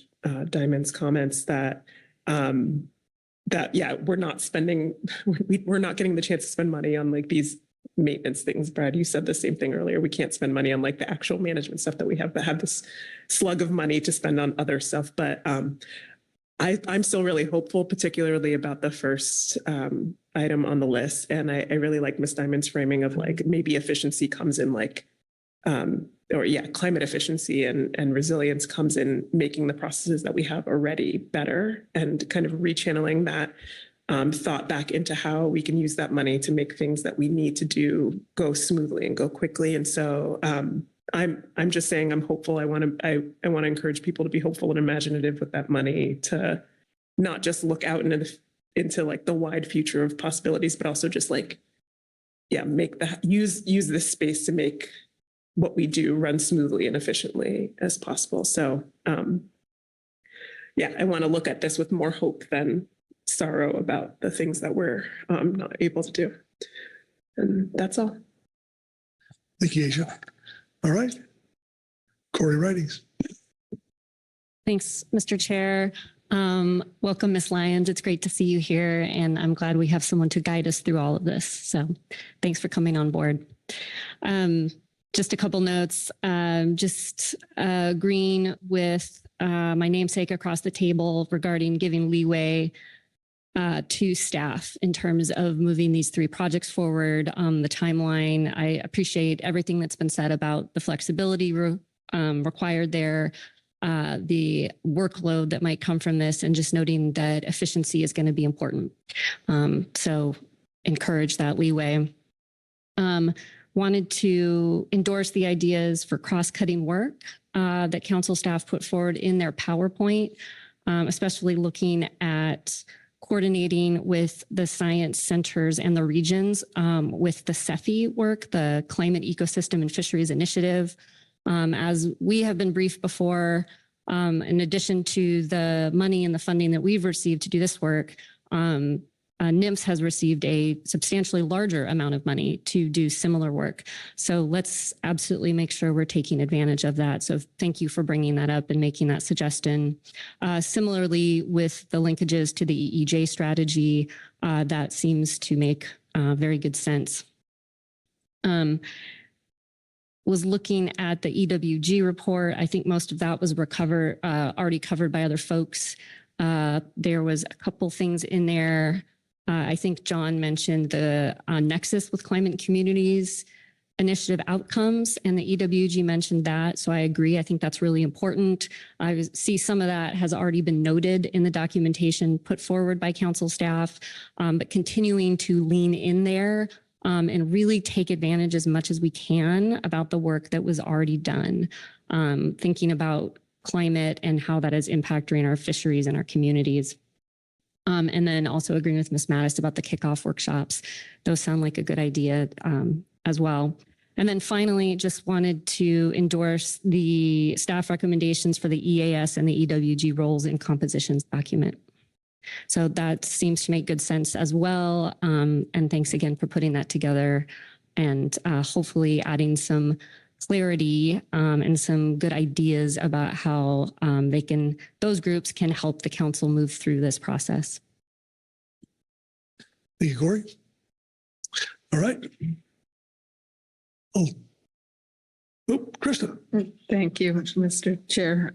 Just wanting to speak for one moment about prioritization, because I don't want to give the impression that, hey, this is a do or die. We must have only one. I do agree with you, Corey, actually both Corys, that we need to turn our staff loose, and especially the executive director, in terms of finding the balance of moving these projects forward. When I was talking about prioritization, really, I was thinking more about the monster Gantt chart, and that we've done a fair amount of work in the HMS realm already, and it may be beneficial to get some of that council floor time early in the process on those projects. While we have contractors, as an example, in Project 2 doing work. So it's really more thinking strategically about, we have X amount of floor time, we have a tremendous amount of work to do, and 3 years seems like a really long time, but it's going to creep up on us very quickly. So certainly not saying, hey, we should only do one or let's throw extra resources at it, but just being mindful of the work that we already started in June on that project, and helping to prioritize. So I will leave it there. I will leave it in your solid hands, but just wanted to reflect that, no, that was not an intention of, hey, we should pick one over the other, but more a reflection of, there's a lot of work and we need to think about balancing how we're going to get it all across the floor. Executive Director Burton.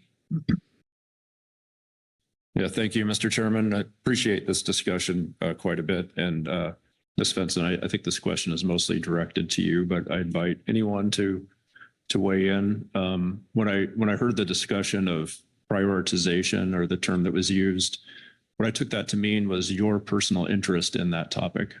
And if I'm interpreting that correctly, and that you, as any council members, are particularly interested in a topic, that would help us think through how we structure the workload around that. So do we have a visible workshop, or do we say, hand something to a contractor and tell them to come back 2 years later? I mean, those are very different bookends, but maybe you get my point. So, yeah.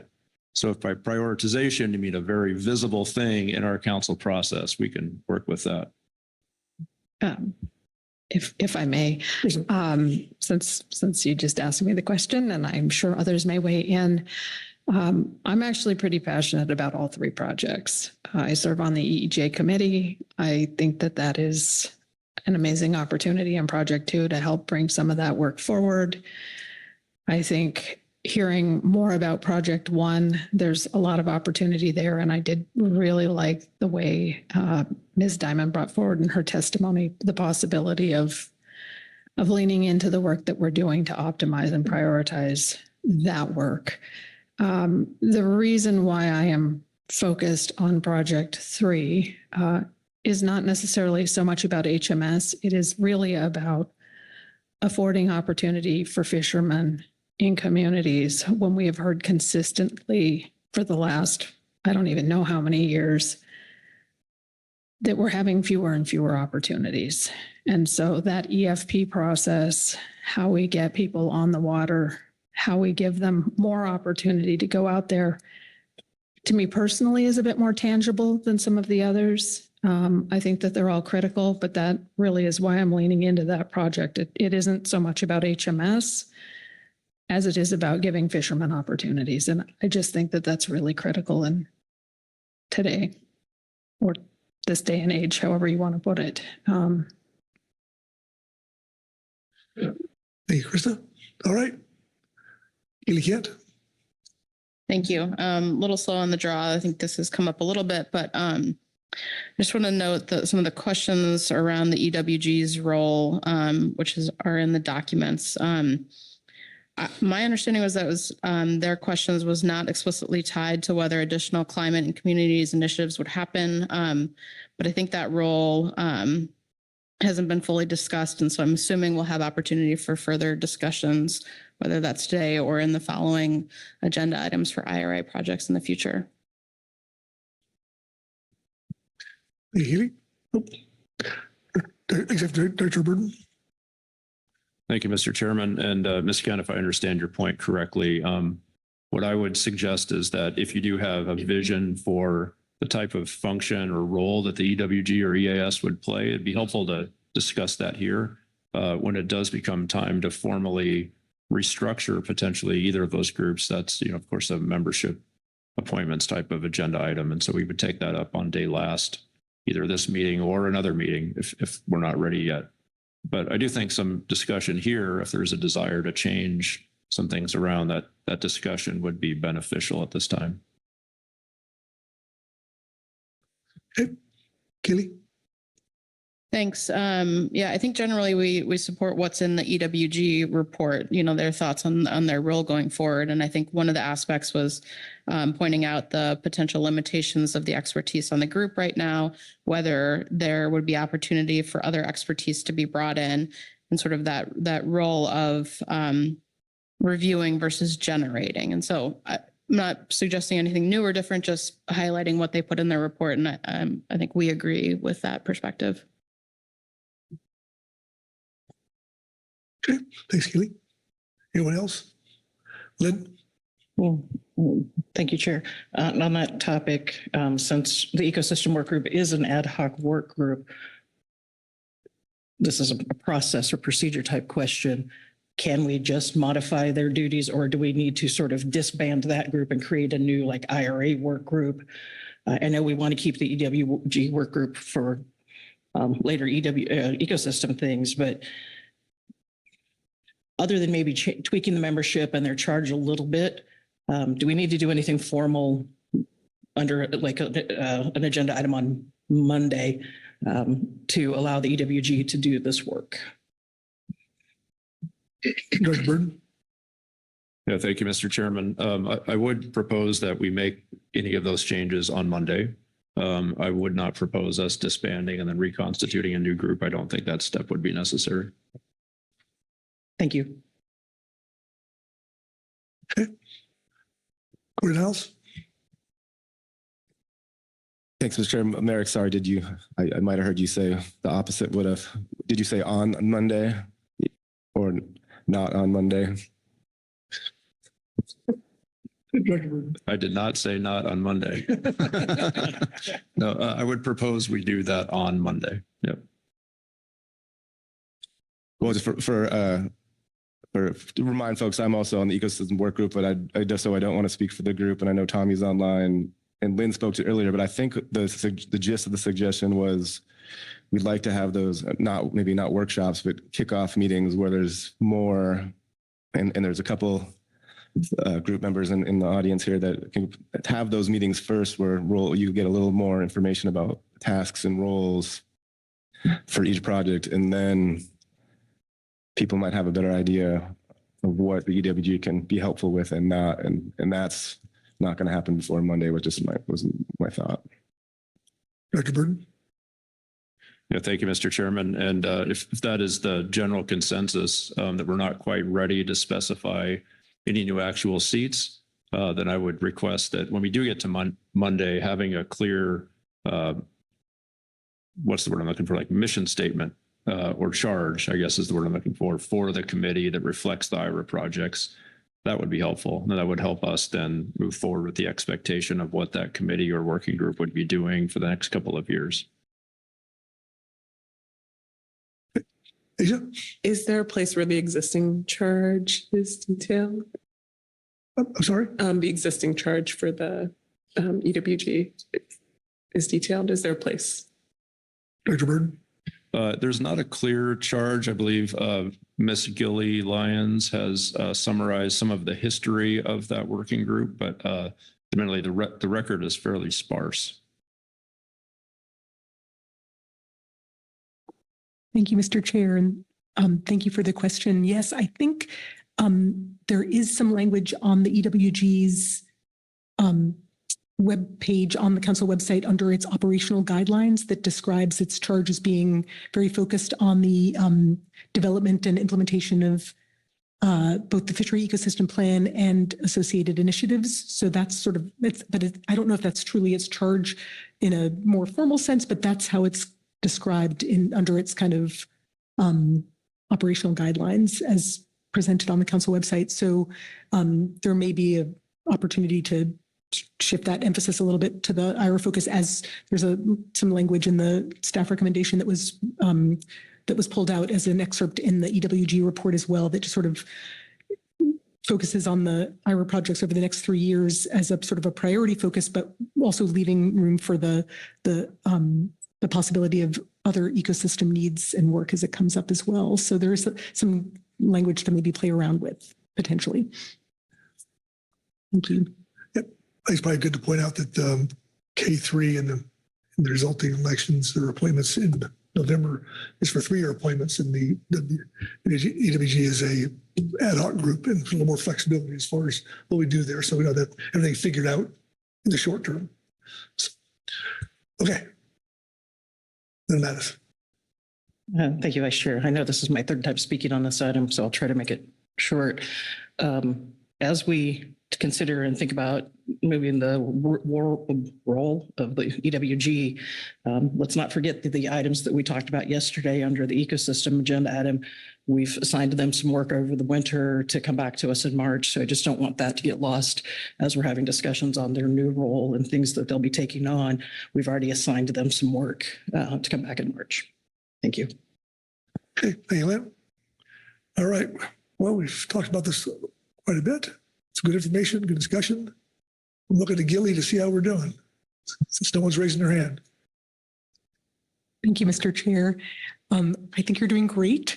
You have discussed the work plans, the timelines, and the other draft materials in the working book and provided guidance on thinking about these things in totality and in relation to other work that's happening in front of the council, and thinking about some exciting next steps about kickoff workshops or webinars. And you've also talked about the role and composition of the EWG and the Ecosystem Advisory Subpanel with respect to this work, and also with respect to their other priorities at the moment. And I think we have some great sort of next steps to work with going forward. We can bring back to you at a future meeting. Thank you. Well, thank you, Gilly. Great work by Gilly on your first time in the seat. All right. With that, I think it takes care of C4, I believe it is. No, C3. And I think we'll probably take a break, and then we'll come back, and Vice Chair Hasmer will have the gavel on I6. So 12 minutes back here at 3 o'clock.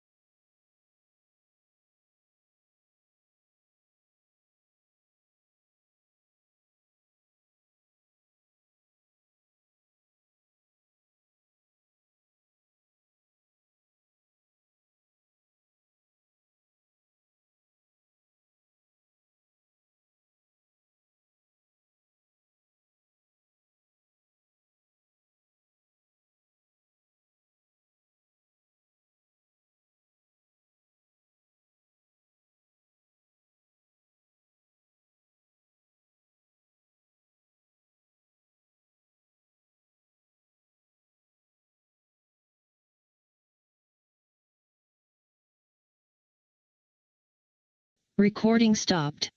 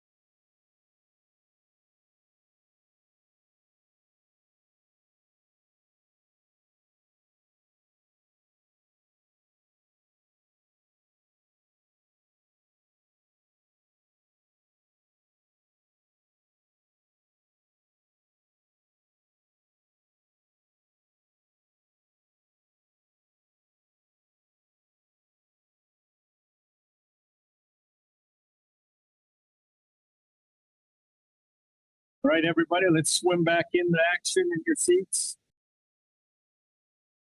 Swim, walk, fly, whatever you want to do, but find a seat. Recording in progress.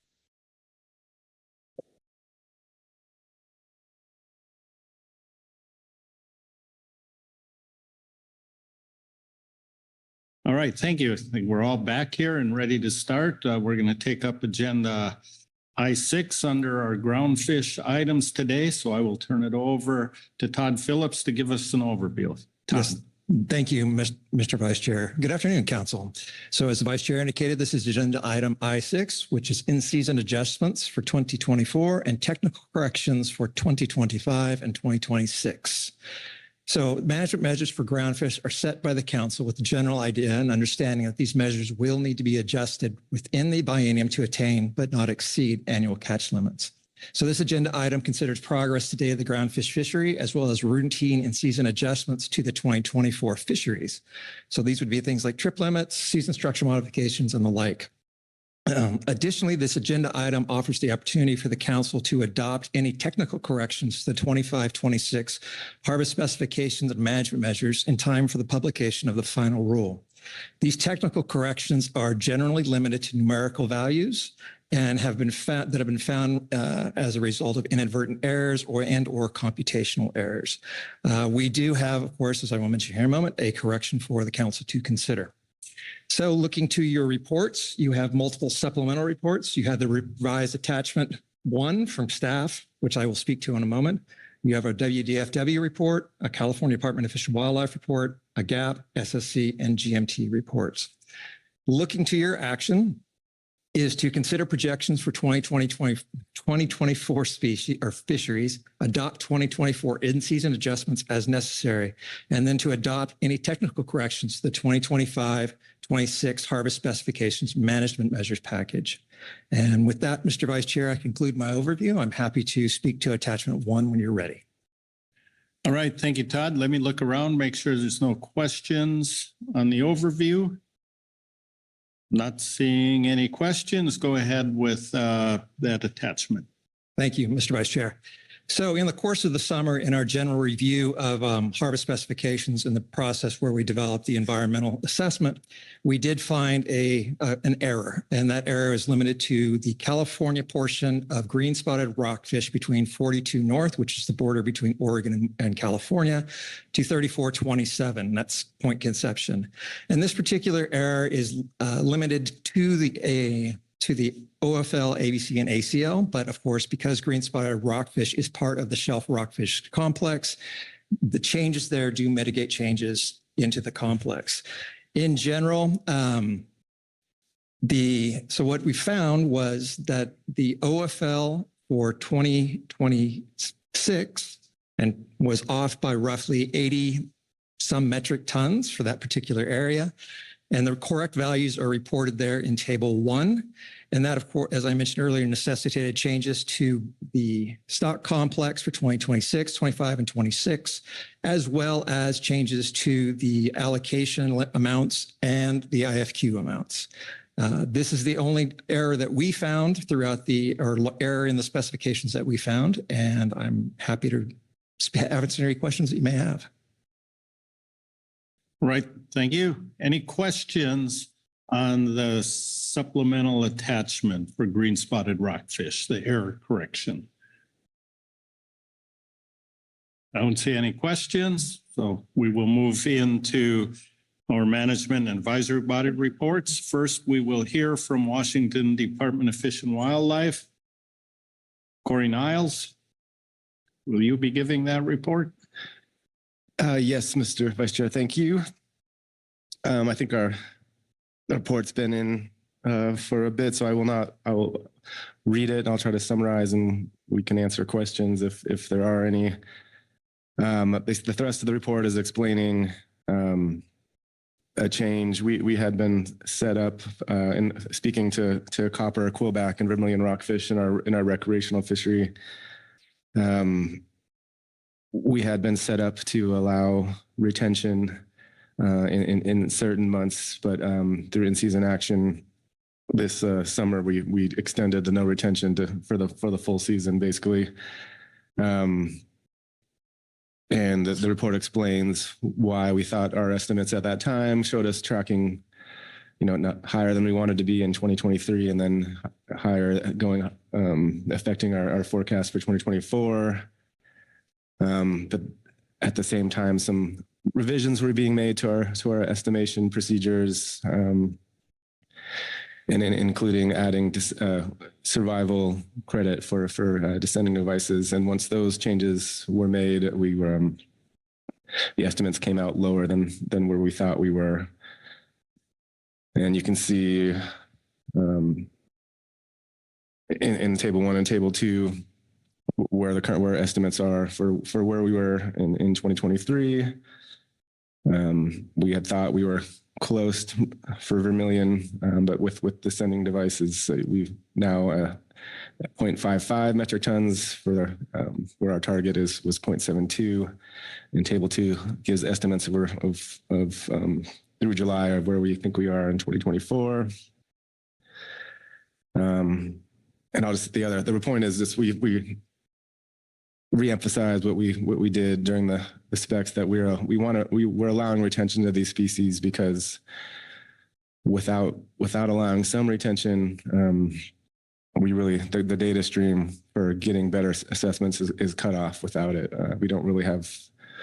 We do have a nearshore survey that we'll see, but still it doesn't seem like it'll be collecting enough data its own to improve the assessment. So this fishery dependent data is important for assessments. And so we hope to with these revised estimates, be able to go back to our plan to allow some retention in the shoulder months. And I think we'll stop there, and happy to answer questions, of course. Thank you, Corey. Any questions on the Washington report? Marcy Remco.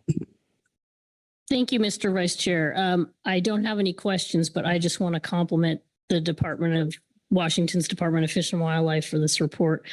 They're very clear in describing the challenges that we face as fishery managers, trying to do the best we can with catch projections, balance the needs of data collection, and balance the needs of opportunities, and all with a crystal ball. And I just really want to thank you for taking the time to lay out the challenges that you faced and how you've reached your recommendations here. So great work, and thank you again for putting this in the record. Thank you, Marcy. Further questions or comments? Not seeing any. Again, thanks, Corey. Next, we'll move to the California Department of Fish and Wildlife report. I will turn it over to you, Marcy. Thank you, Mr. Vice Chair. This is our normal, I guess you'd say, in-season report on 2024 harvests in California. Just want to walk through a few of the current trends that we're seeing. As you know, substantial changes to the California recreational season structures and the non-trawl commercial fishery sector incurred significant changes in late 23 and into 24 in response to extremely low allowable mortality of quillback. The changes have really altered the dynamics of the non-trawl fisheries in California. Looking at yelloweye, we have a harvest guideline of 11.8 and an ACT of 9.3 in 2024. Our best estimate is that we are at 1.94 metric tons through September 8th, which is well within our ACT, and we're not expecting to exceed the limit. For quillback in 2024, it remains in the minor nearshore rockfish complex north and south of 4010. There's a shared commercial and recreational species specific ACT north and south of 4010. The catch updates to date we are within both the north and the south area contributions. Or I'm sorry, area specific ACT values for quillback. And we are also not projecting that we will exceed the quillback limits in 2024. Looking at the quillback information a little more closely, we have our SURFs estimates now available from January through July, and combining that with our weekly ACV data through September 8th, we are looking at 0.58 metric tons in the north and 0.94 metric tons for the south. Even though that southern projection takes us to about 97% of the ACT, what we've seen this year with our anticipated catch values or ACVs for quillback this year is that they've been considerably over projecting what the SURFs estimate will wind up being once we receive that estimate 2 months later. What we're witnessing is that the fishery appears to be adapting effectively to quillback rockfish being a prohibited species. Our field survey reports indicate excellent angler compliance with the non-retention requirement. Statewide, 96% of encountered quillback rockfish are reported as released. And with the relatively shallow depth restrictions in effect inside of 20 fathoms, along with a new requirement that anglers must possess a descending device, the discard mortality estimates have been lower than in prior years for the same number of encountered fish. So management overall appears to be working as intended. And again, we expect that our mortality for 2024 will remain within the area specific ACTs. Looking at the commercial fishery, we've not seen any reported landings of quillback rockfish in the non-trawl commercial fishery since quillback was prohibited in August of 23. Another bit of good news was in an earlier agenda item this week on the Groundfish expanded mortality multi-year report, the GIM report, showed the discard mortality in the open access sector for quillback was reduced from 6.9 metric tons in 2022 down to 1.3 metric tons in 2023. Turning to copper rockfish, again here we are working with a shared commercial and recreational species specific ACT, one for the north and one for the south. The catch-up dates to date are within the area specific ACT values, and we are not expecting that we will exceed either of those limits. Turning to vermilion rockfish, which remains in the minor shelf complex north and south of 4010. In 2023, north of 4010, we were under the shelf ACL contribution, while in the southern area, south of 4010, our total mortality in 2023 was 393.66 metric tons, which is considerably above both the ACL contribution to the complex and the OFL contribution to the complex, which is 311 tons. Vermilion rockfish harvest has exceeded the species-specific OFL contribution to the complex in the south every year since 2015. Additional recreational management measure restrictions in the form of a reduced bag limit for south of 4010, as well as the different season and depth restrictions for 2024 were implemented to further reduce mortality of the species. So turning to the current situation and the catch-up date, the SURFs estimates for the recreational fishery indicate 76 tons have been taken, which is considerably less than what we were looking at through early September last year.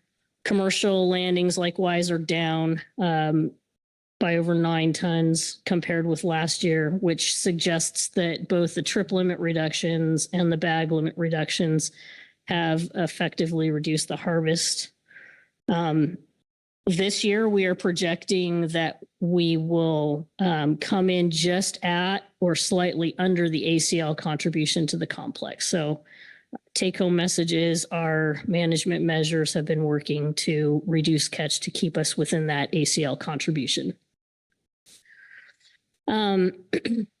Turning to the non-trawl commercial fishery compared to 2023, again, the dynamics of the fishery have changed quite a bit. Landings in the north are lower for nearshore rockfish, shelf rockfish, yellowtail rockfish, and lingcod. We've seen near zero landings for lingcod in 2024, which suggests the actions taken by the state of California for state waters to protect quillback have likely precluded access to lingcod. Looking south of 4010, landings are lower for vermilion, lingcod, yet a little higher for shelf, boccaccio, chili, and slope rockfish. Sablefish, both north of 36 and south of 36 are lower, while short spine thorny head south of Conception is a little higher than compared to 2023. So that content is all included in Appendix 1. You'll recall that Table 1 of Appendix 1 has information on our recreational sector and our impacts by month and species. And then turning to Table 2, we have our commercial fishery, LE and OA catches, and then Table 3 rolls it all up so that you can see how we are doing compared to the respective harvest limits for each of the species. Just want to also note that the version of this report that is in the briefing book, we're working on submitting a revision. There was an omission on the line item for California black rockfish in Table 2, the commercial landings. Right now it's showing that there weren't any commercial landings to date. In fact, there were a little over 20 tons that will show up in that table with the revised version. And then similarly in Table 3, the commercial total will be updated so that there's a value in that cell. So overall, we are generally speaking, looking at Table 3, very, very low attainment of all of the stocks that we are tracking. Just one note, a line item under shelf rockfish for south of 4010, Mexican rockfish. This is an ACL contribution that shows that we are at 481% attainment of that ACL contribution to date. But I think this is a topic we've been discussing, is under review and by the GMT. Just want to flag that we have not really had access to this stock, at least in the recreational fishery, and that these new catches that are appearing are a result of, being able to access areas that we have not historically had access to in that fishery. So more discussion to come on that one. Thank you. Any questions? Thank you. Any questions on the California report? Lynn Mattis. Thank you, Vice Chair. Not a question, but similar to your acknowledgement to WDFW, really appreciate the time and effort CDFW puts into these reports, provides some good information, and I know it's a lot of work for the staff. So thank you. And any other questions, comments? Not seeing any. Thank you very much, Marcy. Next, we will move to the Scientific Statistical Committee report. Dr. Jason Schaffler. Dr. Schaffler, it's yours. Thank you, Vice Chair Hessemer. I will be reading from agenda item I6A, Supplemental SSC Report 1, Scientific and Statistical Committee Report on In-Season Adjustments for 2024 and Technical Corrections for 2025 through 2026 Final Action. The Scientific and Statistical Committee reviewed agenda item I6, Supplemental Attachment 1, correction to the 2025-26 harvest specification for green spotted rockfish. The SSC finds the proposed correction for green spotted rockfish OFL, ABC, and ACL values to be technically accurate and reflective of previous SSC guidance, and recommends that these corrections be implemented for 2025-2026 harvest specifications. Corrected harvest specifications for 2025 and 2026 component contributions of green spotted rockfish values in metric tons are in the table right below that, and they have it for both areas from 42 to 4010 and 4010 to 3427 for both 2025 and 2026. And with that, that concludes with a SSC statement. I also have Dr. Owen Hamel here with me in case there are any questions that may come up. Thank you. Keely Kent. Thank you. Thank you for the report, Dr. Schaffler, either for you or for Dr. Hamel. Did the SSC review in the supplemental revised attachment 1, the corrections to the specifications for the minor shelf rockfish complexes as well as the green spotted ones? Thank you, Ms. Kent. Yes, we did look at that, but we did not have that information complete at the time. We did pass that information along to Chantel and the GMT. So I would ask Owen if he has any additional information he could share about that. Yeah, thanks, Jason. Thanks, Council Member Kent. Through the chair, yes. So we actually, what we looked at was the supplemental attachment 1, as the supplemental revised attachment 1 was not yet in the briefing book. And the numbers for the shelf rockfish north and south were slightly different, particularly in the ACL values. So we actually noticed that there was an issue. So that the reductions in the OFL and ABC for the complexes seem to match those for green spotted. But the ACL values, we noticed, for instance, that in the northern area where there was a reduction of 0.1 metric tons between the ABC and ACL for green spotted, in that original supplemental document, there wasn't a reduction between the ABC and ACL. So it appeared that there was something that wasn't quite right. And we did alert the GMT, but these revised numbers were not available in time for us to review.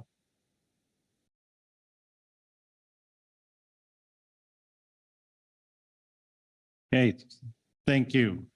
Further question, Keely? Yes. So to clarify, because there was a revision to this document, the SSC did not review the minor shelf rockfish OFL and ABC corrections, or they did? I apologize. I just want to be very clear. So we did review the numbers before us. Again, the OFL and ABC values seem to reflect the changes that were expected, but the ACL values, there was clearly, a minor issue with those values, that they weren't quite correct. We have not reviewed this revised document because we had adjourned prior to this document being available. Thanks. Marcy Remco. Thank you, Mr. Vice Chair. Thank you, Jason. I'm going to guess that since you just indicated that you had adjourned before that revision had posted, that likewise you did not review the information contained in the supplemental GMT report. Is that correct? Thank you, Ms. Urimko. Yes, that is correct. Thank you. Any other questions on the SSC report?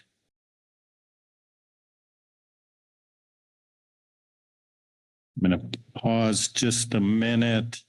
Dr. Schaffler, Dr. Hamel, just to make sure we've captured all the questions.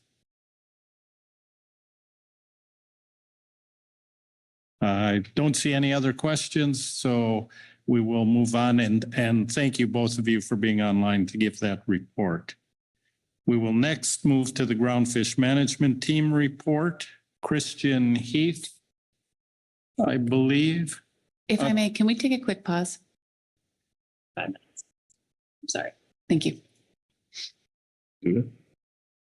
All right, let's take a 5-minute pause here. Watch the timers. Don't run too far.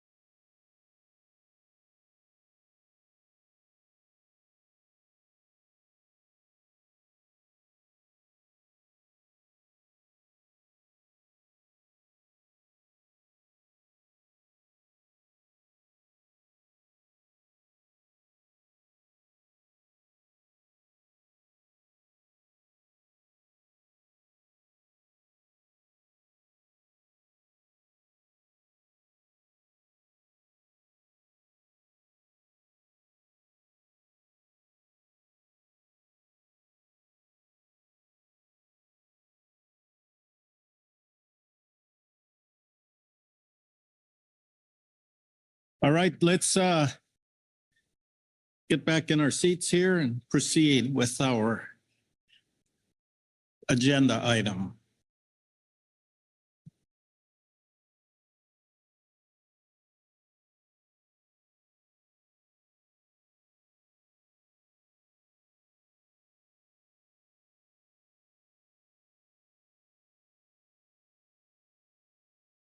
All right, I moved off of the SSC report a little too quickly. Apologize for that. I'm going to look. I believe there is a question here from Ms. Keely Kemp. Keely. Thank you. And thank you for the few extra moments. We are just trying to make sure that because of the SSC's role in recommending OFLs and ABCs, that the minor shelf values are confirmed by the SSC because the written report speaks to green spotted. So that is my intent. I appreciate the few extra minutes. So I would just like to ask very clearly, Dr. Schaffler, whether the SSC reviewed the corrected minor shelf rockfish, OFLs, and ABCs. Thank you for the question, Ms. Kent. And I would defer that to Owen Hamel.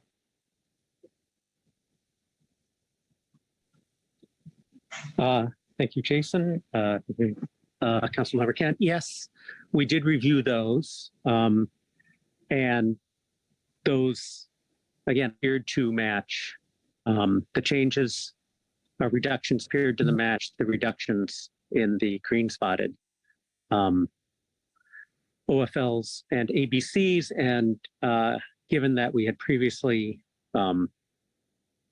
endorsed the values in the previous tables, based on the contributions, I would say that we saw that those appeared to be correct.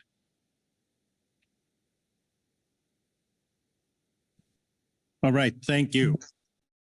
Any further questions for the SSC while they're online here? And I'm not seeing any more questions, so thank you two very much. Now we will move to the Groundfish Management report. I have Christian Heath to deliver that. There he is. Good afternoon, Christian, and I see you have Mr. Thompson Menez to help you out there. Yes, thank you, Chairman, Vice Chair. My name is Christian Heath, and I'll be reading agenda item I6, a supplemental GMT report 1, the Groundfish Management Team report on in-season adjustments and final action. The Groundfish Management Team discussed the current status of groundfish fisheries and the need for any in-season adjustments. Below, the GMT details the action items that have been brought to the GMT for council consideration. Action items include recommended in-season changes for the remainder of 2024, harvest specification corrections for the implementation in 2025, and in-season changes that the GMT recommends be implemented for the remainder of 2024 and carried over to 2025. The 2024 scorecards are also available in Appendix 1. The GMT has provided a summary at the top. This is for ease of reference. I will note here that for green spotted rockfish, this also includes the associated shelf rockfish complex. I will begin reading with the in-season changes for the 2024. Sablefish trip limits north of 36 north. The GMT investigated whether sablefish trip limits should be adjusted and concluded that changes are not warranted as trip limits were recently increased for both limited entry fixed gear and open access fisheries north of 36 during the June 2024 council meeting. The final rule was published on July 23rd, thus not enough time has elapsed to determine whether an additional increase is warranted. Recreational vermilion sunset rockfish bag limit south of 4010. The GMT received a request to increase the recreational sub bag limit on vermilion sunset rockfish south of 4010 from 2 fish to 3 fish. The in-season progress report provided by the California Department of Fish and Wildlife indicates that vermilion sunset rockfish catch south of 4010 shows a decrease in harvest compared to the same time last year. Recreational harvest through July is currently at 76.1 metric tons, and commercial harvest is at 60.6 metric tons. CDFW projects combined vermilion sunset rockfish mortality at or under the ACL contribution. To date, the additional commercial and recreational restrictions that were put in place seem to be effective at reducing harvest. The recreational fishery south of 36 will change to an offshore-only fishery seaward of the 50-fathom regulatory line on October 1st. As indicated in the in-season request submitted to the GMT, vermilion sunset rockfish are more abundant in deep waters, and there will likely be higher encounters of vermilion sunset rockfish in the offshore-only fishery. An increase to the recreational sub-bag limit now would create enforcement and outreach concerns. The council only has jurisdiction over actions in federal waters. Between 40, 10, and 36 in November, the recreational fishery is closed in federal waters and open in state waters, only shoreward of the 20-fathom regulatory line. If the council were to adopt an increased vermilion sunset bag rockfish sub-bag limit, it would only apply to the federal fishery in October and December, bearing emergency action by the California Fish and Game Commission. This would create a scenario where the vermilion sunset rockfish sub-bag would be 3 fish 1 month, 2 fish the next, and then return back to a 3 fish sub-bag limit. The California recreational and commercial fisheries have seen considerable changes over the last few seasons, increasing uncertainty around modeled and mortality projections. Due to overharvest of vermilion sunset rockfish between 2015 and 2023, the current tracking harvest levels to date model uncertainty related to substantial changes to commercial and recreational groundfish fisheries off California, and the increased enforcement and outreach concerns that approval of this in-season request would create. The GMT recommends status quo of a 2 fish sub-bag limit for the vermilion sunset rockfish south of 4010. Incidental Pacific halibut in the primary tier Sablefish fishery north of Point Chehalis.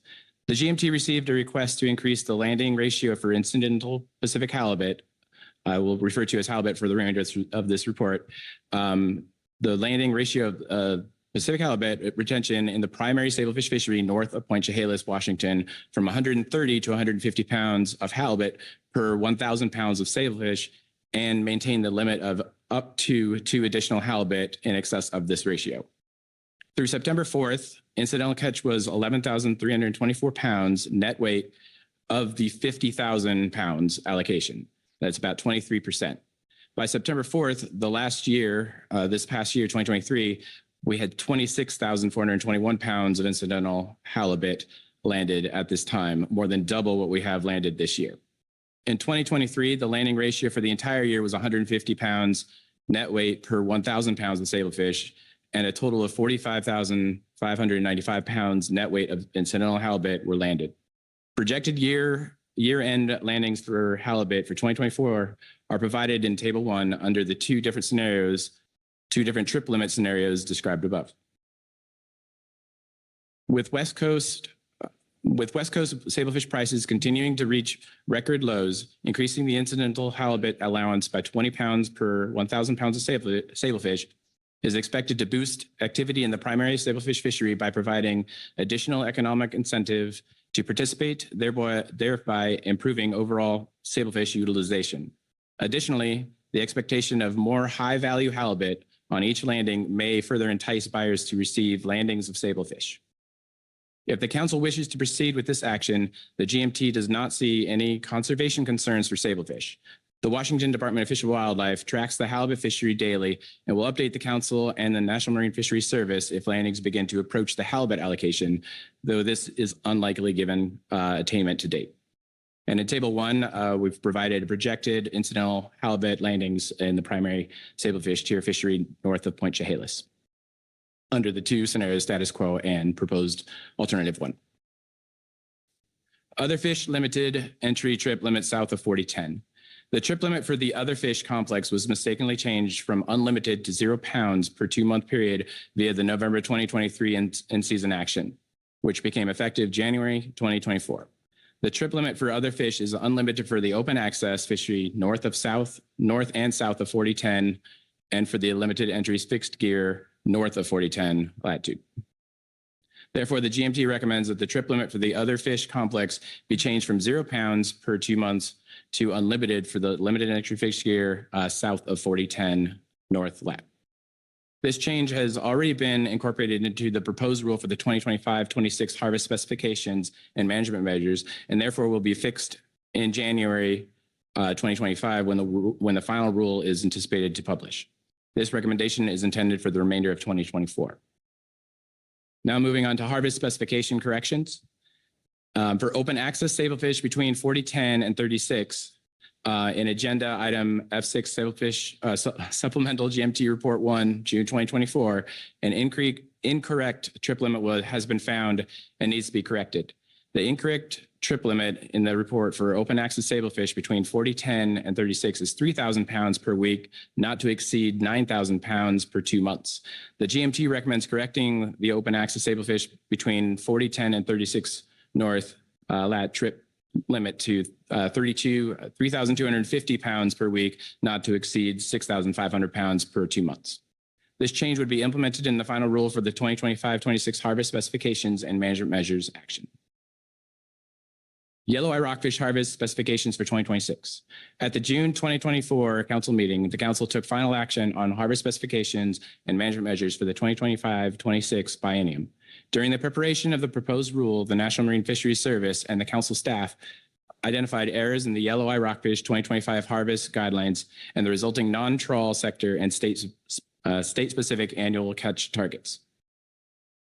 These errors were corrected in the final version of the council analytical document posted to the council's website in August 2024. However, since these values were specified in a council motion, they need to be corrected via council motion at this meeting for implementation for the NIMS final rule. The GMT recommends the corrected 2026 harvest guidelines and ACTs in Table 2 for yellow eye rockfish. All 2025 values remain unchanged and are provided for reference only. All 2026 values are bolded to signify the correction, except the state-specific Washington harvest guideline, which remains the same number with the revised calculation due to rounding. All corrected values vary by 0.3 metric tons or less from the incorrect values that were adopted. And then we show Table 2, which is the final preferred 2025-26 non-trawl yellow eye rockfish harvest guidelines and annual catch target. Green spotted rockfish and self rockfish harvest specifications for 2025-26. Over the summer, council staff determined the 2025-26 harvest specifications for green spotted rockfish and associated shelf rockfish complex were incorrect for the area between 42 North Lat to the 3427 North Lat off California. The corrected values are presented in agenda item I6 supplemental revised attachment 1. The GMT reviewed these corrections and recommends that the corrected harvest specifications values in tables 1 through 5 of that attachment be incorporated into the final rule by the final rule for the 2025-26 harvest specifications and management measures action. Now moving on to in-season changes for the 2024 with carryover to 2025. Nearshore rockfish and cabezon trip limits between 3707 and 36 North Lat. Subsequent to the federal closure of nearshore rockfish and cabezon of California North 36, CDFW took action to implement a 20-fathom regulatory line and establish trip limits for shallow and deeper nearshore rockfish shoreward of the newly established boundary line in the state regulation. Simultaneously, harvest of groundfish other than nearshore permitted species was prohibited in state waters north of 36. These emergency state regulations became effective on February 12th, 2024. At the March 2024 council meeting, the GMT updated the commercial coolback rockfish analysis with newly available information, which found commercial encounters of coolback rockfish to be rare south of 3707. As such, the GMT recommended modifying the shore rockfish conservation area boundary line from the shoreward EEZ to the 50-fathom RCA boundary line in area between 3707 and 36 North latitude. The GMT also provided an option that would reestablish cabezon and shallow and deeper nearshore rockfish trip limits in this area. However, at that time, state regulations only authorized harvest of nearshore permitted species in waters north of 36, within state waters. Therefore, the enforcement consultants recommended maintaining the closure of cabs on and shallow and deeper nearshore rockfish between 3707 and 36 due to enforceability concerns. The National Marine Fisheries Service implemented the RCA modification while maintaining the closure for cabs on and shallow and deeper nearshore rockfish between 3707 and 36 on April 1, 2024. As a result, CDFW modified the emergency commercial regulations to adjust the southern boundary of the original state emergency action from 36 to 3707 north latitude on August 13, 2024. The modified emergency commercial state regulations became effective and only allowed for the harvest of nearshore permitted species shoreward of the 20-fathom boundary line north of 3707 and south of 3707, the 20-fathom boundary line was removed, while state regulations continue to authorize the harvest of nearshore permitted species, and federal trip limits for other groundfish species were extended into state waters. The result of this latest action taken by CDFW has addressed enforcement concerns raised by the EC.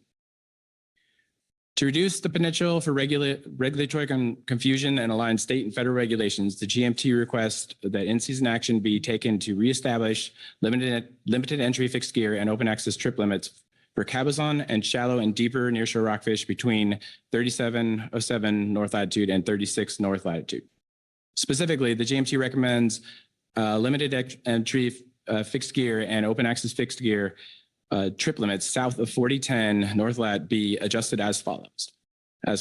For limited entry fixed gear and open access minor nearshore rockfish south between the 4010 and 3707, shallow nearshore should be 0 pounds per 2 months.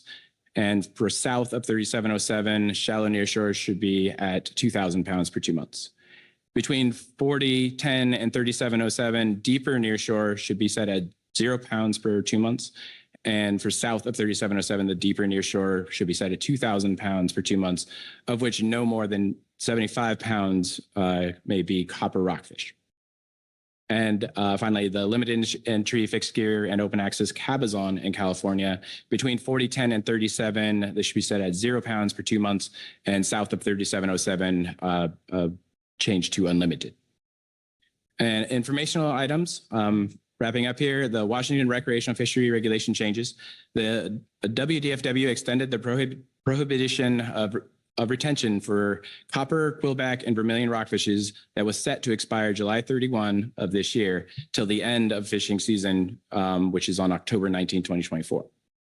Washington regulations prohibit from May 1 through July 31 the retention of copper rockfish, quillback rockfish, and vermilion rockfish in the coastal recreational groundfish fishery, which opened on April 1. And with that, I will point out we do have the scorecards available in Appendix 1, and I will pause there if there are any questions. Thank you for that report. Look around and see if there's any questions. Dr. Lent. Thank you very much, and thank you for the report. I was intrigued to see that raising the halibut bycatch limit might somehow entice buyers to buy the fish we've heard so much about that I forgot the name, the black cod. Are there processors or dealers on the GMT, and did they confirm that? Can you really do that? Thank you. Through the chair, Dr. Lin, thank you for the question. Unfortunately, the rep that brought this forward is not available at this meeting. We had some discussions with her prior to this meeting. It is kind of through other conversations. We didn't talk about it in the GMT room, but there is kind of a speculation and an understanding that sablefish has been difficult to move with the higher ACLs, the higher attainment, and with a higher valued fish that could provide some additional room to move the product. Thank you. Look around, see if there's any other questions. Marcia Remco. Thank you, Mr. Vice Chair. Thank you, Christian.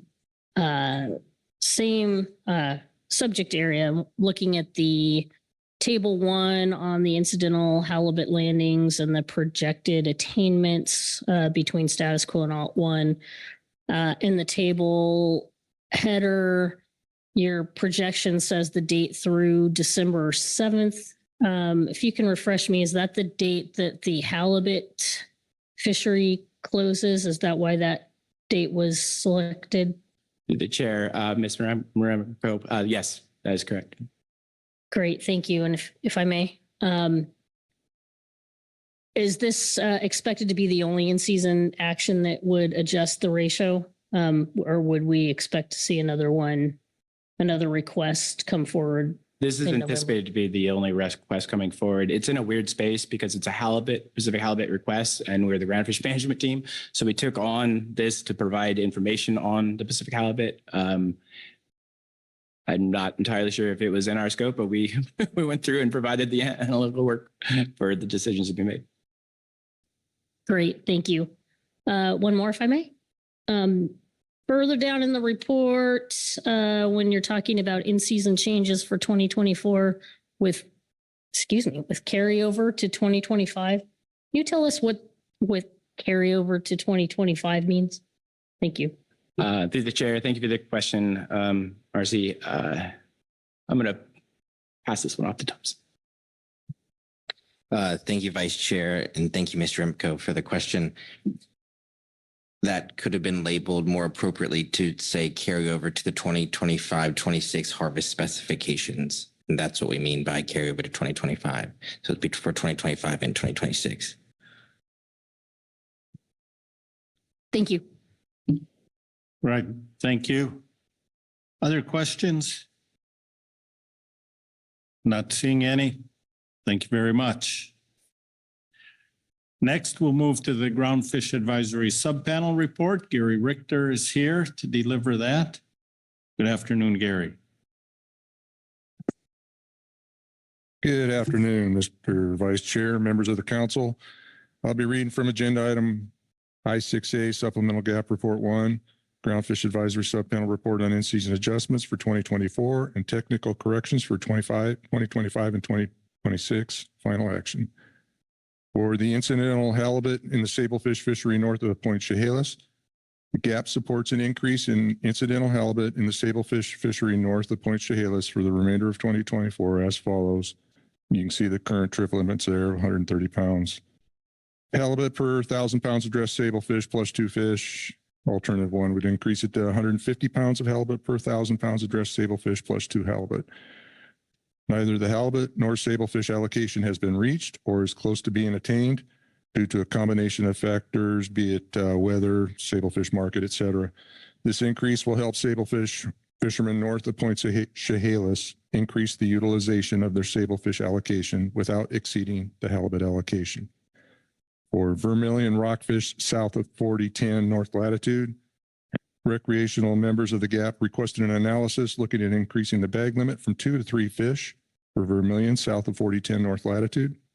The GAP understands that both the recreational and commercial fleets are tracking lower than last year, but there is a proposed recreational deep water season for later this year, which may increase vermilion catch. The GAP appreciates the GMT analyzing the option and looks forward to considering this measure again in the future after more data becomes available from this current season structure. And then lastly, the harvest specifications corrections. GAP acknowledges that there will be corrections made to the 2025-2026 final specs. And we left it at that.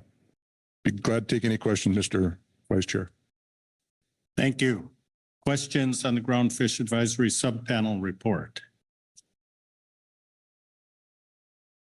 Doesn't appear to be. Oh, now we have a question. Corey Niles. So, thank you, Mr. Vice Chair. Thank you, Gary. Just happened to run to you in the hallway, and I was wondering if you heard Dr. Lent's question to the GMT. I wonder if you had anything you wanted to add to that. Mr. Vice Chair Corey, it'd be better if Bob was here. Alverson was here to speak to it, but I can tell you through experience in other fisheries myself, having those halibut on board, even a few extra halibut, is going to help sell sablefish. I can guarantee that. Thank you. Thank you. Further questions? Mark Gorelnik. Oh, hold it, Gary. Thank you, Vice Chair Hassemer. I note the recommendation from the GAP about changing the vermilion bag limit. The GMT commented on that and noted that there's a shallow water period in November, which makes this on again, off again the changes will make it very difficult for enforcement and lead to confusion and whatnot. My recollection is that December is deep.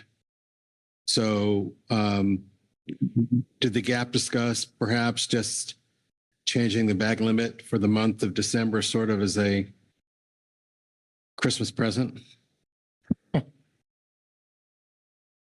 The GAP did not. We were satisfied with the answer and very much appreciate the extra analysis.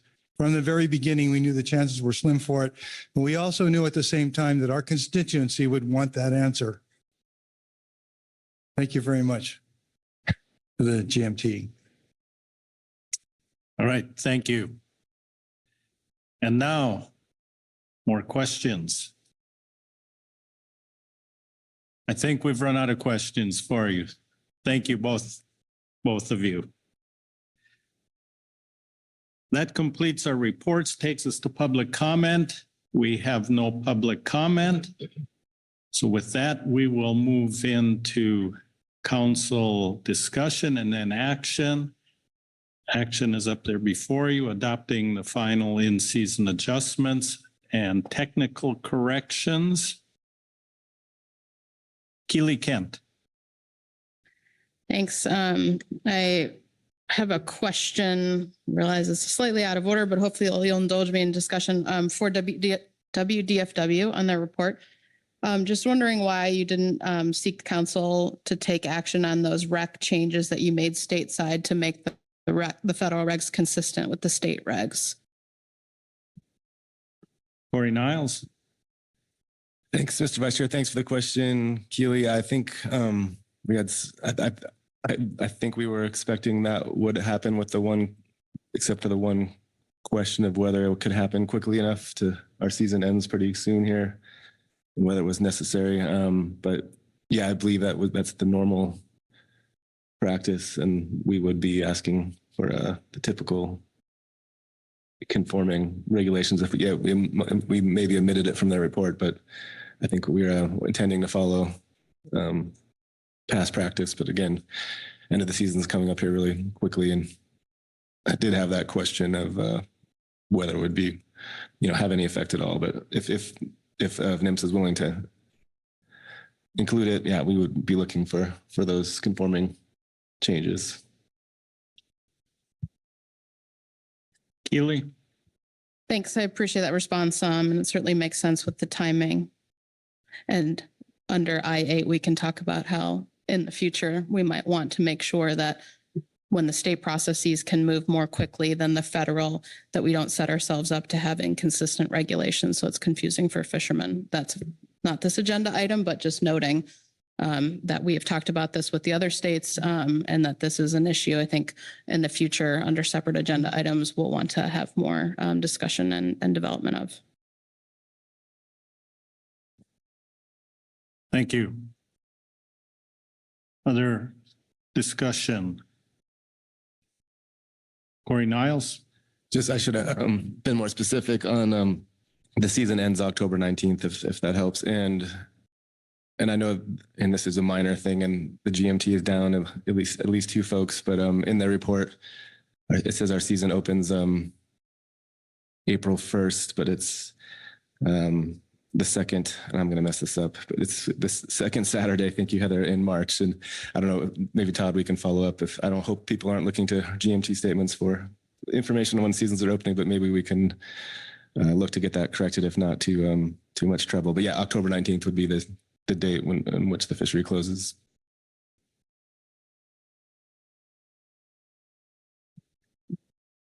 Right. Anything else here? I suspect we're going to be in need of some motions at some point. Marcy Remco. Thank you, Mr. Vice Chair. I am ready with a motion. That sounds good. There it is on the screen. Great. I move the council adopt technical corrections to revise the overfishing limit, acceptable biological catch, and annual catch limit contribution values for green spotted rockfish in the 25-26 biennial specifications, as well as the shelf complex specifications and allocations as described in agenda item I6 supplemental revised attachment 1. Also adopt the proposed increase to 150 pounds of halibut per 1,000 pounds of dressed sablefish plus 2 halibut for the rest of 2024, as described in agenda item I6A supplemental gap report. As described in agenda item I6A supplemental GMT report, adopt the following changes. 1, correct the trip limit for the other fish complex from 0 pounds per 2 months to unlimited for the limited entry fixed gear fishery south of 4010 for the remainder of 2024. 2, correct the open access sablefish between 4010 and 36 trip limit to 3,250 pounds per week, not to exceed 6,500 pounds per 2 months for implementation in the final rule for the 25-26 harvest specs and management measures action. 3, correct the 25-26 harvest guidelines and ACTs for yellow eye rockfish as shown in table 2. 4, for both 2024 and the 25-26 biennial specs final rule, reestablish limited entry fixed gear and open access trip limits for cabezon, shallow and deeper nearshore rockfish between 3707 and 36 degrees north latitude as follows. For limited entry fixed gear and open access minor nearshore rockfish south of 4010, from 4010 to 3707, for the shallow nearshore, 0 pounds per 2 months. South of 3707, shallow nearshore, 2,000 pounds per 2 months. 4010 to 3707, deeper nearshore, 0 pounds per 2 months. South of 3707, deeper nearshore, 2,000 pounds per 2 months, of which no more than 75 pounds of which may be copper rockfish. For limited entry fixed gear and open access cabezon in California, 4010 to 3707, 0 pounds per 2 months, and south of 3707, unlimited. Thank you. I've followed along carefully. That language on the screen appears accurate and complete. Do you agree? Yes, I do. Thanks. Thank you. Is there a second to your motion? Seconded by Butch Smith. Please speak to your motion as needed. Yeah, thank you, Mr. Vice Chair. We had some discussion about the values for green spotted rockfish and the correct updated OFLs, ABCs, and ACL contributions, as well as the complex specs and allocations are shown in that revised document. Appreciate folks catching these corrections and bringing them to our attention so that we can consider them here today.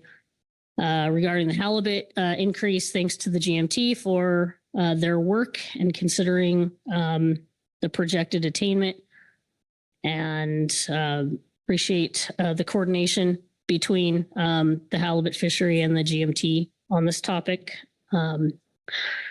GMT report also identified a number of needed corrections, both for 2024 and for the specs, and just can't say enough about the attention to detail that they've undertaken here to really closely review the work that came out of June and make sure that we are working with the most accurate numbers and limits for the remainder of 2024, as well as into the new biennium. So just appreciate council staff and agency staff really poring over the numbers here this week. Thank you.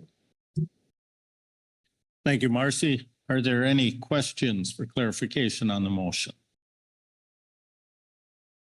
Seeing no questions, discussion on the motion? Seeing no discussion, I will call the question. All those in favor say aye. Aye. Opposed? Abstentions? Motion passes unanimously. Thank you, Marcy. I go back to our checklist, and maybe my checklist will be Mr. Todd Phillips. Is there more to do here? And I don't want to shut off any discussion, but make sure we check all our tasks off. Todd, how are we doing? Yes, thank you, Mr. Vice Chair. So the council has adopted final 2024 in-season adjustments as well as the technical corrections, the 25-26 harvest specifications. Based on what I saw there in the motion and the discussion around the table, I would say that you have completed this agenda item. All right. Before I close it out, I'm going to look around and see if there are any hands. Not seeing any. I do believe we've completed it. So we'll close out this agenda item and I will pass the gavel back to our chair. All right, great work, Vice Chair Hassemer. And then turn to America's. Going to be heading outside, right? Yeah, Mr. Chairman, if you all would humor me, I think a photo here in our closing daylight hours of the day would be appropriate, just given the new council members we have with us. And so what we're looking at is a spot, I think we've had a council photo at before. Over here, there's a grassy area before we get to the main road. So if you all want to head over there and let me just take a few minutes, or is... We've taken them over on the steps. I remember before. That would work too. I think the sun's better over there, maybe. Okay, we'll follow you. Oh, there you go. So, all right.